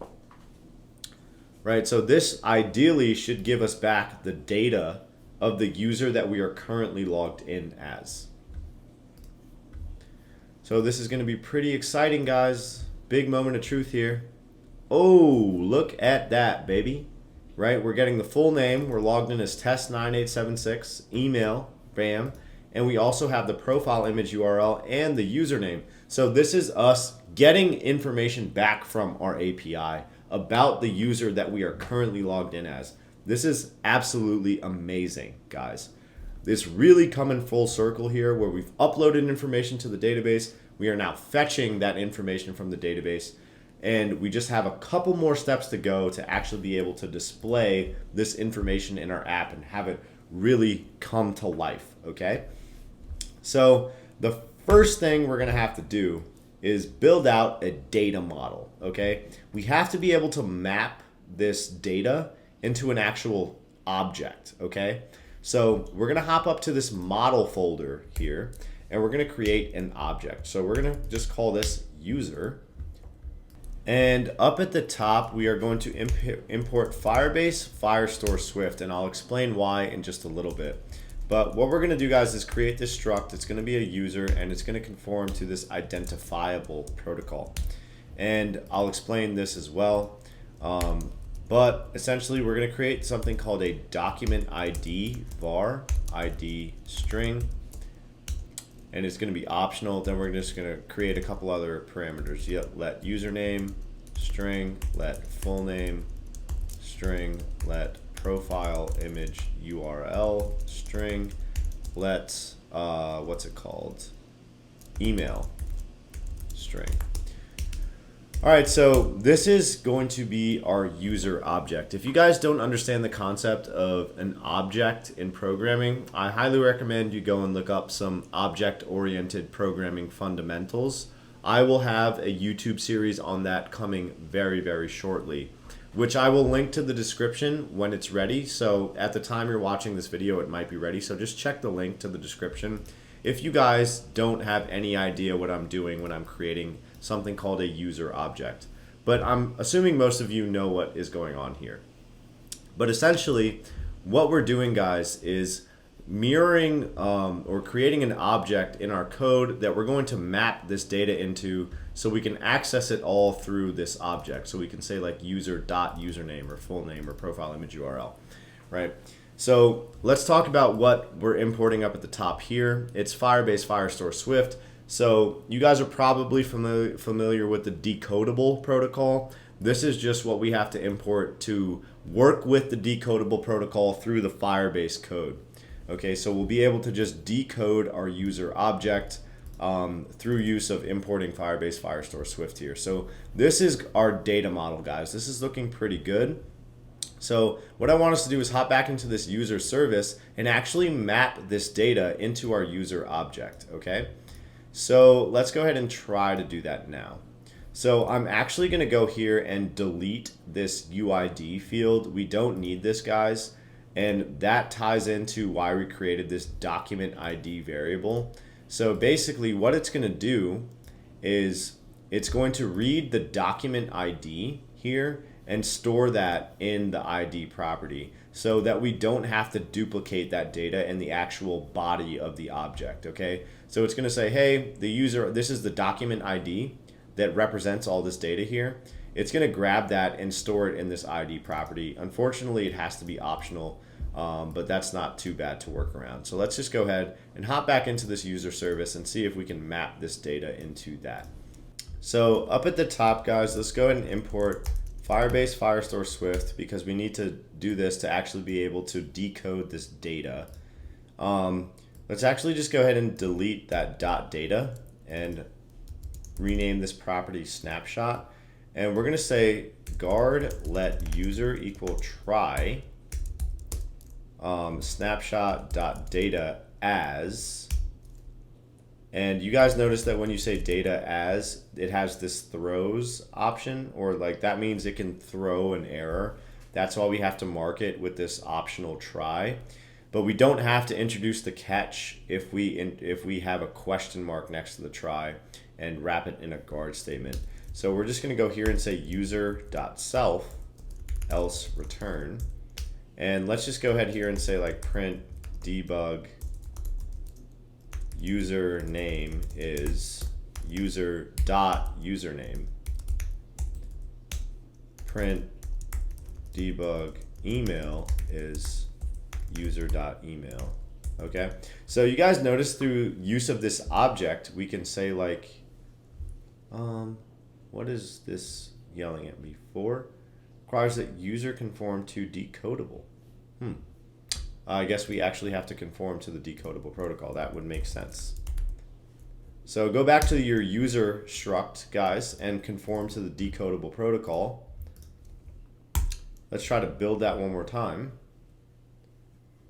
And that should be good to go. Looking good. Build succeed, please. Build succeed, please. Let's go. All right, so let's run this and see if we get these two print statements back. You guys notice the beauty of using an object is that we get this dot notation and can access all the properties associated with that user. And that is absolutely fucking beautiful, right, guys? We get username is test9876, email is test9876@gmail.com. So a couple things are happening here. We are successfully fetching information from the database, and then we are successfully mapping that information into our user object. And then we can access that user object and access certain properties associated with that user object through use of this dot notation, which is a thing of beauty, okay? So now what we want to do is actually link this user service stuff to our auth view model, okay? And we're going to do that through the use of something called Combine. Okay, so Combine is something that works very, very well with SwiftUI. And we're going to see how exactly we can use that here, guys, to ultimately be able to display information about our user in things like our side menu and our profile and all that good stuff. But before we do that, you guys notice that I did manually modify some data in my database, and you got to be really careful with that because I deleted that UID property because if it was still there, I'm pretty sure the decode would fail, right? It might not, but essentially what this decodable protocol is doing is it reads a data dictionary and it tries to look for the exact name of these keys or these value or these property names in the data dictionary. So you guys will notice that these things match up identically, right? Username, profile image row, full name, email, all match up directly with what we have here. If I were to simply change this to like full, capital like that, you guys are notice that this decode is going to fail. And I'm actually not going to get those print statements back about my user. So that's the power of the decodable protocol, guys. I love it. And it makes life a lot easier when you're working with objects and downloading information from an API. So you guys notice there's no information there's no print statements coming back. That's because the decodable protocol or the decode failed there. You guys notice if I change it back, so full name matches full name here and all the other fields match, that I'm going to get my print statement back in the console there, meaning the decode was successful, okay? So that's something that is really important to understand, guys. A lot of errors that I get messages about come down to you guys spelling things wrong in that process. So just watch out for that. But essentially now what we want to do, like I said before, is link that user service to this auth view model so that we can pass that user object around to different views, right? So let's go over how we're going to do that. All right, guys, so we are going to hop back into our auth view model, and we are going to start off by adding a published property of published var current user, which is going to be the of the type the user object that we created, and it's going to be optional.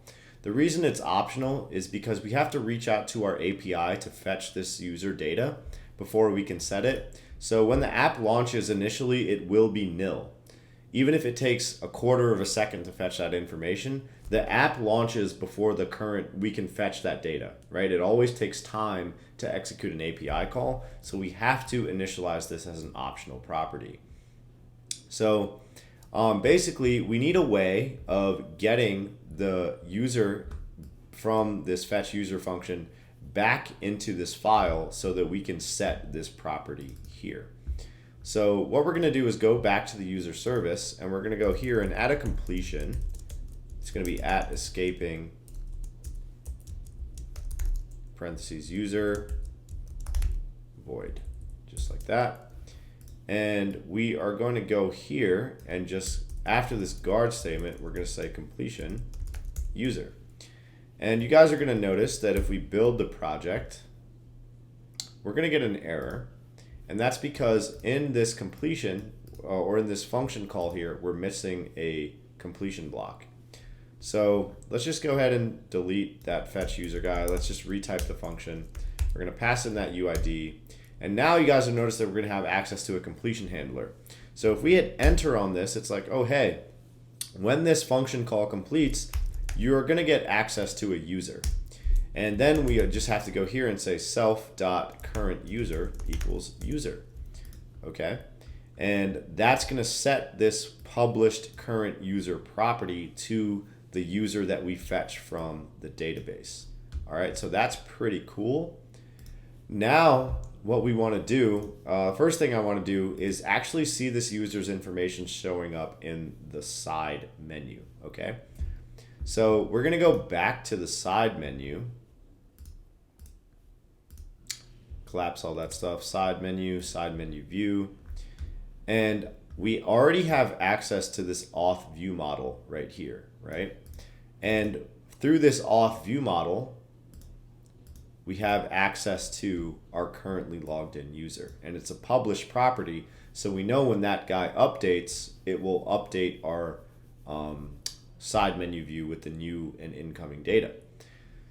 So what we're going to do is just wrap some of this stuff in an if-let statement, okay? So we can basically wrap this whole thing, right? This is one way of doing it. We can just say if-let user equals authViewModel.currentUser and paste all that stuff in there. And now we can replace this dummy data with actual data, okay? So here, I'm going to go ahead and say user.fullname. Here, I'm going to do some string interpolation. I'm going to say at user.username. And that's all we have for now. We're also going to want to get this profile image stuff in there, but that's what we're going to do next. For now, I just want to see if this is actually showing up with real life user data. This is going to be really freaking cool, right? A lot of stuff's about to come together here, guys. So drum roll, please. Ba-da-ba-da-ba-da-ba-da-ba. Right? Let's see if it's working. So we go here. And look at that. I love it when this shit works, man. It makes me feel good about myself. Right? So we see test9876, test9876 as the username. So that means, guys, that we are successfully fetching our user information from the database. We've created our user object, and now we are passing it to different view components in our app. The first thing we passed it to was our side menu. All right, so now that that's happening, I want us to go ahead and knock out this profile image stuff here. So we're actually going to download a third-party library or Swift package that is going to help us download images from the internet and display them in our app in the most efficient way possible. So let's go ahead and do that now.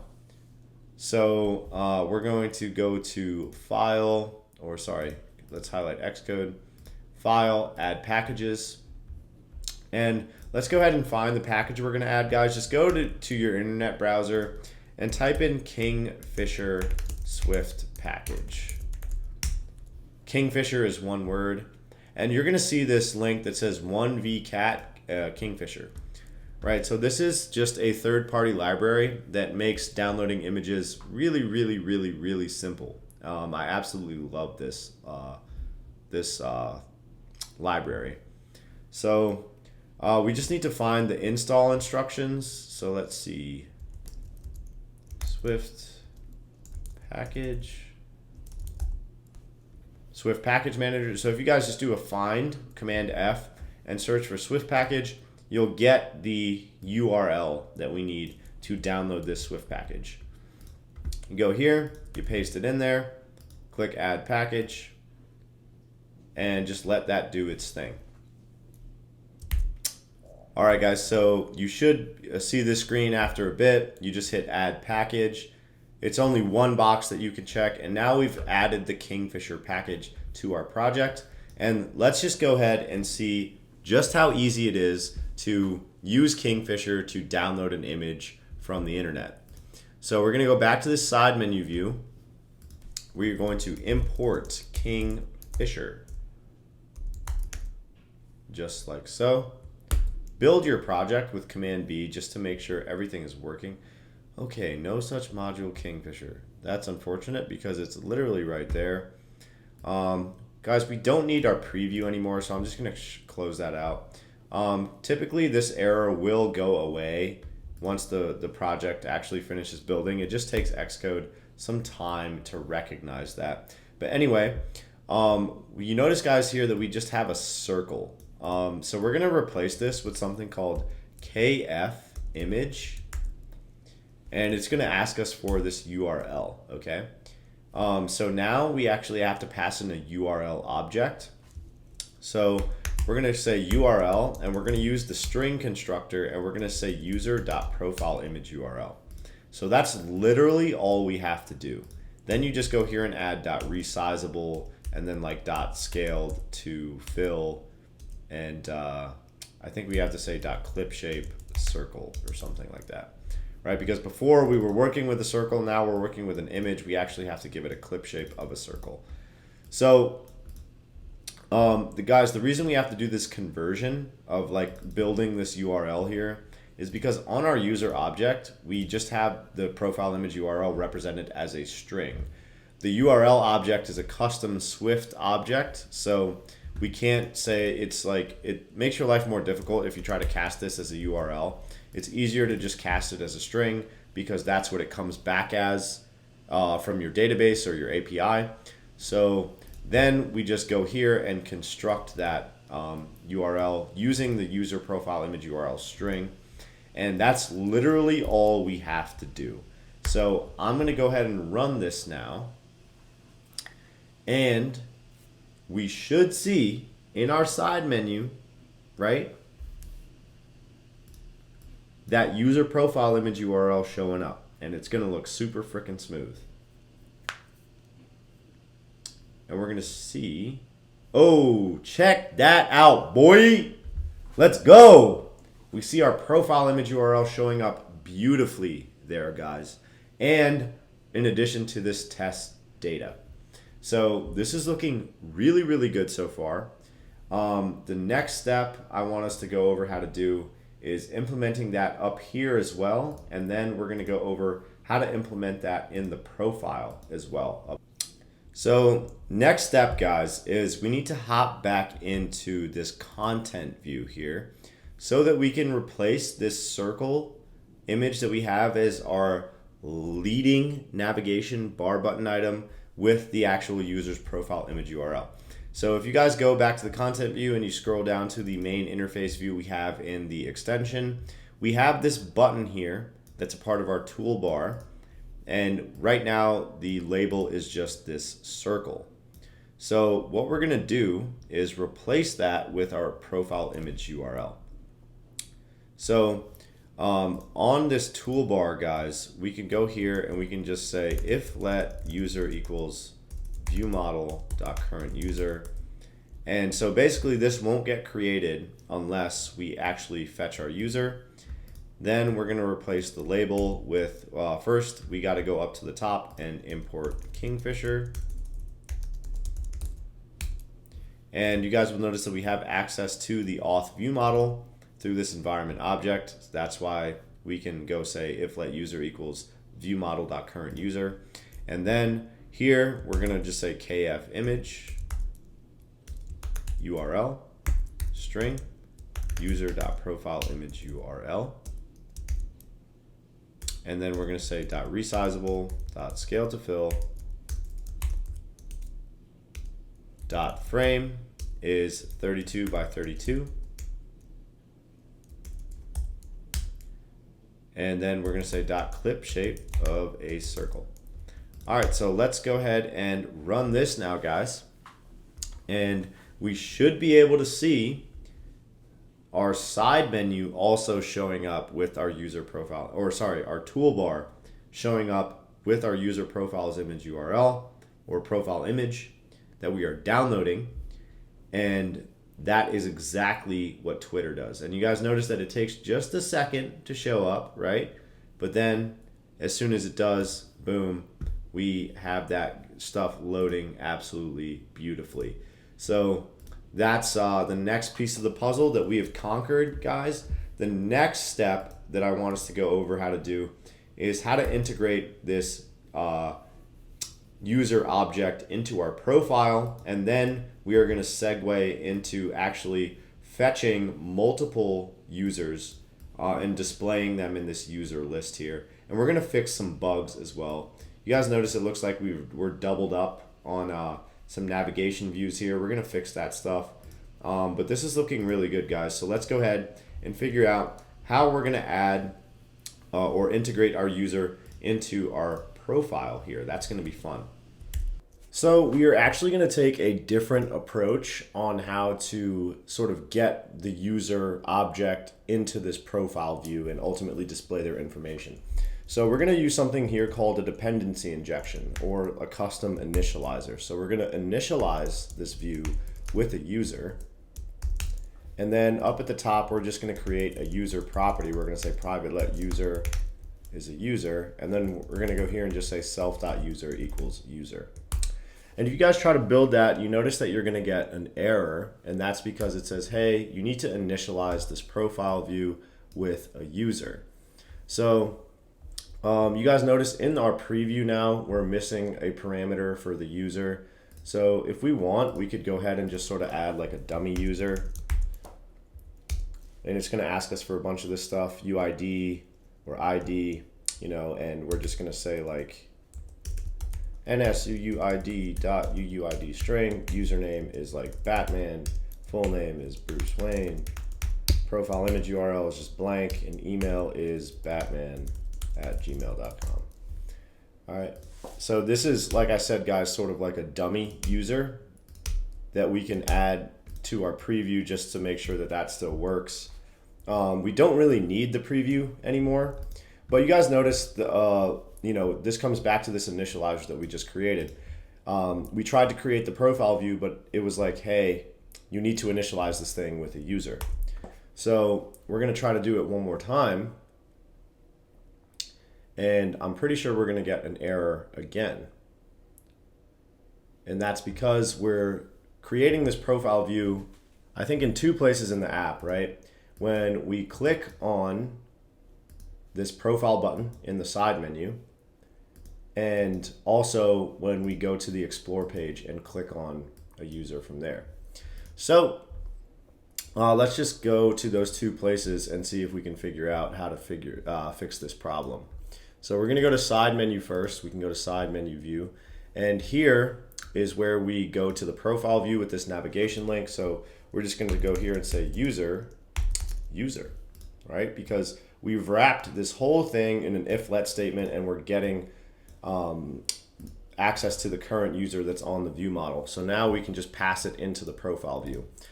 Alternatively, you guys could add the auth view model back to the profile view as an environment object and do the same thing we did here. And I don't think there's anything wrong with that, right? I think both ways are completely acceptable here. So I'm just showing you a different way of doing it. You guys can pick which one you like better or which sort of technique fits your app better. But anyway, we got one more place to do this in. So let's go to the Explore folder, go to Views, Explore View. And then here we need to pass in a user as well. You guys notice, however, that we don't have access to a user here. So I'm actually just going to comment this out for now until we actually go over how to fetch real users from this. We could make some dummy data, but it would kind of just be a waste of time because we're just going to end up fetching that stuff from the database anyway.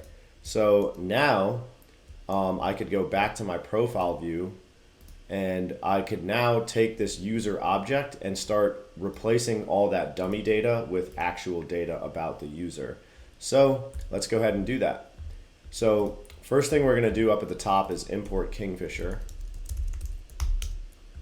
And in the header view, we want to replace this circle with an actual profile image. So we're going to replace circle with kf image URL string user.profile image URL, and then we're going to say dot resizable dot scale to fill dot clip shape circle, and then I guess it also has that offset. All right, so that's the first thing, guys. Excuse me. Now we just keep scrolling down, and anywhere we see some dummy data, like this is dummy data right here where we have Heath Ledger, we're just going to replace this with user.fullname. And then here we go to the @ symbol and we do some string interpolation and we say user.username. We don't have a bio for the user yet, so we're just going to leave this there. We also don't have location and website yet, so we're going to leave that stuff there as well. And then we don't have follower data yet either, so all that stuff is going to remain the same for now. Let's just go ahead and run this really quickly. Let's see what my problem is. Cannot find circle. Oops, I spelled circle wrong.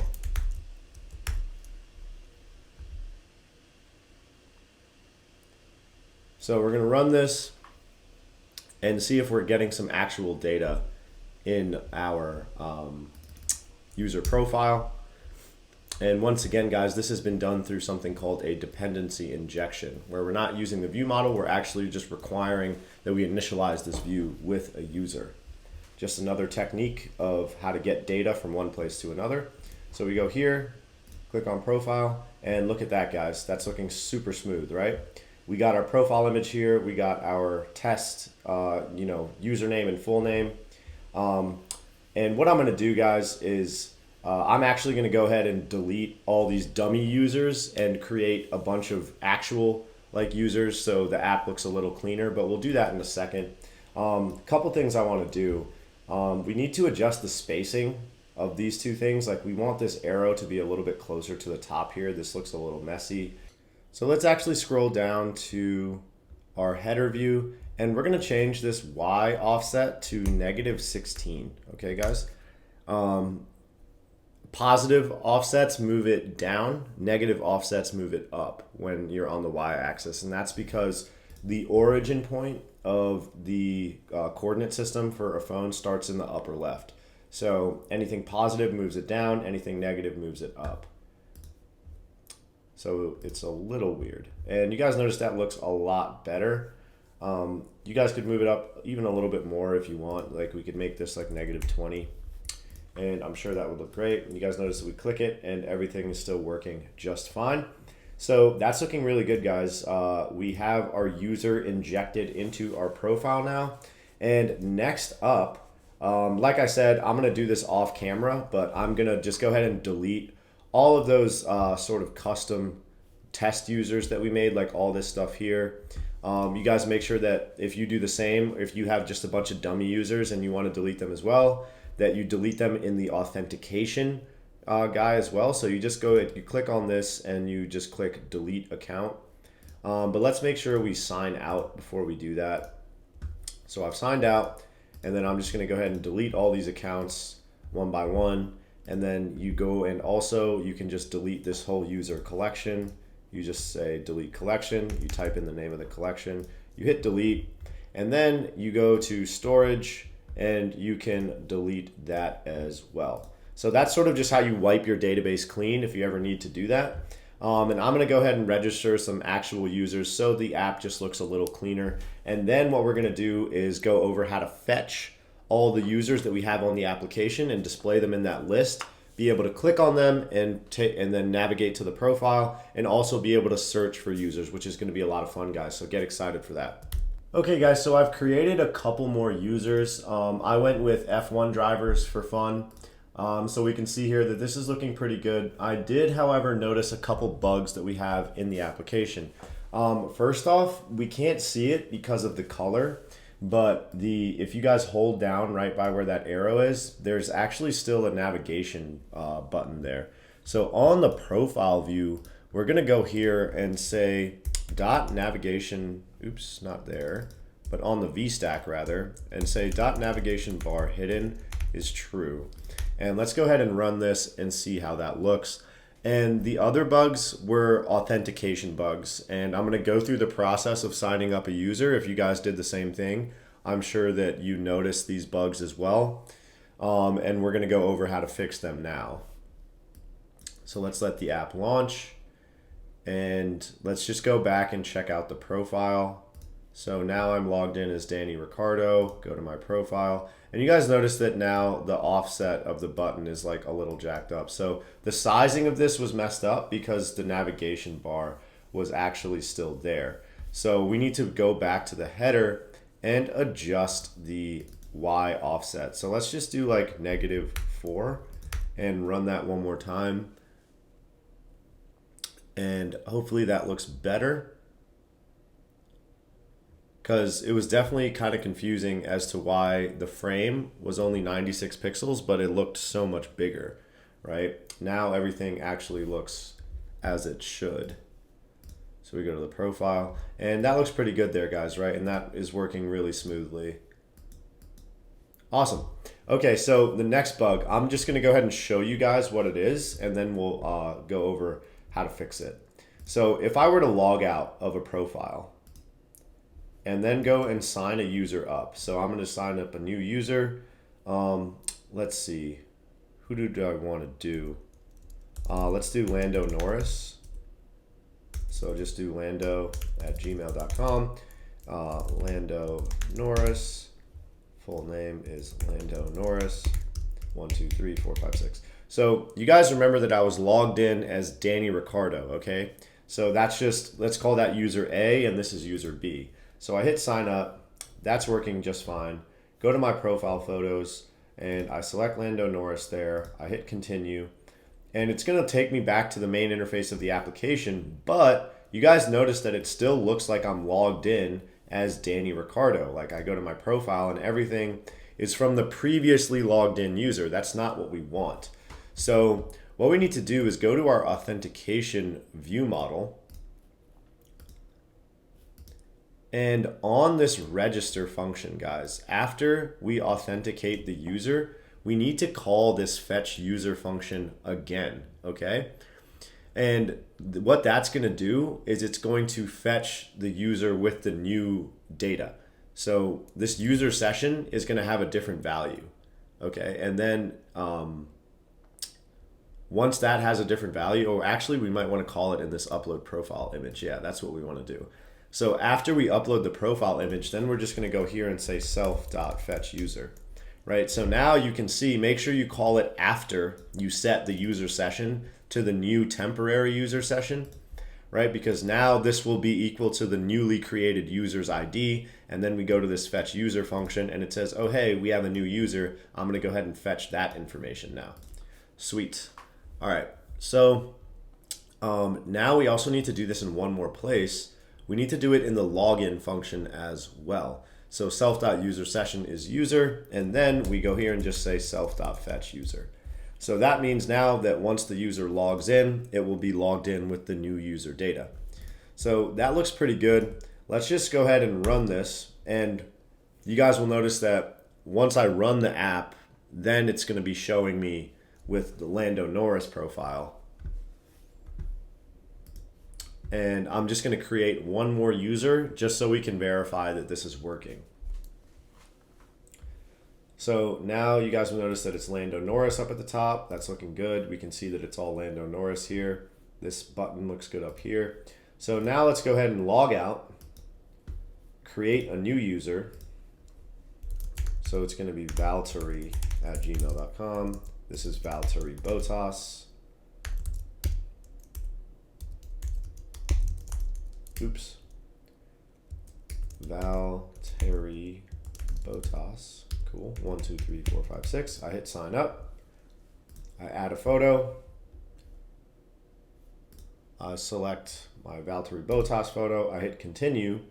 And you guys will notice that now it's Valtteri Botas's information in the application, and it's not the previously logged in user. So that's looking really, really good. We go to the profile. Everything is fine and dandy. Right? So this is looking awesome, guys. The next step for us is going to be fetching all of the users and displaying them in this Explore view, and also implementing some search functionality and being able to go click on one of these users and have it navigate us over to that user profile. So that's going to be a lot of fun, and that's what's up next now that we have fixed those bugs. We also have one more bug to fix here where we look like we're doubled up on some navigation bars. So that's what we're going to be doing in the next chapter, guys. Get excited. All right, guys. So the first thing I want us to fix is this issue we see here where we have this double navigation view, right? So this is actually a really easy fix. We just need to hop into the Explore view and remove this navigation view here. So let's just highlight all this stuff with that's the VStack. So pretty much everything except this navigation view and its brackets. Cut it, delete the navigation view, and paste that back in there. So let's go ahead and run this, and let's go to the Explore page, and you guys will be able to see that second navigation item is gone. There is another bug that we are going to fix later on, guys. You guys notice that the tab title, the navigation title is the same for each one of our tabs, and we're going to be going over how to fix that later on. You notice that even though I have navigation title Explore here, it doesn't change. We're going to fix that bug, like I said, a little bit later in the course. I want us to get more into the fun stuff here, where we're going to actually get started with how to fetch all the users in our application and also search for them and filter through them so we can check out different people's profiles. That's going to be really cool and really bring sort of the social media aspect of this app together. So let's go and hop into, I think it's going to be our user service. Okay, guys? So right now we have a function for fetching one user. We need a function that's going to help us fetch all the users. So we're going to write a function here called fetch users. And it's going to have a completion of @escaping void. And we're going to get back an array of users just like that. And all we need to do is go into this collection, firestore.firestore.collection users, and then just say .get documents. And that's just going to give us back all the users in that users collection, which is really simple. So now we just have to say snapshot and underscore for the error, because I don't really bother handling the error, guys, with snapshot fetches because it pretty much never fails unless you just don't have an internet connection, which is something you can handle separately. But anyway, let's say guard let documents equal snapshot.documents else return. So just to make this clear, guys, what we're doing in the database is we're going to this users collection and we're just getting all of these documents. And each one of them will have a different sort of data packet associated with it, like different values for all of these keys. You can see this is Kimmy, this is Max Verstappen, this is Lewis Hamilton, blah, blah, blah. And what we're going to do in this function is map all of that into a user's array so that we can ultimately display it in this list. So right now we have all of these documents. Now all we need to do is map it into our user object, very similar to what we did here. So we're going to say I'll show you guys the long way of doing this and sort of the Swifty way of doing this. So we're going to say documents.for each document. Then we would have to go up here and create a users array like this.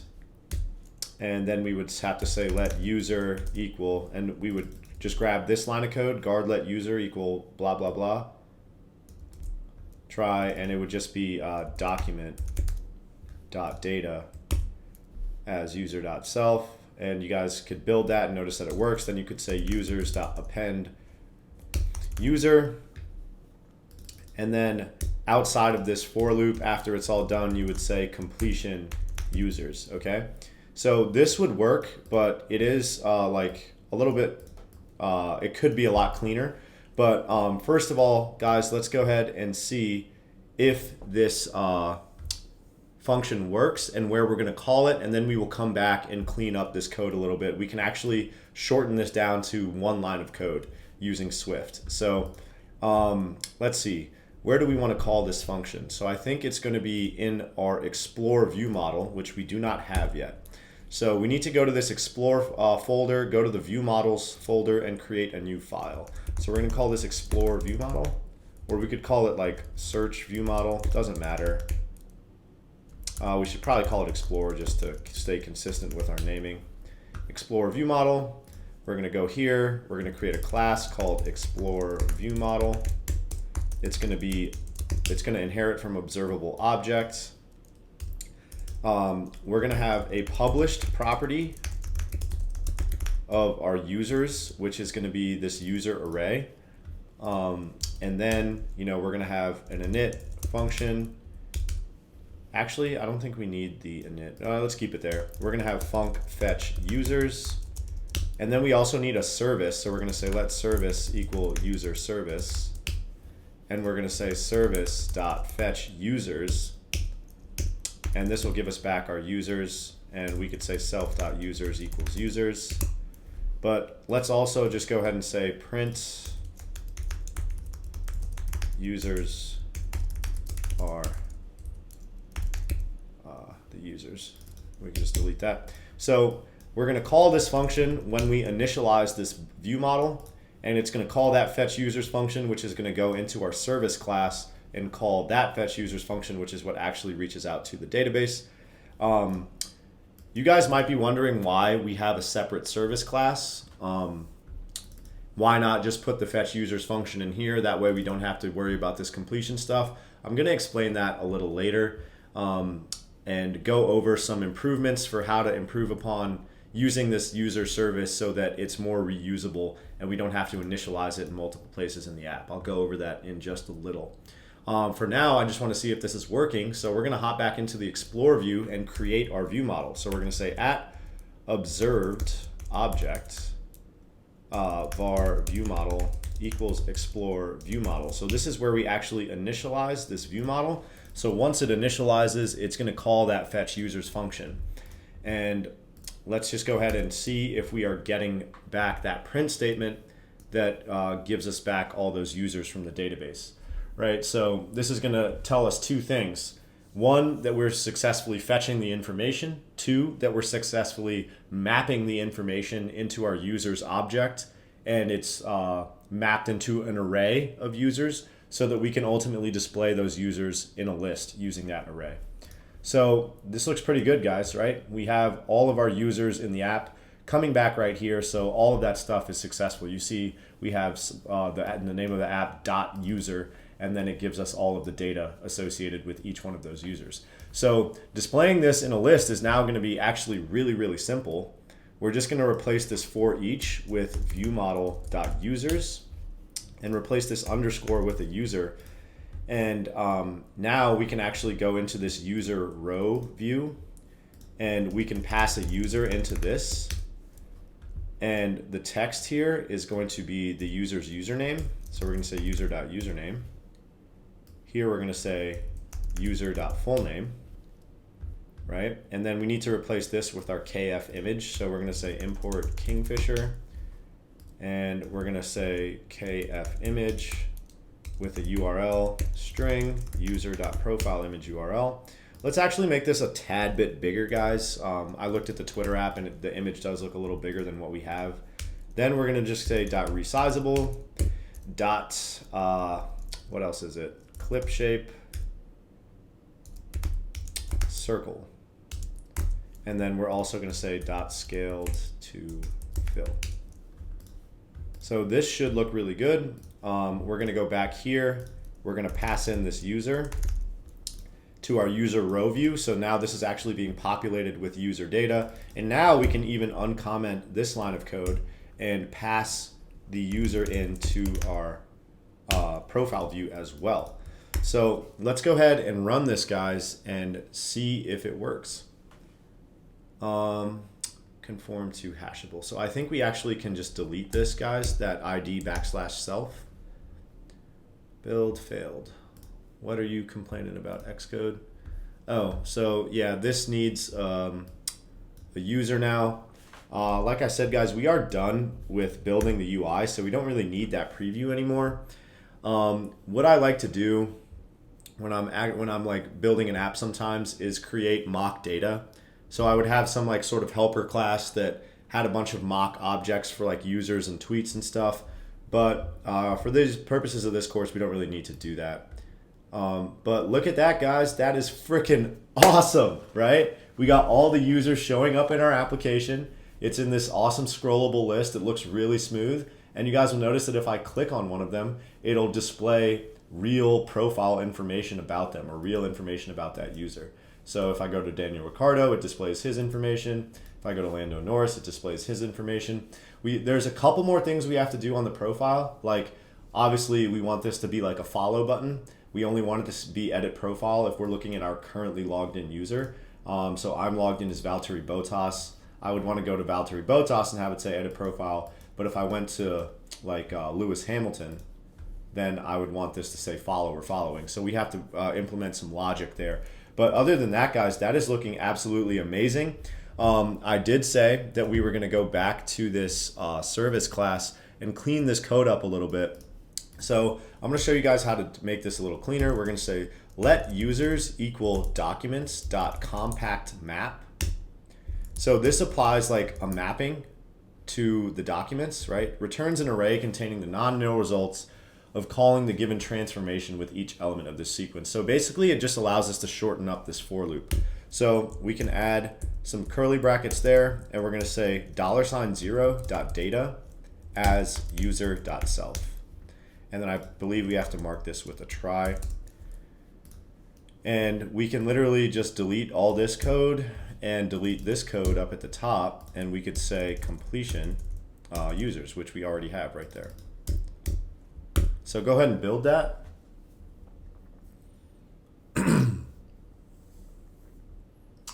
And that should succeed. So you guys notice that we shortened this up to one line of code. So let me explain this really quick. This is what's known as a higher order function in Swift.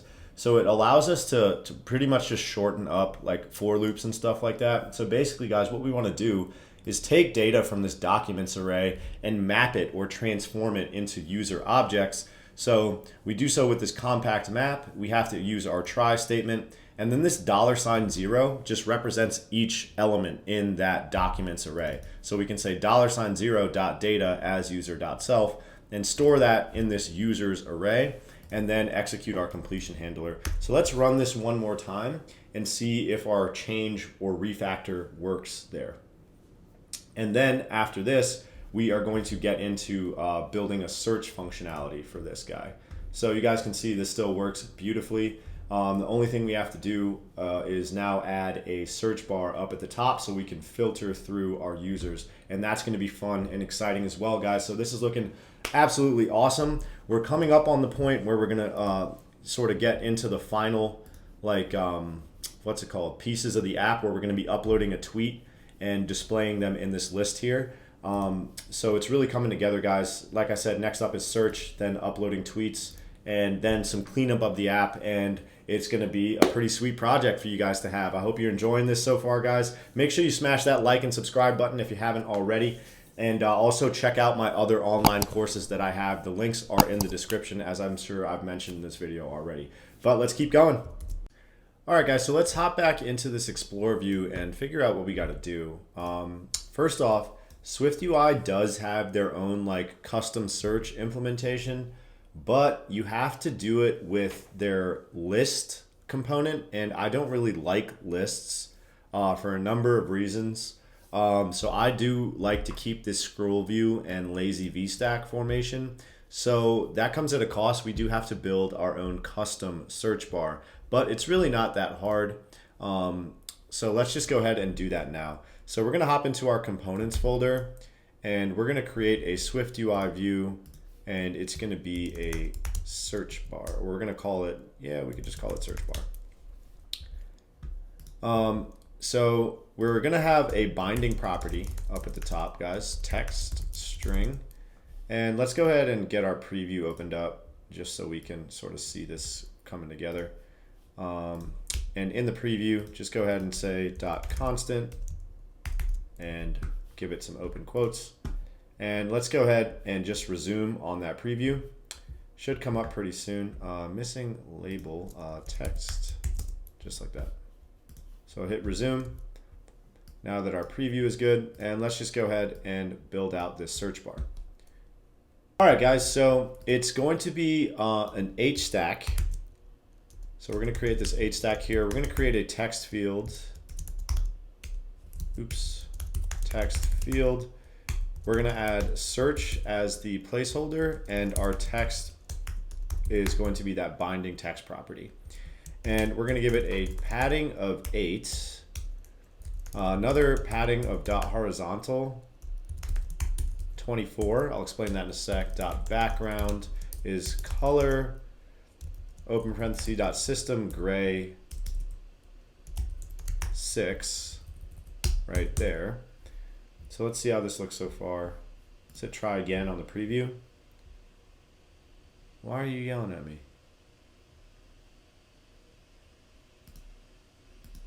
That's really weird. Oh, why did I do that? No open brackets. Stefan, you dummy. All right, so that looks pretty good so far. Now we just need to stick a magnifying glass in there, guys. We're actually gonna do that with an overlay. But before that, give it a corner radius of 8, and then we're gonna say .overlay, and hit enter on that. And we're gonna say HStack on the overlay, image system name magnifying glass, foreground color of gray, frame, and we're gonna say min width is 0, max width is infinity, and the alignment is leading. Okay, so you're gonna notice that moves the overlay all the way over to the left, which is really nice. And then we're gonna give it a padding of leading 8, and that's going to move it just a tad over right there. And then on the whole thing, guys, on this whole H stack, we're just gonna give it a padding of horizontal 4. Right, so that's our search bar right there. It looks pretty smooth. To get a better look at it, you could say preview layout size that fits, and that will shrink the preview down to show you exactly what the search bar looks like there. So that is pretty simple, guys. That was pretty quick and easy. Now we're just going to go and add this search bar into our Explore view here. So let's go back into our Explore view, and in this VStack, you guys can literally just go here and above the scroll view, add a search bar. It's going to ask you for some text though, so we need to provide it with some text. So we're going to say state private var search text equals blank, and then pass in that text, search text. And let's just give it some all around padding, and go ahead and run this on our simulator to see how that's looking. Shouldn't really need the preview anymore. So let me just close that out. And let's see what this guy looks like. And then we can actually add the search functionality, which isn't going to be that hard, guys. So we go here and check that out, boys and girls. So that looks great, guys. And now we just want to be able to like type stuff into the search bar and, you know, have it be able to filter through these users for us. So let's go ahead and get started on that now. So basically what we want to do, guys, is hop back into our view model, and we are going to want to filter this user's array based on the user's search text that they type in. So they type in some search text. We want to filter this array to only return users that where the username or the full name contains that search text or query. So we're going to make a computed property here. We're going to call it searchable users. It's going to be an array of users.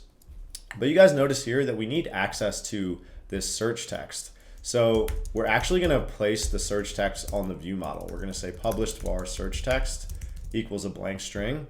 And we're going to go back to the Explorer view, delete this state property. And for this guy, delete that and say $view model dot search text. Okay, so then we can now go back to the view model and compute this searchable users property based on this search text. So we're just going to say if search text dot is empty and else. If it's empty, we just want to return the user's array. If it's not, we want to filter it somehow. So really quickly, guys, we're going to lowercase the query. We're going to say let lowercase query equal search text dot lowercase.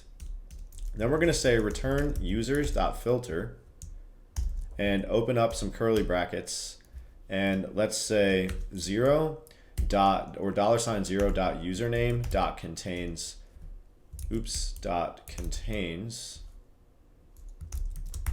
lowercase query or $0 dot full name dot contains lowercase query. So now we should be able to build this and it should work. And then we can just go back to our Explorer view and replace viewModel.users with viewModel.searchable users. And we go and let's run the code. And this should work, guys, if my calculations are correct. So let's see. Moment of truth, baby. Let's go. I'm excited. I'm excited. So we go here, and I'm going to start typing out. Oh, check it out, baby. Let's go. Okay, well, hold on. That should... It looks like our filtering, Lando Norris. Okay, so it looks like the filtering is a little off, but it's pretty good, right? We see Carlos, and then let's say like dot signs, right? Oh, okay, so I see the problem. Let's go back to the view model, and let's say full name dot lowercase dot contains query. So this is case sensitive, guys, and you want to just make sure everything is lowercase. So we're lowercasing everything in the query just in case the user would go like Carlos signs, you know, or Lando Norris. Right, so, and you can see that there's auto capitalization on the first letter, which could potentially return like nothing. And you guys notice when we delete everything, everything just goes back to normal, which is great. But we also have to lowercase the full name. So if I type in like Daniel space, let's go ahead and just run this and see if it works. That space shouldn't affect anything.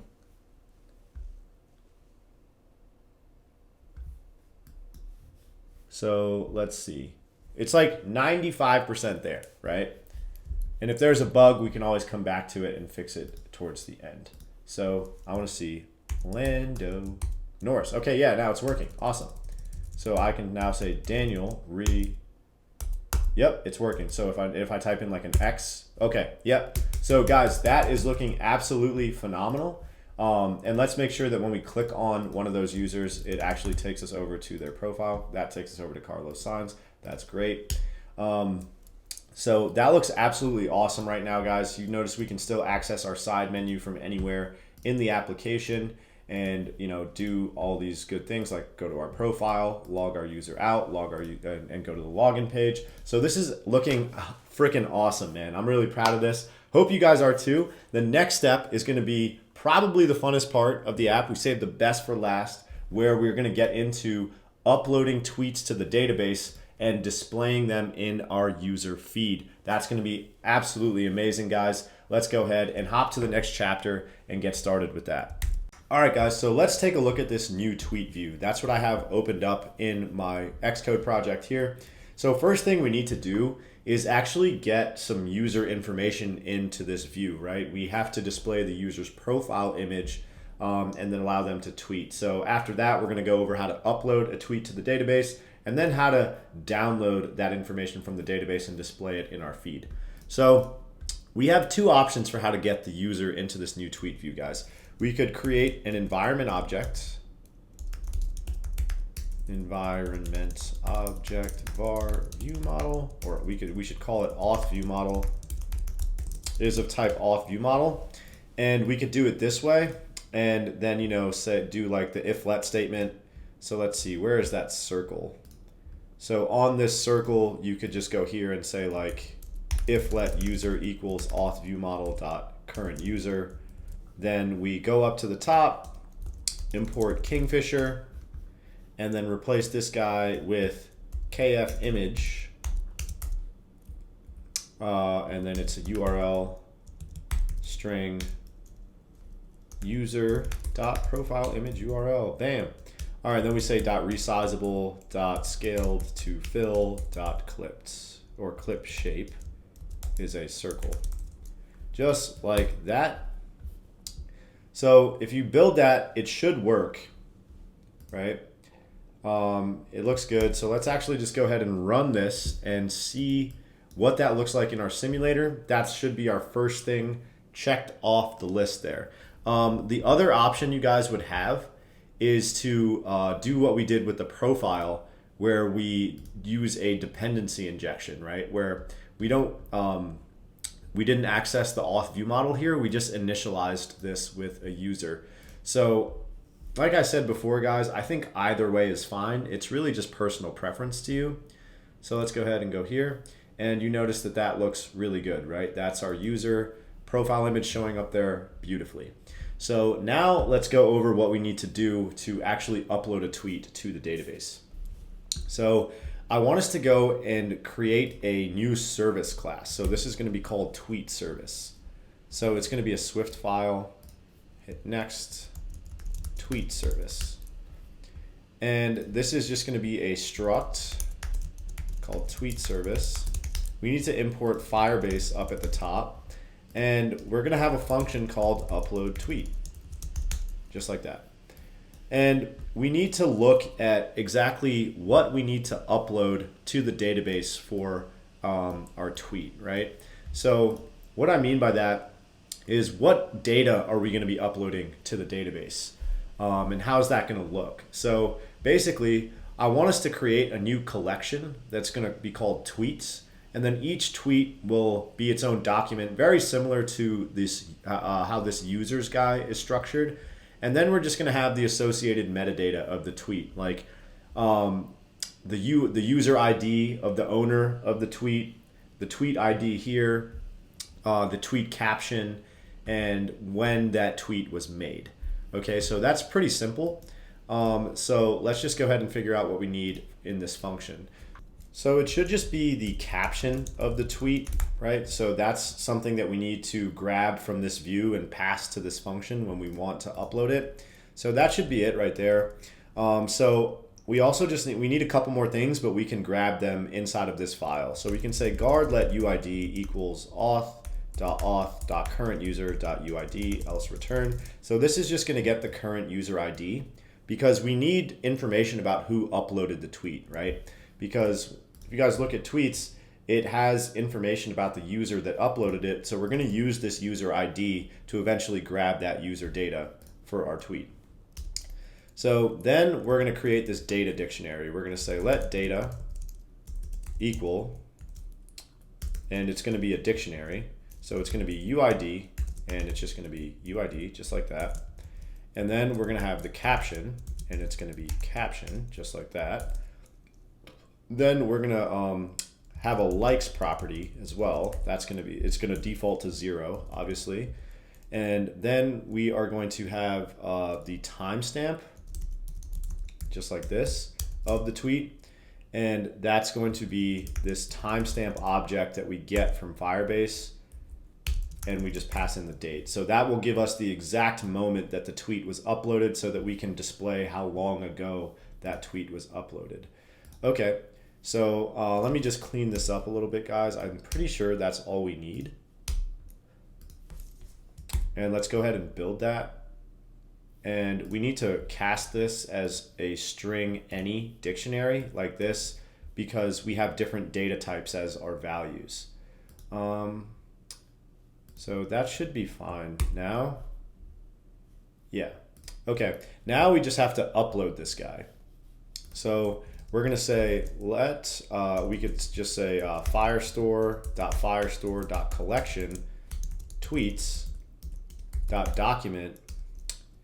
And we're actually just going to auto-generate a document, guys. So we just say .document, and then we can say .set data with a completion here. Let me actually get that document guy up there, and then we'll do the set data on a new line, just like this. So now it's going to ask us for the data we want to upload, and then we have some completion.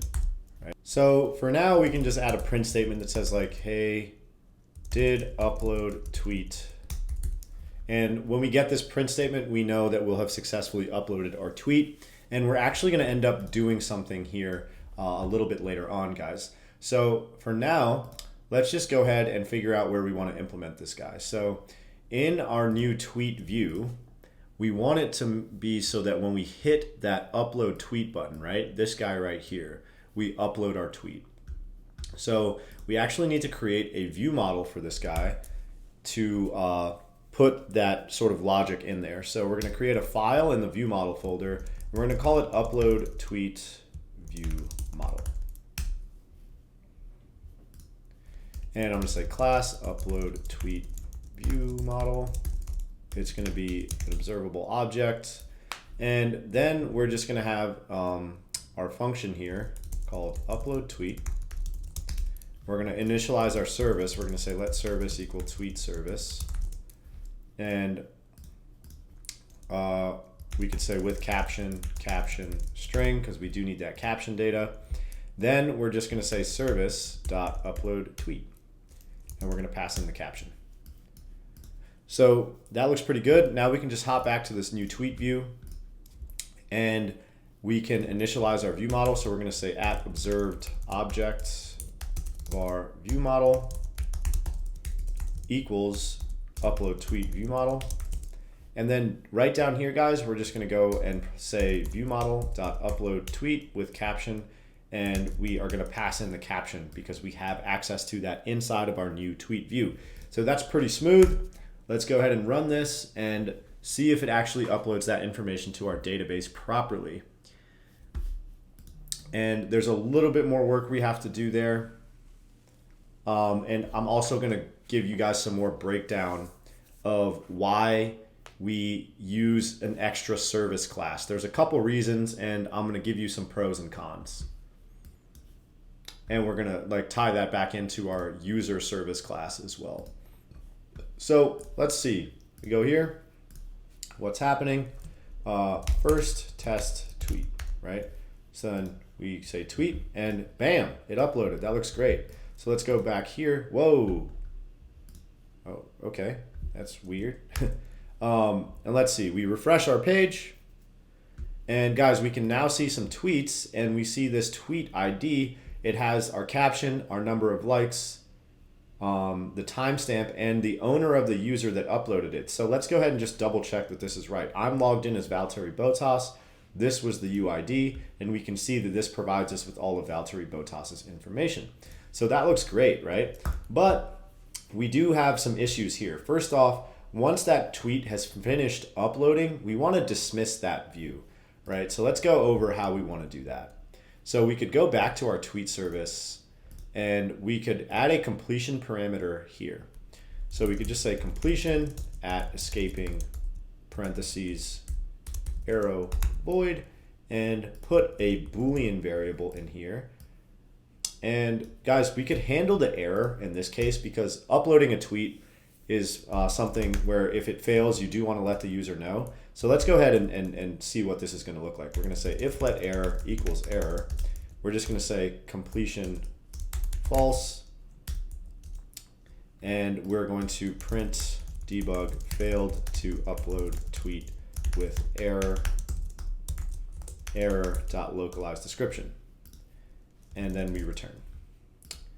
Okay, and then we can say else, basically just completion true, right? So if the completion is true, we know we successfully uploaded it. If it's false, we know that we failed. So now if we build our project, you guys are going to notice we get an error because we have to implement this completion handler. So this is going to be pretty sweet what we're going to do here, guys. So basically, we want to dismiss this screen once the tweet has uploaded, right? So let's figure out how we're going to do that. So first of all, let's recall this function, upload tweet. We pass in the caption, and now we have our, what's it called? Completion handler. And we can just say success. And then here we can say if success and else, right? So here we want to say dismiss screen somehow, right? But we're inside of the view model. So it's like, okay, well, how the hell are we going to do that, right? And here we want to maybe like show error message to user, okay? So basically, guys, we want to have some published property inside of our view model that's going to allow us to, set that somehow. And once that changes, we could then go back to our new tweet view and execute this wrapped value.dismiss guy. So let's go ahead and add a published property. We're going to say at published var did upload tweet, and it's going to be false. And then here, if we're successful, we just say self dot did upload tweet equals true. And here, we're not going to really handle the error, guys. That is going to be left in like the completed source code of the project. Right now, I just want to get this functionality down. So now that we've done that, we have to go back to our new tweet view to actually figure out how we can listen for changes on that did upload tweet published property. Okay, so let's figure out how we're going to do that. So we're going to double click on that VStack bracket, guys, the parent VStack, and we're going to go all the way down to the bottom here, and we're going to use this .onReceive function. So this adds an action to perform when this view detects data emitted by the given publisher, right? So that's exactly what we want. We're going to publish that did upload tweet property to true, and then this is where we're going to receive that notification and be able to execute some code. So we're going to say on receive, we're going to say view model dot $ did upload tweet, and then this is where we're going to perform something, and we get access to the publisher's output. In this case, it's a Boolean, so we're going to go here and say success, and then we're going to say if success, presentation mode dot wrapped value dot dismiss. So this is where we get access to that property, like the actual output of the publisher, and we want to make sure it's true before we actually dismiss the that sheet or that view, because if we dismiss it when it's false, that's not what we want to do, right? If it's false, we would ideally display some error message to the user, and we could also have that logic in here. So let's just go and make another tweet. We're going to say test tweet to see if this dismisses the view. and then we're going to hit tweet, and bam, look at that, guys. It dismisses it, and we can go back to our tweets collection, and this is the tweet that I just made, right? If you guys can't see that, let me just zoom in on it. Test tweet to see if this dismisses the view. So that is absolutely perfect. That's dismissing our tweet, our new tweet view as expected. Now all that's left to do is actually fetch these tweets, okay? So the first thing we got to do in order to get that done is go back into our tweet service and write a fetch tweets function. So we're going to go here and say func fetch tweets. And we're going to go back into this tweets collection right here. And then we're going to say .get documents. So we're going to say snapshot, not worried about the error. And now let's just go and say guard let documents equal snapshot.documents else return. And let's just go ahead and say documents.for each doc. Let's say print doc.data. And guys, we're printing out all these users here. We don't want to do that anymore. So let's go back to the user service and just, where are we printing that guy out? Oh, that should be in our explore view model. So let's see, explore view model. And yeah, that's where we're printing out the user. So we don't want to do that. So now we just need to go and call this fetch tweets function using this tweet service, okay? So let's figure out where we want to do that. So we want that in our feed. I don't believe we have a feed view model yet. So let's see. Yeah, we don't. So let's go ahead and create that now. Swift file, feed view model. And it's the same exact principles, guys. We're going to create a class called feed view model. It's going to be an observable object. We're going to initialize it. And when we initialize it, we're going to call this func fetch tweets. We need access to our service. We're going to say let service equal tweet service. And we're going to say service.fetch tweets. And then call our fetch tweets function right here. So now, guys, we need to create this view model inside of our feed view. So we're going to say at observed object var view model is equal to our feed view model.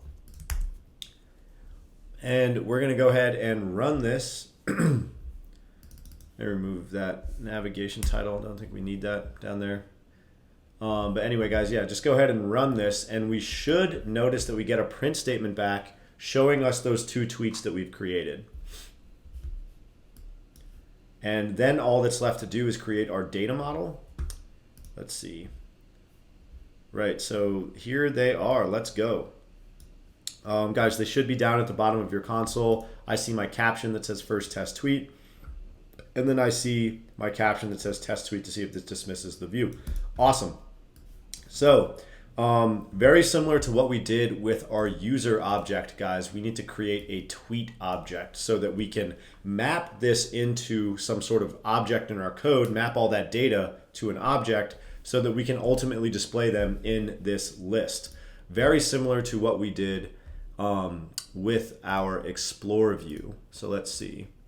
Explore view, we have this list or lazy VStack, whatever, and we loop through some array of data. In this case, it was users. In this case, for the feed, it's just going to be tweets, right? But we need that tweet object. So let's go ahead and create it now. So we are going to say new Swift file. We're going to say it's a tweet. And we're going to create, first of all, guys, go ahead and import Firebase Firestore Swift. We're going to create a struct, which is a tweet.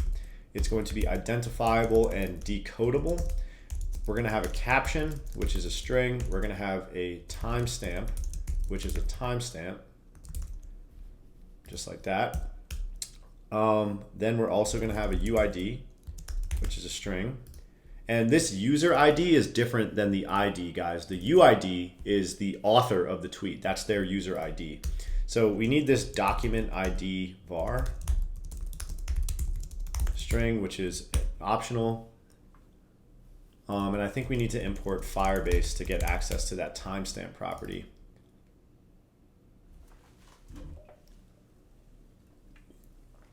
So let's see. Let's run that again. And those errors should go away. Let's see. And then we also have this likes property, guys. So we need to do that as well. So we're going to say var likes is 0. Excuse me. The reason likes is a variable, guys, and the rest of these things are constants is because the likes can change, obviously, right? Oh, this actually needs to be an integer. So that looks pretty good for now. We're going to work later on how to get the actual user information. So actually, let's just go ahead and add one more property. It's going to be an optional user, okay? And I'll explain this in a little bit. And don't worry, guys, I haven't forgotten about explaining the purpose of these service classes either. Those explanations are coming. So really quickly, let's go back into our tweet service. And now we want to map this information we're getting back into a tweets array. So first things first, let's add our completion of @escaping void, and it's going to be an array of the tweet object we just created. And then we can just remove this docs.forEach guy and use that nice fancy compact map we used before. So we're going to say let tweets equal documents.compactMap. Then we'll say $0.data as tweet.self. And then we can't forget to mark that with a try. And then we're going to say completion tweets. Now, if we run our project, we're going to notice we get an error, and that's going to be back in our view model because we need to have this recall this function so that it has the tweets in the completion. And we also need, guys, a publish property up at the top. So when this guy changes, we can have that take effect in our actual tweet or our feed, right? So now we go here and say self.tweets equals tweets. Go ahead and hit Command B, and that should be good to go. Now all we have to do is go back to our feed view and remove this sort of static loop of 0 to 20 and say view model dot tweets, and then we'll go tweet in, and in this tweet row view, let's just go ahead and do this now. We're going to hop into that. To do that, guys, I just hold down Command and click, and then it says jump to definition. We need to initialize this with a tweet. I know I'm moving kind of quickly now, guys, but it's because we've done this stuff before, and we're coming up on like 6 hours of video time, so I'm trying to get this done a little bit faster. But it should be nothing new at this point, right? So now we can't do anything with this circle image yet because we don't have the user data. We haven't fetched that yet. We need to do that in a little bit. But we do, okay, so we can't do this either, but we can change the tweet caption. So we can go here and say tweet.caption, and that looks pretty good. So let's just go ahead and run this and see if that is showing us with the actual tweet caption that we have. And then we're going to go over how to get the user data. Okay, so we don't need this preview anymore. Go back to your feed view. We can delete this ID \self. And then here we need to pass in the tweet to the tweet row view. And let's run that. Oh, we got one more error. var tweets view. Okay. Oh, so this is happening in our profile view. So let's fix this as well. Actually, guys, let's just go ahead and comment this out for now. We're going to go over how to fix that in a little bit. I really want to get this stuff working in the feed so we can move on to sort of finishing the app up and adding in all these nice little extra touches. Oh, look at that, baby. Let's go. So we have first test tweet, and this is the second tweet that we have. So now, guys, all we need to do is focus on how we're going to get this user data for these tweets. So let's figure out how we're going to do that so that we can actually display the correct user information there. Then we are going to go over how to display the user's tweets in their profile view. So we'll be able to go to like a user profile, and I'll be able to see Carlos Sainz's tweets, and I'll be able to see Valtteri Bottas's tweets, and all that good stuff. So this is really coming close to coming together, guys. Get excited. Let's go ahead and figure out this next step. Okay, guys, so basically what we need to do is hop back into this feed view model, and we're going to reuse one of our user service functions where we can fetch a user using a UID to get the tweet user information. So if you guys remember, we have access to the UID of the user that owns the tweet. So this serves as a pointer to the user ID we need to go to in our user structure to fetch that user data, and then essentially set that optional user property on the tweet. So let's figure out how we're going to do it. So go back to your feed view model, and here we can say tweets.forEach tweet, and we're going to say let UID equal tweet.uid. Then we can go here and we can create a user service, and we can say user service.fetch user with UID.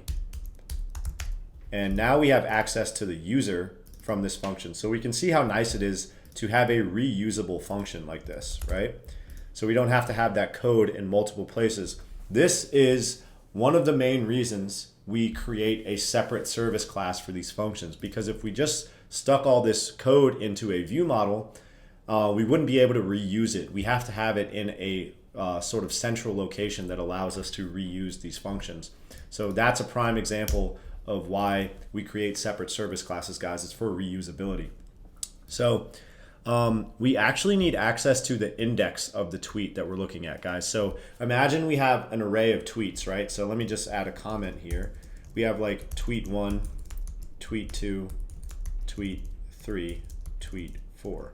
Okay, so each one of these tweets has a user property that we need to set on it. So we're gonna loop through each one. We're going to get the UID property associated with that tweet, and then we're going to fetch the user. But now we need to be able to say, hey, tweet1.user equals user. Well, the only way for us to do that is to have access to the index. So we're going to write this for loop a little differently. We're going to say for I in 0 up to tweets.count. We're going to say let tweet or let UID equal tweets i.uid, and then we're going to copy and paste this guy. And now we have, for this particular iteration, we're going to say tweets i.user equals user.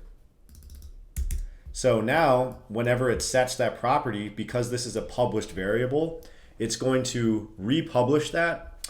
Ooh, tweets is a let constant. What are you talking about? This is a var.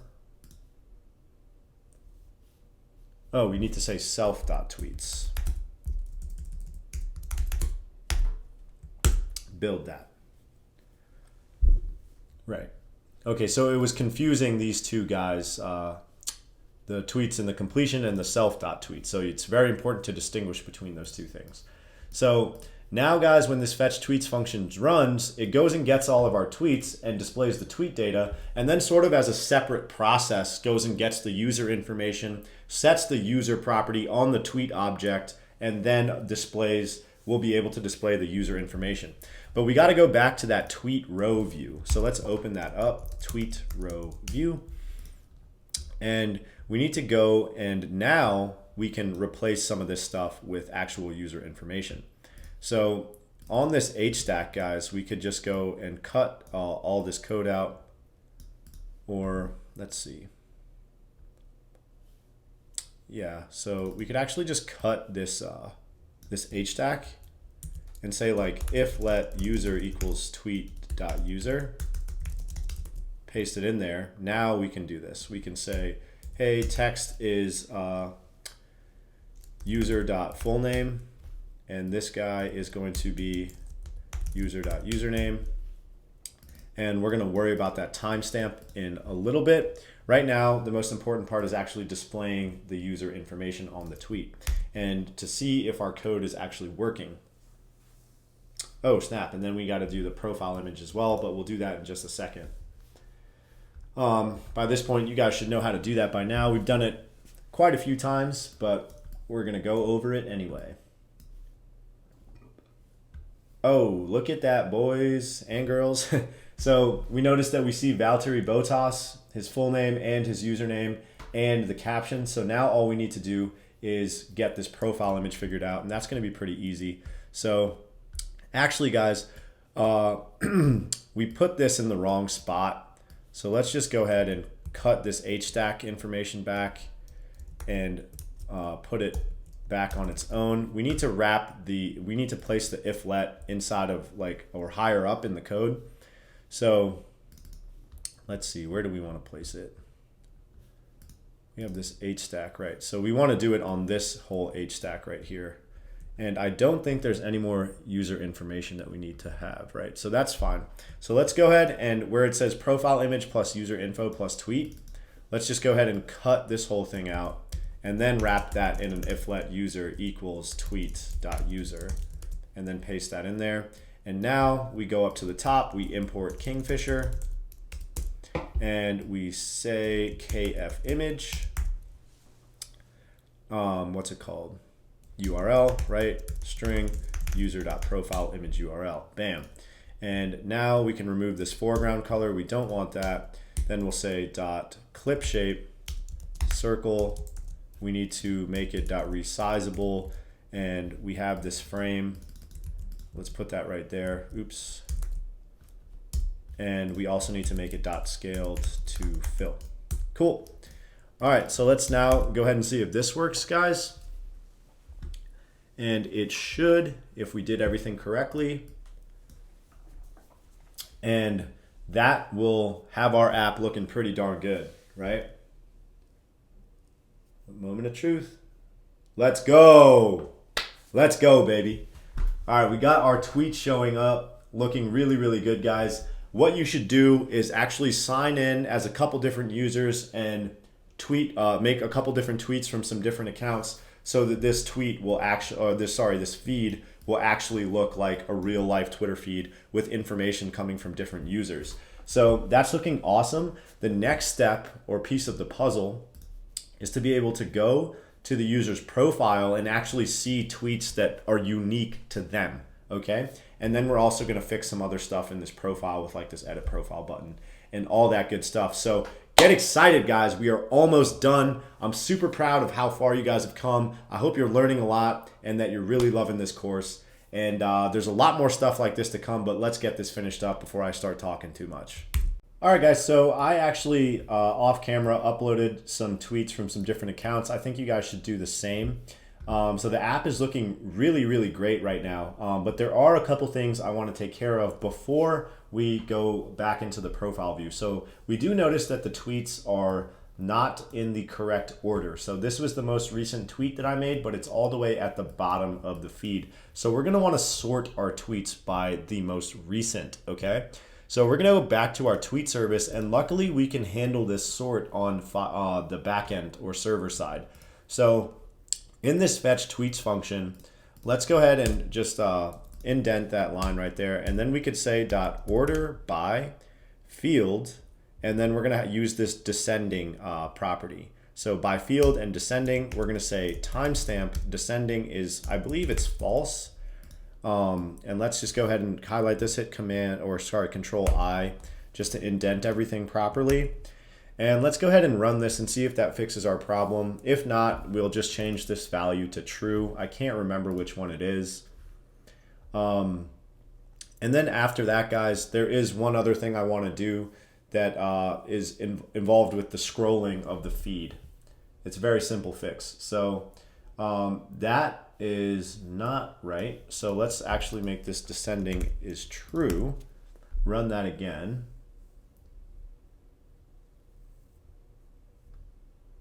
And you guys notice that we do get a little bit of like a flicker on the tweets before they come into view. That's because we're fetching the tweets first and then the user information, but I think it's fine. Okay, guys, so that looks pretty good, right? Now we have the most recent tweets on the top, and we didn't have to do any sorting on the client side, which is really nice. Like, we didn't have to sort this array. We told Firestore to sort the stuff for us, which takes more,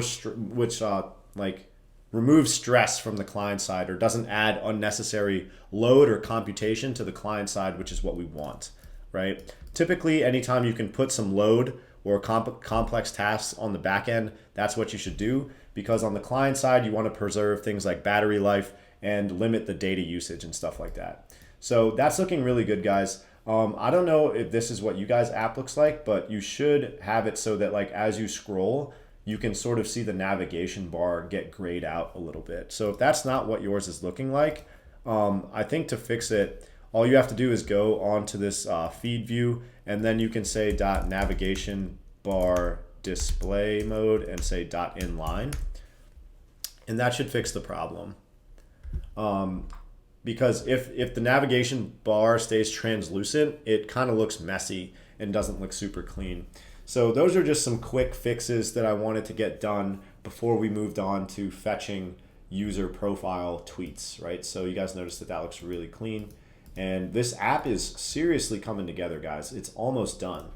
So now I want us to go to the profile and figure out how to fetch tweets that this user has made, right? So our feed is just a collection of tweets from multiple users. Obviously, when you go to a user's profile, you want to be able to see the tweets that they have made uniquely. So let's figure out how to do that. So we're going to hop back into our tweet service, and we're going to create another function here called fetch tweets for UID, and that's going to be a string. And it's going to be really similar to this guy right here. So we can pretty much copy and paste this, and we're just going to add something to the query, guys. So once again, this is going to have a completion of at escaping, pretty much just copy this guy. Bam. All right, we just add another parameter to our query. Unfortunately, Firestore is limited in this way. You can't order by one field and then do another filter that we're going to do here. So we actually have to delete this order by, and then we're going to say .where field is equal to. So just start typing out like where field is equal to. There we go. So we're going to say where field UID is equal to let's see. We need the current user ID, or so I accidentally deleted that parameter. So we're going to say for UID, which is a string, and then we pass that into here. So basically what this is going to do, guys, is it's going to go into the Firestore collection of tweets, and it's only going to get us tweets where this UID field, right? Let's see, this UID field is equal to the user that we want to fetch tweets for. So like, let's say I go to Daniel Ricardo. He's going to have his own set of tweets that like where the UID is equal to his UID. Firestore will filter all that data for us and only give us back Daniel Ricardo's tweets. So that is absolutely amazing, and it makes our life a lot easier. And once again, puts that stress on the back end instead of the client side, which is what we want. But the downside to this is, like I said, guys, you can't do where field is equal to and an order by on the timestamp. So we have to sort those ourselves, but luckily that's not too bad. So we're going to say, actually go ahead and make this a var, and we're going to say completion tweets.sorted by,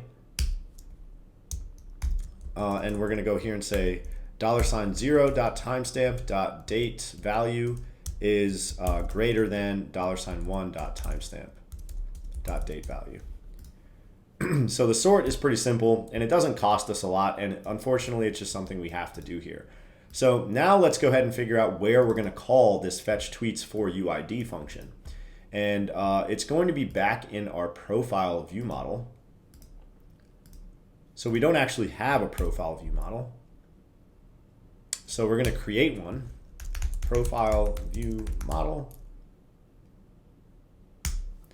And guys, actually go back to that file. We didn't actually mutate this, so we can actually just keep it as a let constant. But anyway, go back to your profile view model now. We're going to say class profile view model, observable object.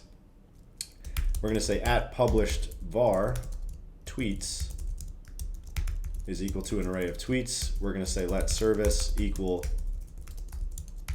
tweet service, let user service equal user. Oh no, we don't need the user service actually. We might. We'll see. No, actually we don't. That's awesome. We'll figure that out in a second. So let's see. We have the tweet service. When we initialize this guy, we want to fetch those user tweets. So we're going to say func fetch user tweets. We're going to say service.fetch tweets for UID. And we need access to the user ID. So we're actually going to initialize this profile view model with a user ID, guys. We're going to say init. We can actually just initialize it with a user. And we're going to go up here and say private let user be a user. We can actually make this service private as well. And we're going to go here and say self.user equals user.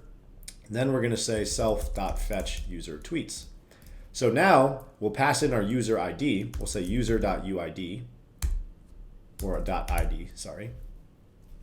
And it's optional, so let's just give it a default value. Or we could say guard let uid equal user.id else return and just pass in this uid. And now we get back our array of tweets and we can say self.tweets equals tweets. So that's pretty freaking smooth. I am going to, let's delete that init. I'm going to explain this in more detail once we see it working, guys. So we're going to get some errors. Namely, oh no, we actually haven't initialized this profile view model anywhere. So let's go back to our profile view and initialize this bad boy. So I'm going to go up to the top and I'm going to say at observed object var view model equals profile view model, just like that. And here we don't really need the user anymore because we can access it through the profile view model. And you guys will notice that this gives us an error because we need to pass in a user to it. So this is actually how we have to do that. We just cast it just like this as a profile view model. Then we can say self.viewModel equals profile view model and pass in that user. And let's actually just go ahead and delete this user. And that's going to throw some errors. And we can just replace user with viewModel.user.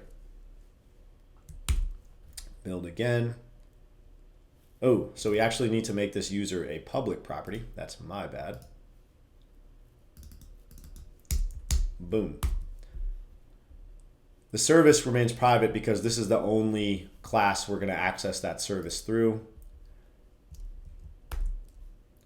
So we build, and here we just say viewModel.user.that and viewModel.user.fullname. And that should be good, guys. So now that we've sort of introduced that functionality, here's the last piece of the puzzle. So now we can go here and replace this for each 0 to 9 with viewModel.tweets, use this tweet in, and now we create our tweet row view and we have a tweet to pass into it. And this is our tweets view property all the way down at the bottom below your tweet filter bar. So guys, I really think that is going to work. And as promised, I'm going to give a full breakdown of everything we just did because I know we went through it kind of quickly. Even though I think I did a pretty good job explaining it, I'm going to go over it one more time just in case you guys are a little lost. But let's go ahead and see if this is working. All right, so I'm going to go to my profile and check that out. So we're getting back Lewis Hamilton's tweets, right? But we still need to fetch the user data for those tweets. Luckily, we already have access to the user from the profile, so we know all of these tweets are going to belong to Lewis Hamilton. So we have that user on the view model already. So if we go back to our profile view model, we can say tweets, or let's see, we got to loop through the tweets and set the user property. So we'll say self or dot tweets dot for each tweet dot or actually guys, we need to do the for in loop. So we're going to say for I in 0 up to tweets. We're going to say self dot tweets I dot user equals user 0 tweets dot count. There we go. It should equal self dot user. Yep. Okay, so that should be good to go. And now that the user data is all there, it's going to set that information up for us nicely. But we do know this is working because we know that we made 2 tweets with Lewis Hamilton and there were 2 items showing up there. So let's go back to his profile and bam, look at that. Only Lewis Hamilton's tweets are showing up. And let's go and check out some other guys. So I made some tweets from Carlos Sainz, Forza Ferrari, bam, that's looking awesome. And I made some tweets with Valtteri Bottas's account, yep. So that's looking absolutely amazing, guys, amazing, right? We are fetching tweets unique to users and then displaying them in their profile. And then in the feed, we have a list of tweets from everyone. That's absolutely amazing. So as promised, before we move on, I'm gonna do a quick breakdown of that feature. So I think you guys might be really starting to see the beauty of having these service classes separate because we have to do, things with these service classes in multiple places in the app, right? Like fetching tweets or maybe you want to upload a tweet from a different place in the app. Mainly the user service as well, right? We want to be able to fetch user information in multiple places in the application. So these service classes give us reusable code where we can, reuse these functions in multiple places across the app instead of copy and pasting the same exact code in multiple places. That's a huge principle of programming. Don't repeat yourself, the DRY principle. But anyway, so in this tweet service, we wrote a function to fetch tweets for a particular user ID. And then we get back a completion handler of the tweets that belong to that user. So we wrote a query to filter our tweets where that field UID is equal to the user ID that we pass in this function. So when I go to Lewis Hamilton's page, the user ID that I pass into this function is Lewis Hamilton's user ID. It goes and gets me all of the tweets that belong to him and gives them back to me. And once again, that filtering is happening on the back end, not on the client side. Imagine that I went and fetched all the tweets that exist in the app and then filtered down to just get back 2 of Lewis Hamilton's tweets out of potentially millions or billions or trillions of tweets, right? That would be extremely inefficient to do on the client side and extremely unnecessary. So it's really awesome that we can do this server side. Okay, guys? A little bit of back-end engineering for you guys. And then we just get the documents, we map them, and then we sort the tweets here. Once again, we have to do that client side because Firestore does not give us the capability to do this where field is equal to and order by timestamp all in a single query. Kind of annoying, but it is what it is. Firestore is great, so I'm not complaining. So then we create a profile view model, guys, and we did something a little tricky here. We initialized it with a user, and that's because this view model needs to know something about the user that we are fetching data for, right? So we need to be able to get access to the user ID of whose profile we're looking at. So when I go to my current user's profile, this is the current user ID, and we could get that another way. But what happens when I go to someone else's profile? I'm passing a user into this profile, and then I'm passing that user into this view model as well. And then I can get access to the user ID that I need to call this service.fetch tweets for UID, right? Then we get the tweets back, and we know that this is like another efficiency improvement. We don't have to go and fetch the user for these tweets, right? Because we know that we already have that data. So we don't actually have to go and fetch that user for these tweets. We can just say, hey, the user for the tweet is equal to self.user. So that's just a quick explanation of what we just did, guys. There's a couple more things I want to wrap up on the profile. Like we got to fix this edit profile follow button. And other than that, this has really come together nicely. I am going to show you guys how to like tweets as well. And then we're going to go over how to display the user's liked tweets in the profile as well as a nice little bonus feature for you guys. If you guys want the rest of this stuff, like how to implement notifications and messages, like direct messaging and stuff, and some other really cool features, just go to my website, as I'm sure I've mentioned. The link is in the description, and you guys will see how to get access to that source code with all of the completed features. So let's keep going, guys. We're almost done. Couple more features, and then we're gonna wrap this up. But it looks really great so far, and I'm really happy with what we got. So let's keep going. So let's talk about what's gonna happen when we want to like a tweet and what we have to do. So we want to click this button, have some process happen, and then we want to update the UI to show that this tweet has been liked, and then we want this heart to be filled in with a red color.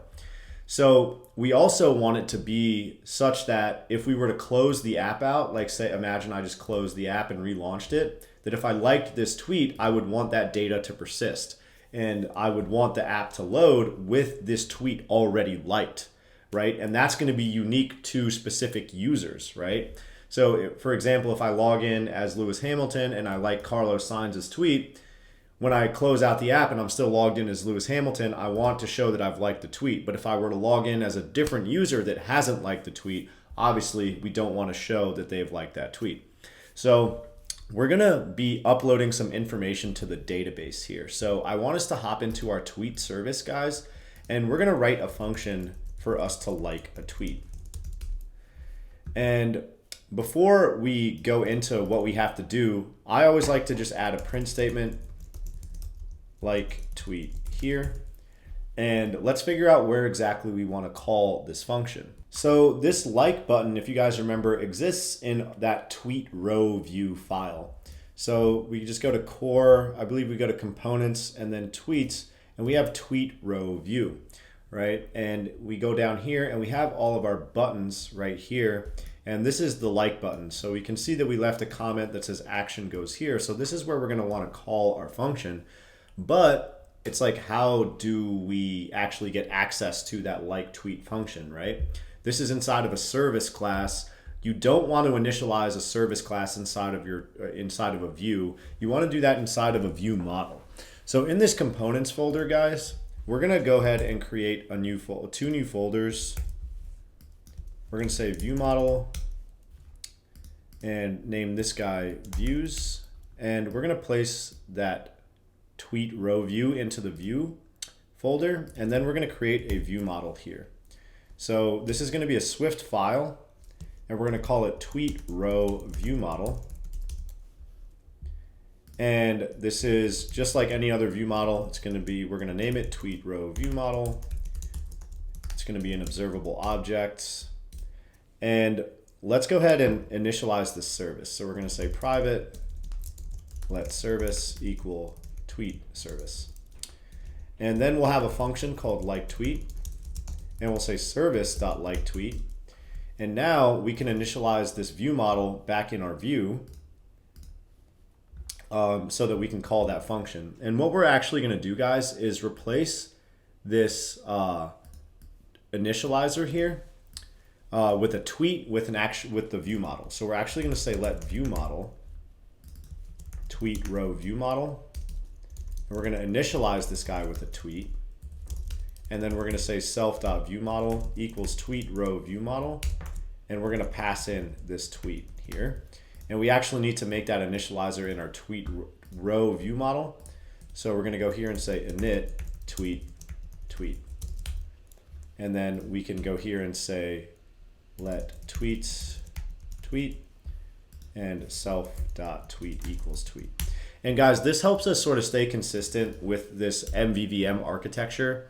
Let me put this below the tweet. So technically, you're supposed to initialize your model inside of the view model and then initialize the view with your view model and use the view model to configure the view. That's like standard MVVM architecture. Tweet, there we go. So now everywhere we're using just the tweet, we can just say view model.tweet.user, view model.tweet.caption. And that should be good to go. And just to clarify, guys, there is like, it's okay to initialize your view with like your model. You don't always have to create a view model. If it's just adding unnecessary complexity, like sometimes the view model just adds an unnecessary layer of like communication between views and models. But in this case, we do sort of need this view model because we are going to be making API calls from this view. So, and that's why we're introducing this view model here. And nothing really changes that much, right? So now, you guys will notice that we have access to our view model here. We can say view model.LikeTweet, which is awesome. So now let's actually go ahead and run this code, guys, and see if we're getting that print statement back. So if you guys remember, in our tweet service, it just says like tweet here. And then we'll go over what we actually need to do to upload this information from the database and update our UI once the tweet has actually been liked. So I click this and you guys are seeing that we have this, sorry, my toolbar's in the way here, guys. Let me see if I can get that out of the way. Can't. But you guys should be seeing that print statement show up in your console. So that's looking really good. All right, now let's go over what we actually want to do to get this information in the database. So guys, what we're going to do is we want to keep track of what users have liked what tweets, right? So that'll make more sense in a little bit, but essentially imagine we go to the profile and we want to fetch all the tweets that a user has liked. That's what this likes section is going to be for. So on our users guy, we're going to have another collection. So the awesome part about Firestore is that you can have sub collections on documents. So basically we would create a sub collection here that's going to be called like user likes. And then we'll just store all of the tweet IDs that user has liked. And that's going to help us do a couple things, which we'll see here in a little bit. So let's just delete this line of code. We're going to need our current UID. So guard-let UID equal auth.auth.currentuser.uid else return.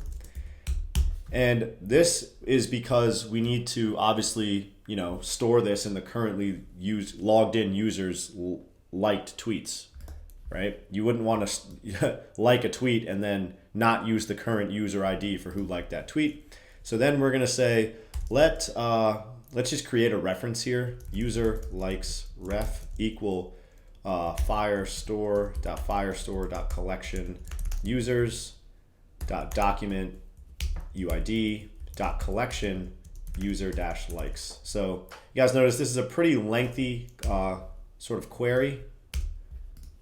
It's weird that it like indents it weirdly. I mean, you can kind of leave that on one line. Doesn't matter. All right, now we're gonna say, and then also guys, I forgot.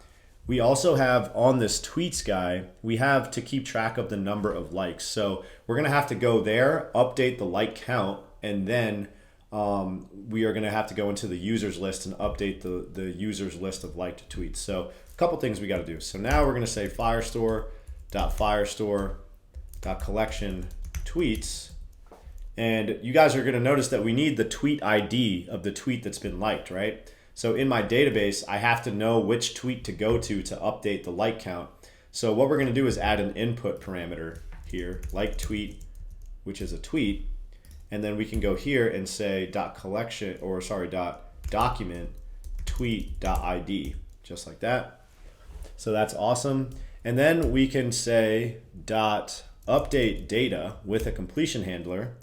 And we're just going to say likes. And then we're going to say tweet.likes plus 1. So let's imagine the tweet likes was like 5. It's going to go into the structure, and this is just give that a default value, guys, but it should always be there. If you want, we could say guard let tweet ID equal tweet.id else return, just to be super safe. And then we could replace this with tweet ID. Anyway, we're just gonna go into that structure and update the likes. So this is gonna go into the tweet ID, it's gonna find the likes guy, and it's gonna increment it by 1. So now we can just hit enter on this completion block, and then within this completion, we can update our user likes reference. So we can just go here, guys, and say user likes ref dot document tweet ID dot set data. And this is a little tricky. So we're going to use a completion. We're actually just going to set it with a blank dictionary, and I'll show you guys why in a little bit. But on this completion, we're going to just go ahead and say print debug did like tweet, and now we should update UI. Okay, so like once the tweet has been liked and we know that all of the backend processes have completed, then we can update our UI, and we're going to see this print statement show up when all that is done. And we're going to update our model object here in order to make that happen. But for now, I just want to see if this is if our backend functionality is working, and I'm going to explain it to you guys in a little bit more detail so that it makes more sense. So we're going to get an error, guys, and that's because we need to actually pass this tweet in to this function. And you guys will notice that our initializer with this tweet on this view model is now coming in handy because we have access to the tweet that we need to like. So we're going to say like tweet, and then here we're just going to pass in that tweet. So now it knows what tweet to update the likes property on, and then it's going to know how to update that user like structure that we're going to create.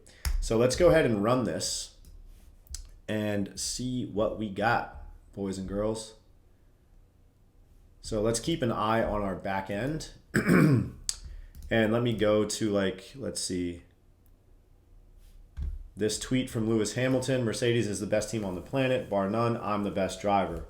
So that's this guy right here. So watch, pay attention to this likes parameter, guys. Let me zoom in on this a little bit. So I hit this button, bam.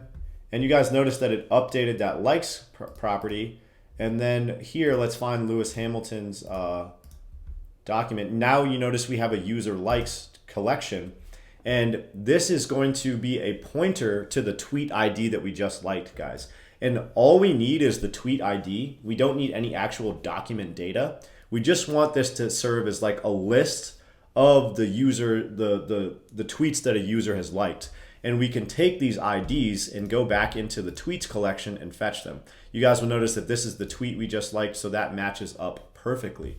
So that's going to help us, one, figure out whether or not we've already liked a tweet, and then it's also going to help us display the list of the tweets that a user has liked. But before we get into that, we need to actually update our UI. So what I'm going to do, guys, is hop into this model, our tweet model, and I'm going to add another optional property. It's going to be called did like, and it's just a Boolean. Excuse me. Typically, guys, I would just default this to false, so it doesn't have to be optional. But that would cause this decode to fail, which is kind of annoying. But I guess Firebase just needs to update their code. But essentially, you just make it an optional Boolean or optional property, and that won't cause the decode to fail. What I mean by that is we don't have this did like property in the database because it doesn't make sense to keep that like property in the database because whether or not we liked it is unique to each individual user. We want this to be sort of like a global data store that doesn't contain information unique to specific users because some people will have liked it, some people won't. But all of this stuff is universal information about the tweet. This is more so like a user relation to the tweet. So we're just going to make it this optional property. I'm pretty sure we could give it a default value of false, but it does have to be optional. So just go ahead and run your code one more time just to make sure that we're still successfully fetching these tweets and loading our data correctly. So that should be fine. You guys notice that this is still okay. But we noticed that, hey, this is the tweet we liked and it's not showing. We need, like, I don't want to hit this like button again and increment the like count a second time. Each user can only like a tweet once.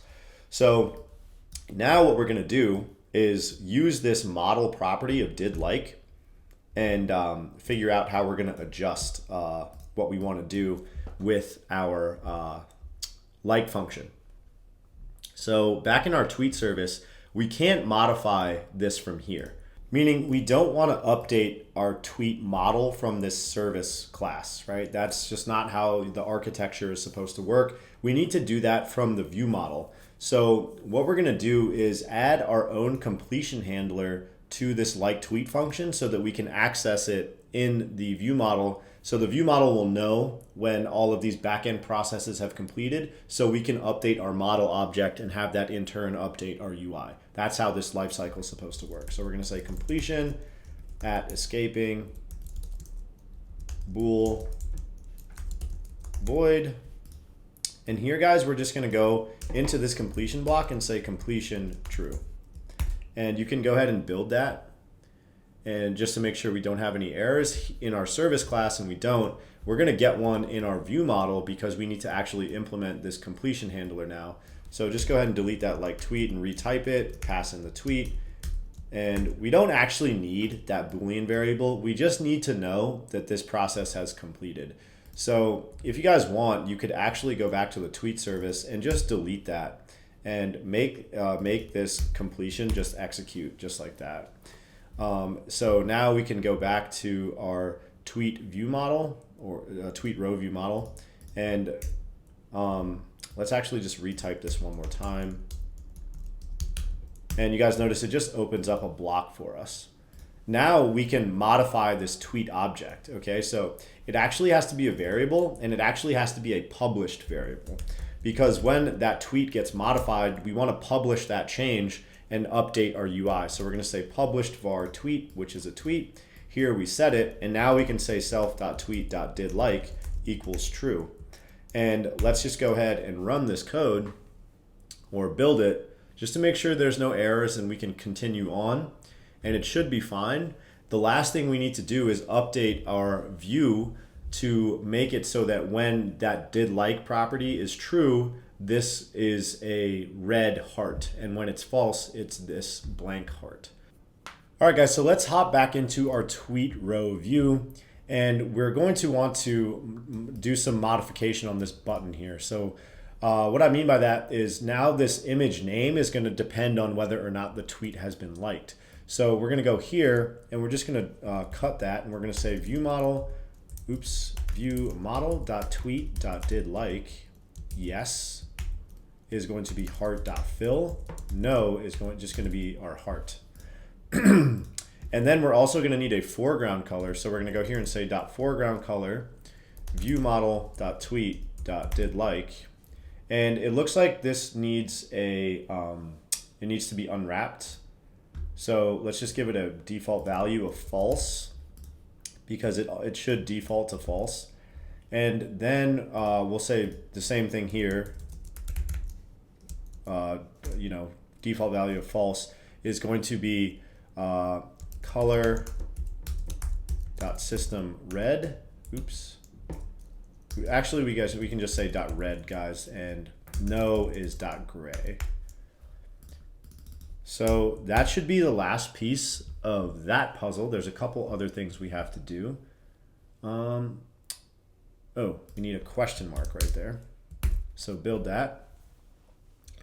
And let's go ahead and like a tweet and see if that works. But there are, like I said, going to be a couple other things we have to do to really complete this feature. So I'm going to run this. And the two things that we have to do, guys, are we have to write the code to unlike a tweet, and then we have to write the code out to check and see if a user has liked the tweet when the app launches.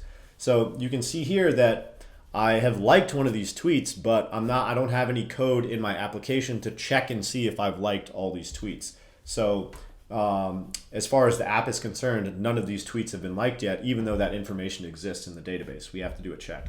So really quickly, I'm going to go ahead here, like this. Huh.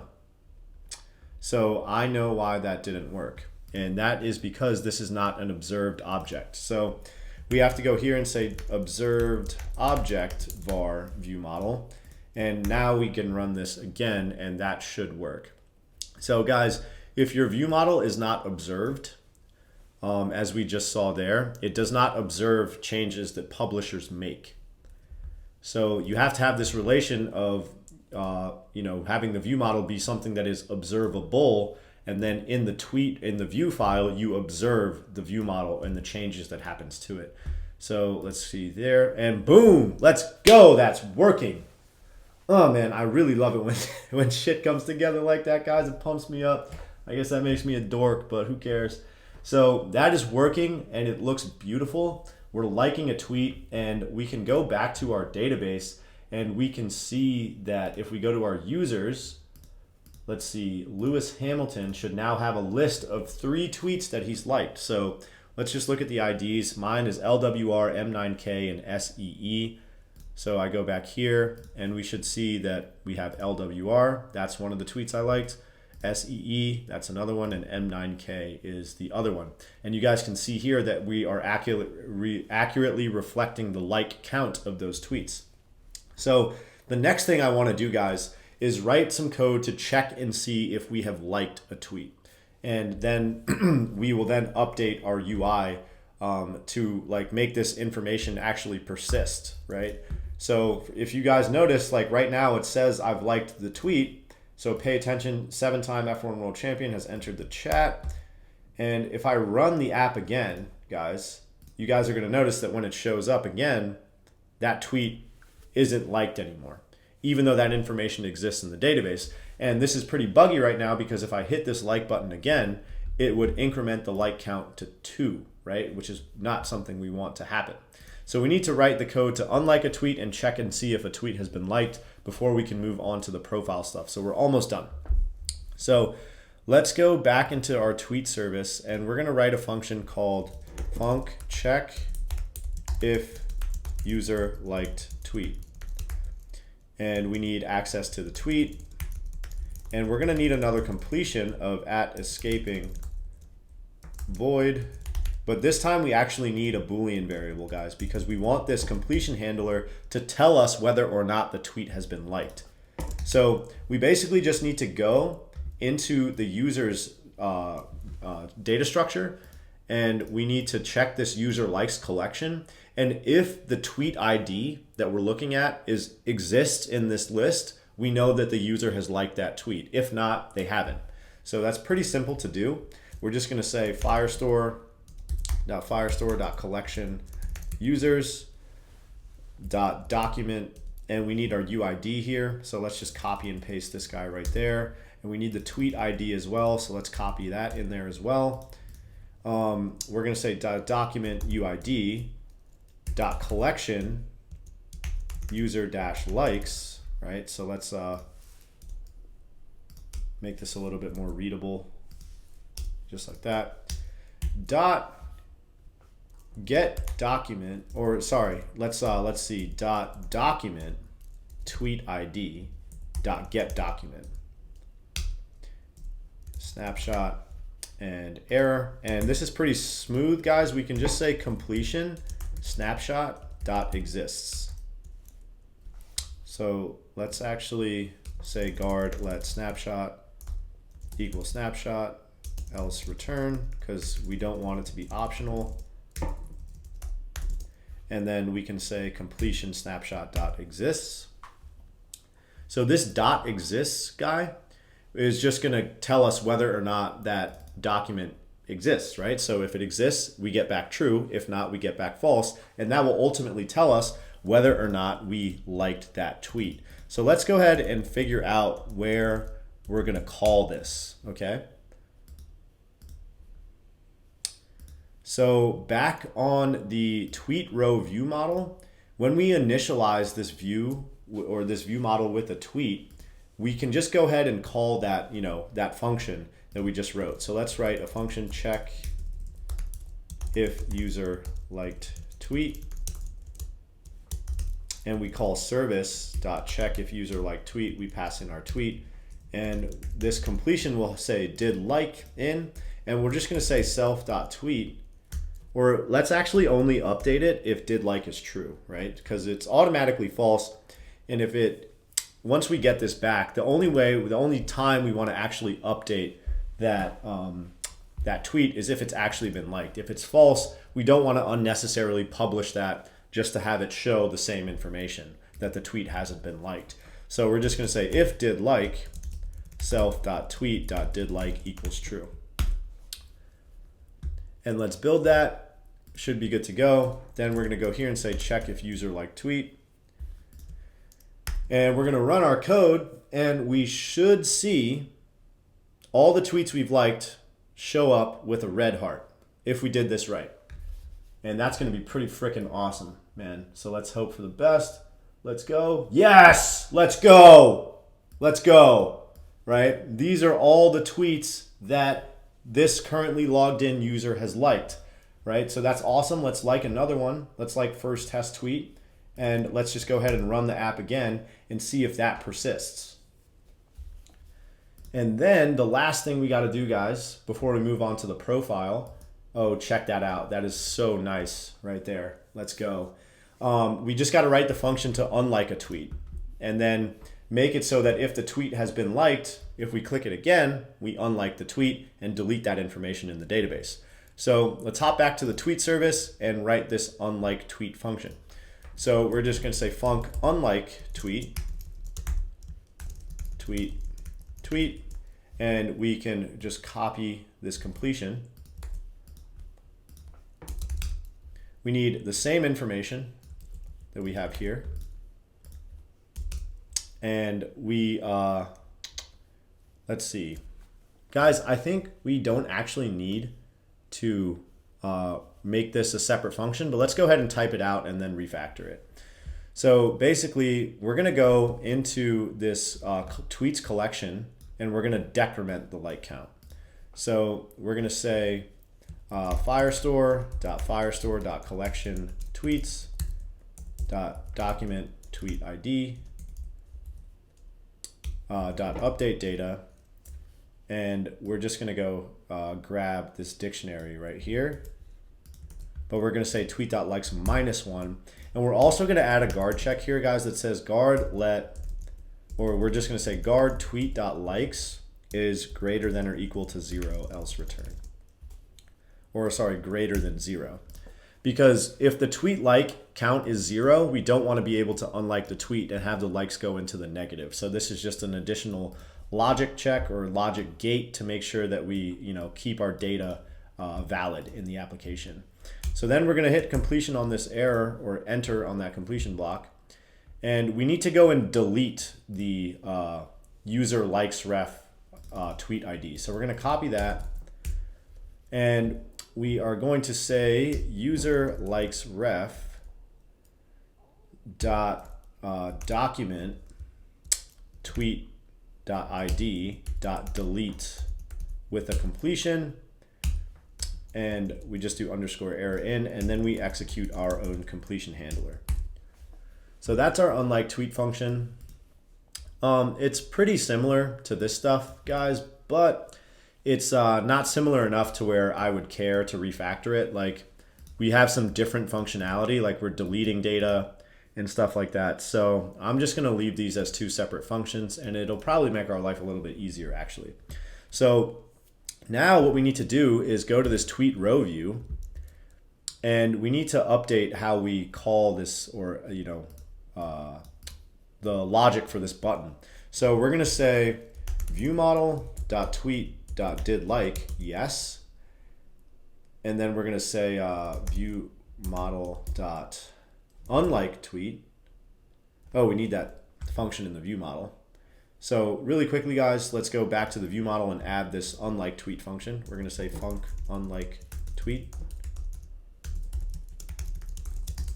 service.unlike tweet completion self.tweet.didLike equals false. So we want to be able to have the user unlike the tweet and reset the like back to its original state. So now we have this unlike tweet function. We're going to go back to our tweet row view, and we're going to say unlike tweet, no viewModel.like tweet. So that should be good, guys. So what this is saying, we need to give this a default value again, which is kind of annoying. Yes, no. Let's go ahead and build that.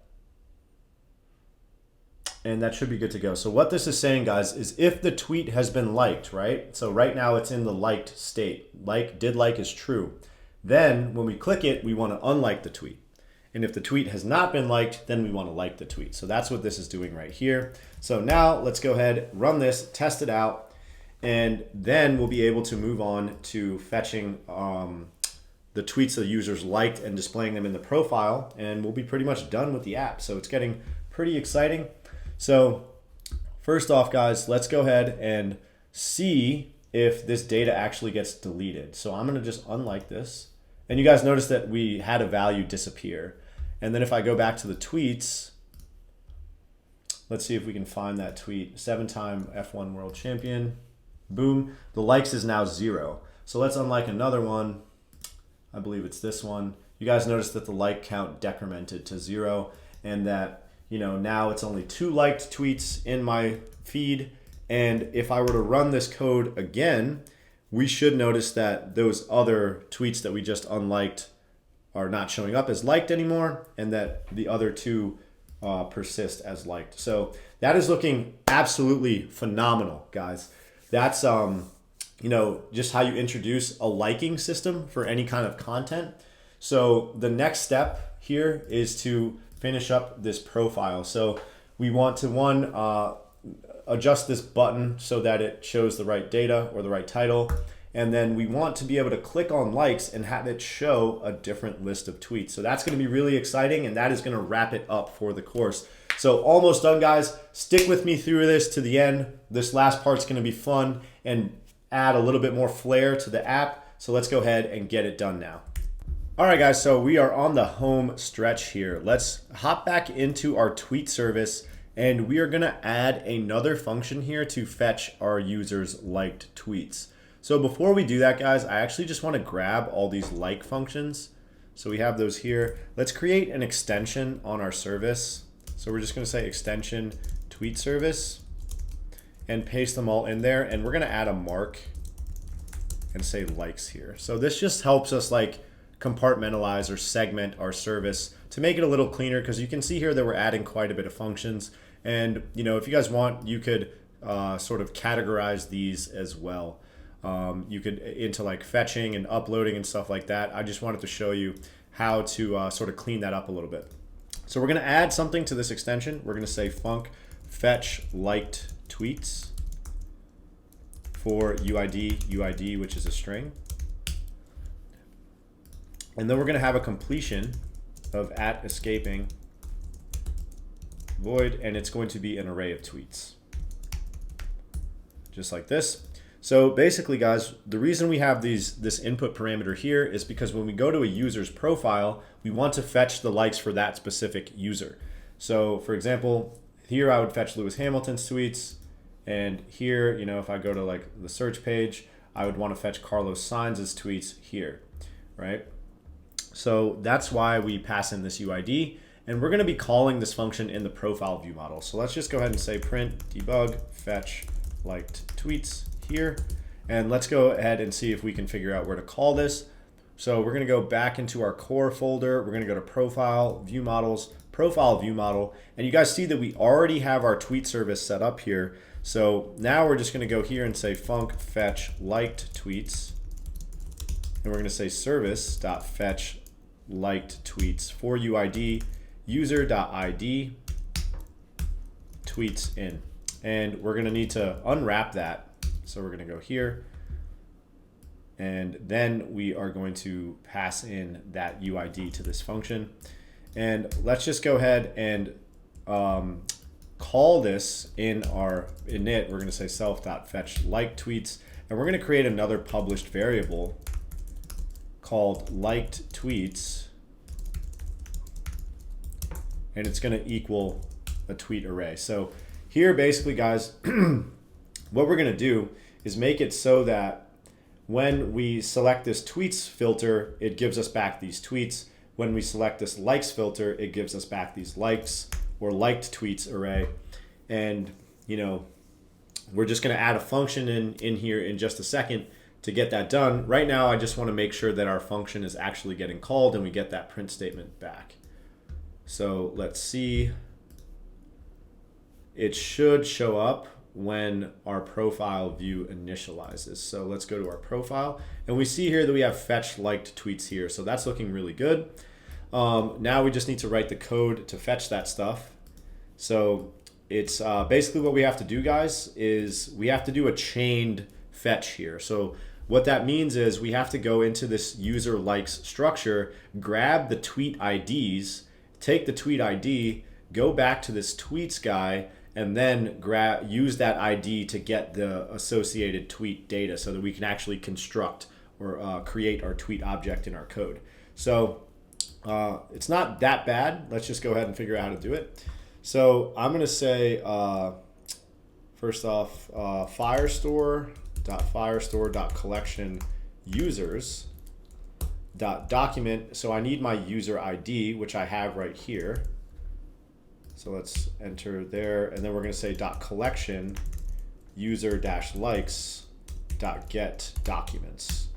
Snapshot, and we don't need to worry about the error. Then what we're going to say is guard let documents equal snapshot.documents else return.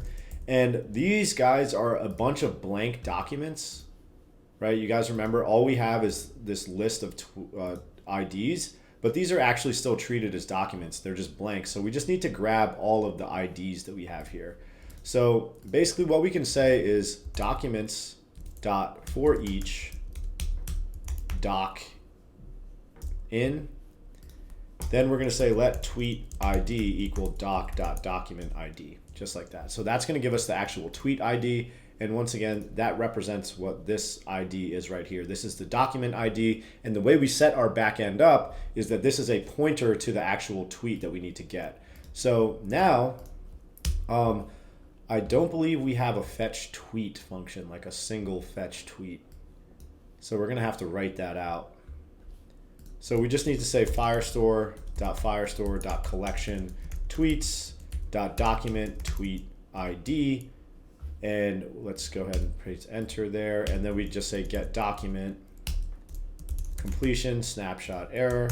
And now we just need to map our tweet or that document data into a tweet, guys. So we're going to say guard let tweet equal, hold on. We need to get the document first. So we're going to say guard let document equal snapshot dot document. Ooh, no, that is the document. Awesome. So one sec, bear with me. So now we're just going to say guard let tweet equal try snapshot dot data as tweet dot self else return. And we need to be able to append this to some sort of array. So we're going to create that up at the top. We're going to say var tweets equals tweet. And then we're going to say tweets.append, tweet, right? And then guys, I believe then we say completion tweets, just like that. So that is looking pretty good. Now we just need to go ahead and set that liked tweets guy in our profile view model. So here we just go ahead and say self.likedTweets equals tweets.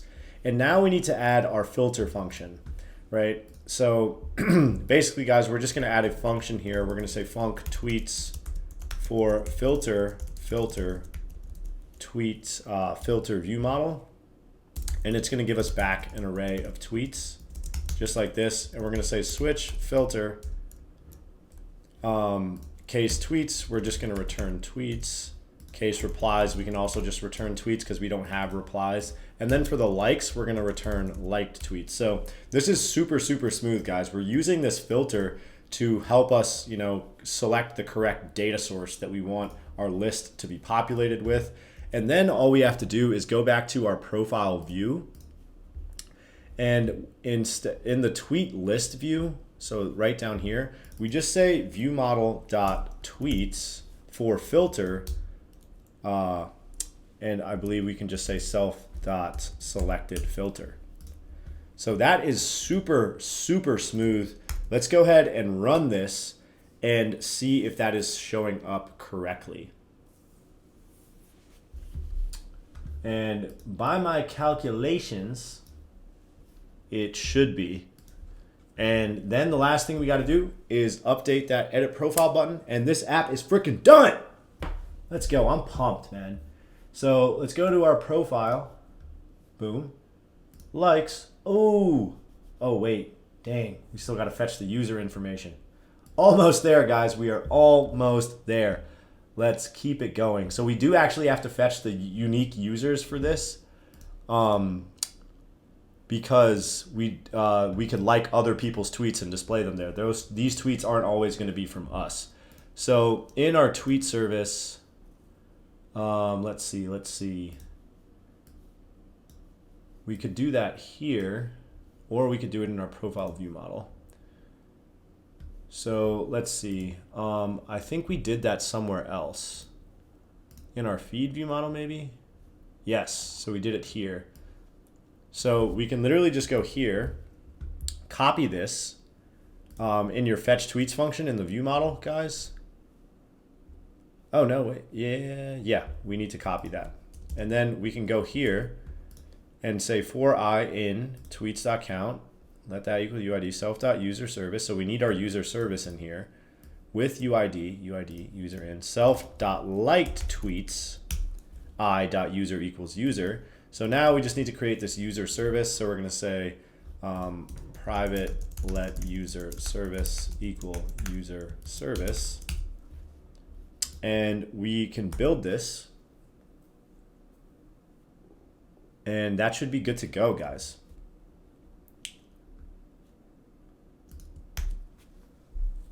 So that is looking pretty good. I think that's going to solve our problem. And then we'll be done. So let's go to Lewis Hamilton's profile. We go here and boom! Check that out, baby. Let's go. So we can see here that this is Lewis Hamilton's list of like tweets. And now, guys, we kind of have that really awesome animation too, where like it like sort of reloads that tweet list for us, right? So that is looking absolutely phenomenal right there. App is looking super, super smooth. The last thing we need to do, guys, is update this button right here, and that is going to be a super simple fix. So pretty much what I want us to do is hop into our user model file, and we're going to create this computed property. We're going to say is current user, which is a bool, and we're going to return, and we actually need to import Firebase up at the top. We're going to say auth.auth.current-user.uid equals ID. So basically, if the currently logged in user's ID is equal to this user ID property on our object, we know that they're the current user. And that's going to help us figure out this button title. So let's actually hop back to our profile view model. And we're going to create a computed property here. So I'm going to say var action button title. And it's going to be a string. And we're going to say if self.user.isCurrentUser. Wait, we can actually just wrap this in a ternary. We can say return user.isCurrentUser, yes, edit profile, no, follow. And we'll just replace where we see edit profile with this view model dot action button title. So profile view, let's see, edit profile. We just go here, guys, and we say view model dot action button title. So that's in this action buttons property, and we can run this, and that should work. And guys, now we are finally done with this app, right? That's almost 7 hours of content. Give yourself a huge pat on the back, man. This is an amazing project to add to your portfolio. You guys learned some amazing skills. We pretty much just built a full-scale application with nothing but SwiftUI. So let's go ahead and check and see if this works. We're seeing edit profile there, which is great. We go to someone else's profile and we see that follow button showing up there. That's awesome. And we notice that this likes, or this guy here, is also successfully showing up. So man, what a ride that has been, guys. Thanks so much for joining me on it. Once again, if you guys want the completed source code for this, go ahead and check out the link in my description. Also have some links in my description to a bunch of other courses that I have with both UIKit and SwiftUI. So make sure you guys check that out as well. Like and subscribe to the channel. Tons more free content coming your way, just like this. I'm probably going to do either Instagram or a chat app, or maybe even a crypto app next. So get excited for that, guys. Big things coming to the channel. Once again, thanks so much for taking time out of your day to code with me. See you later, guys. Peace out.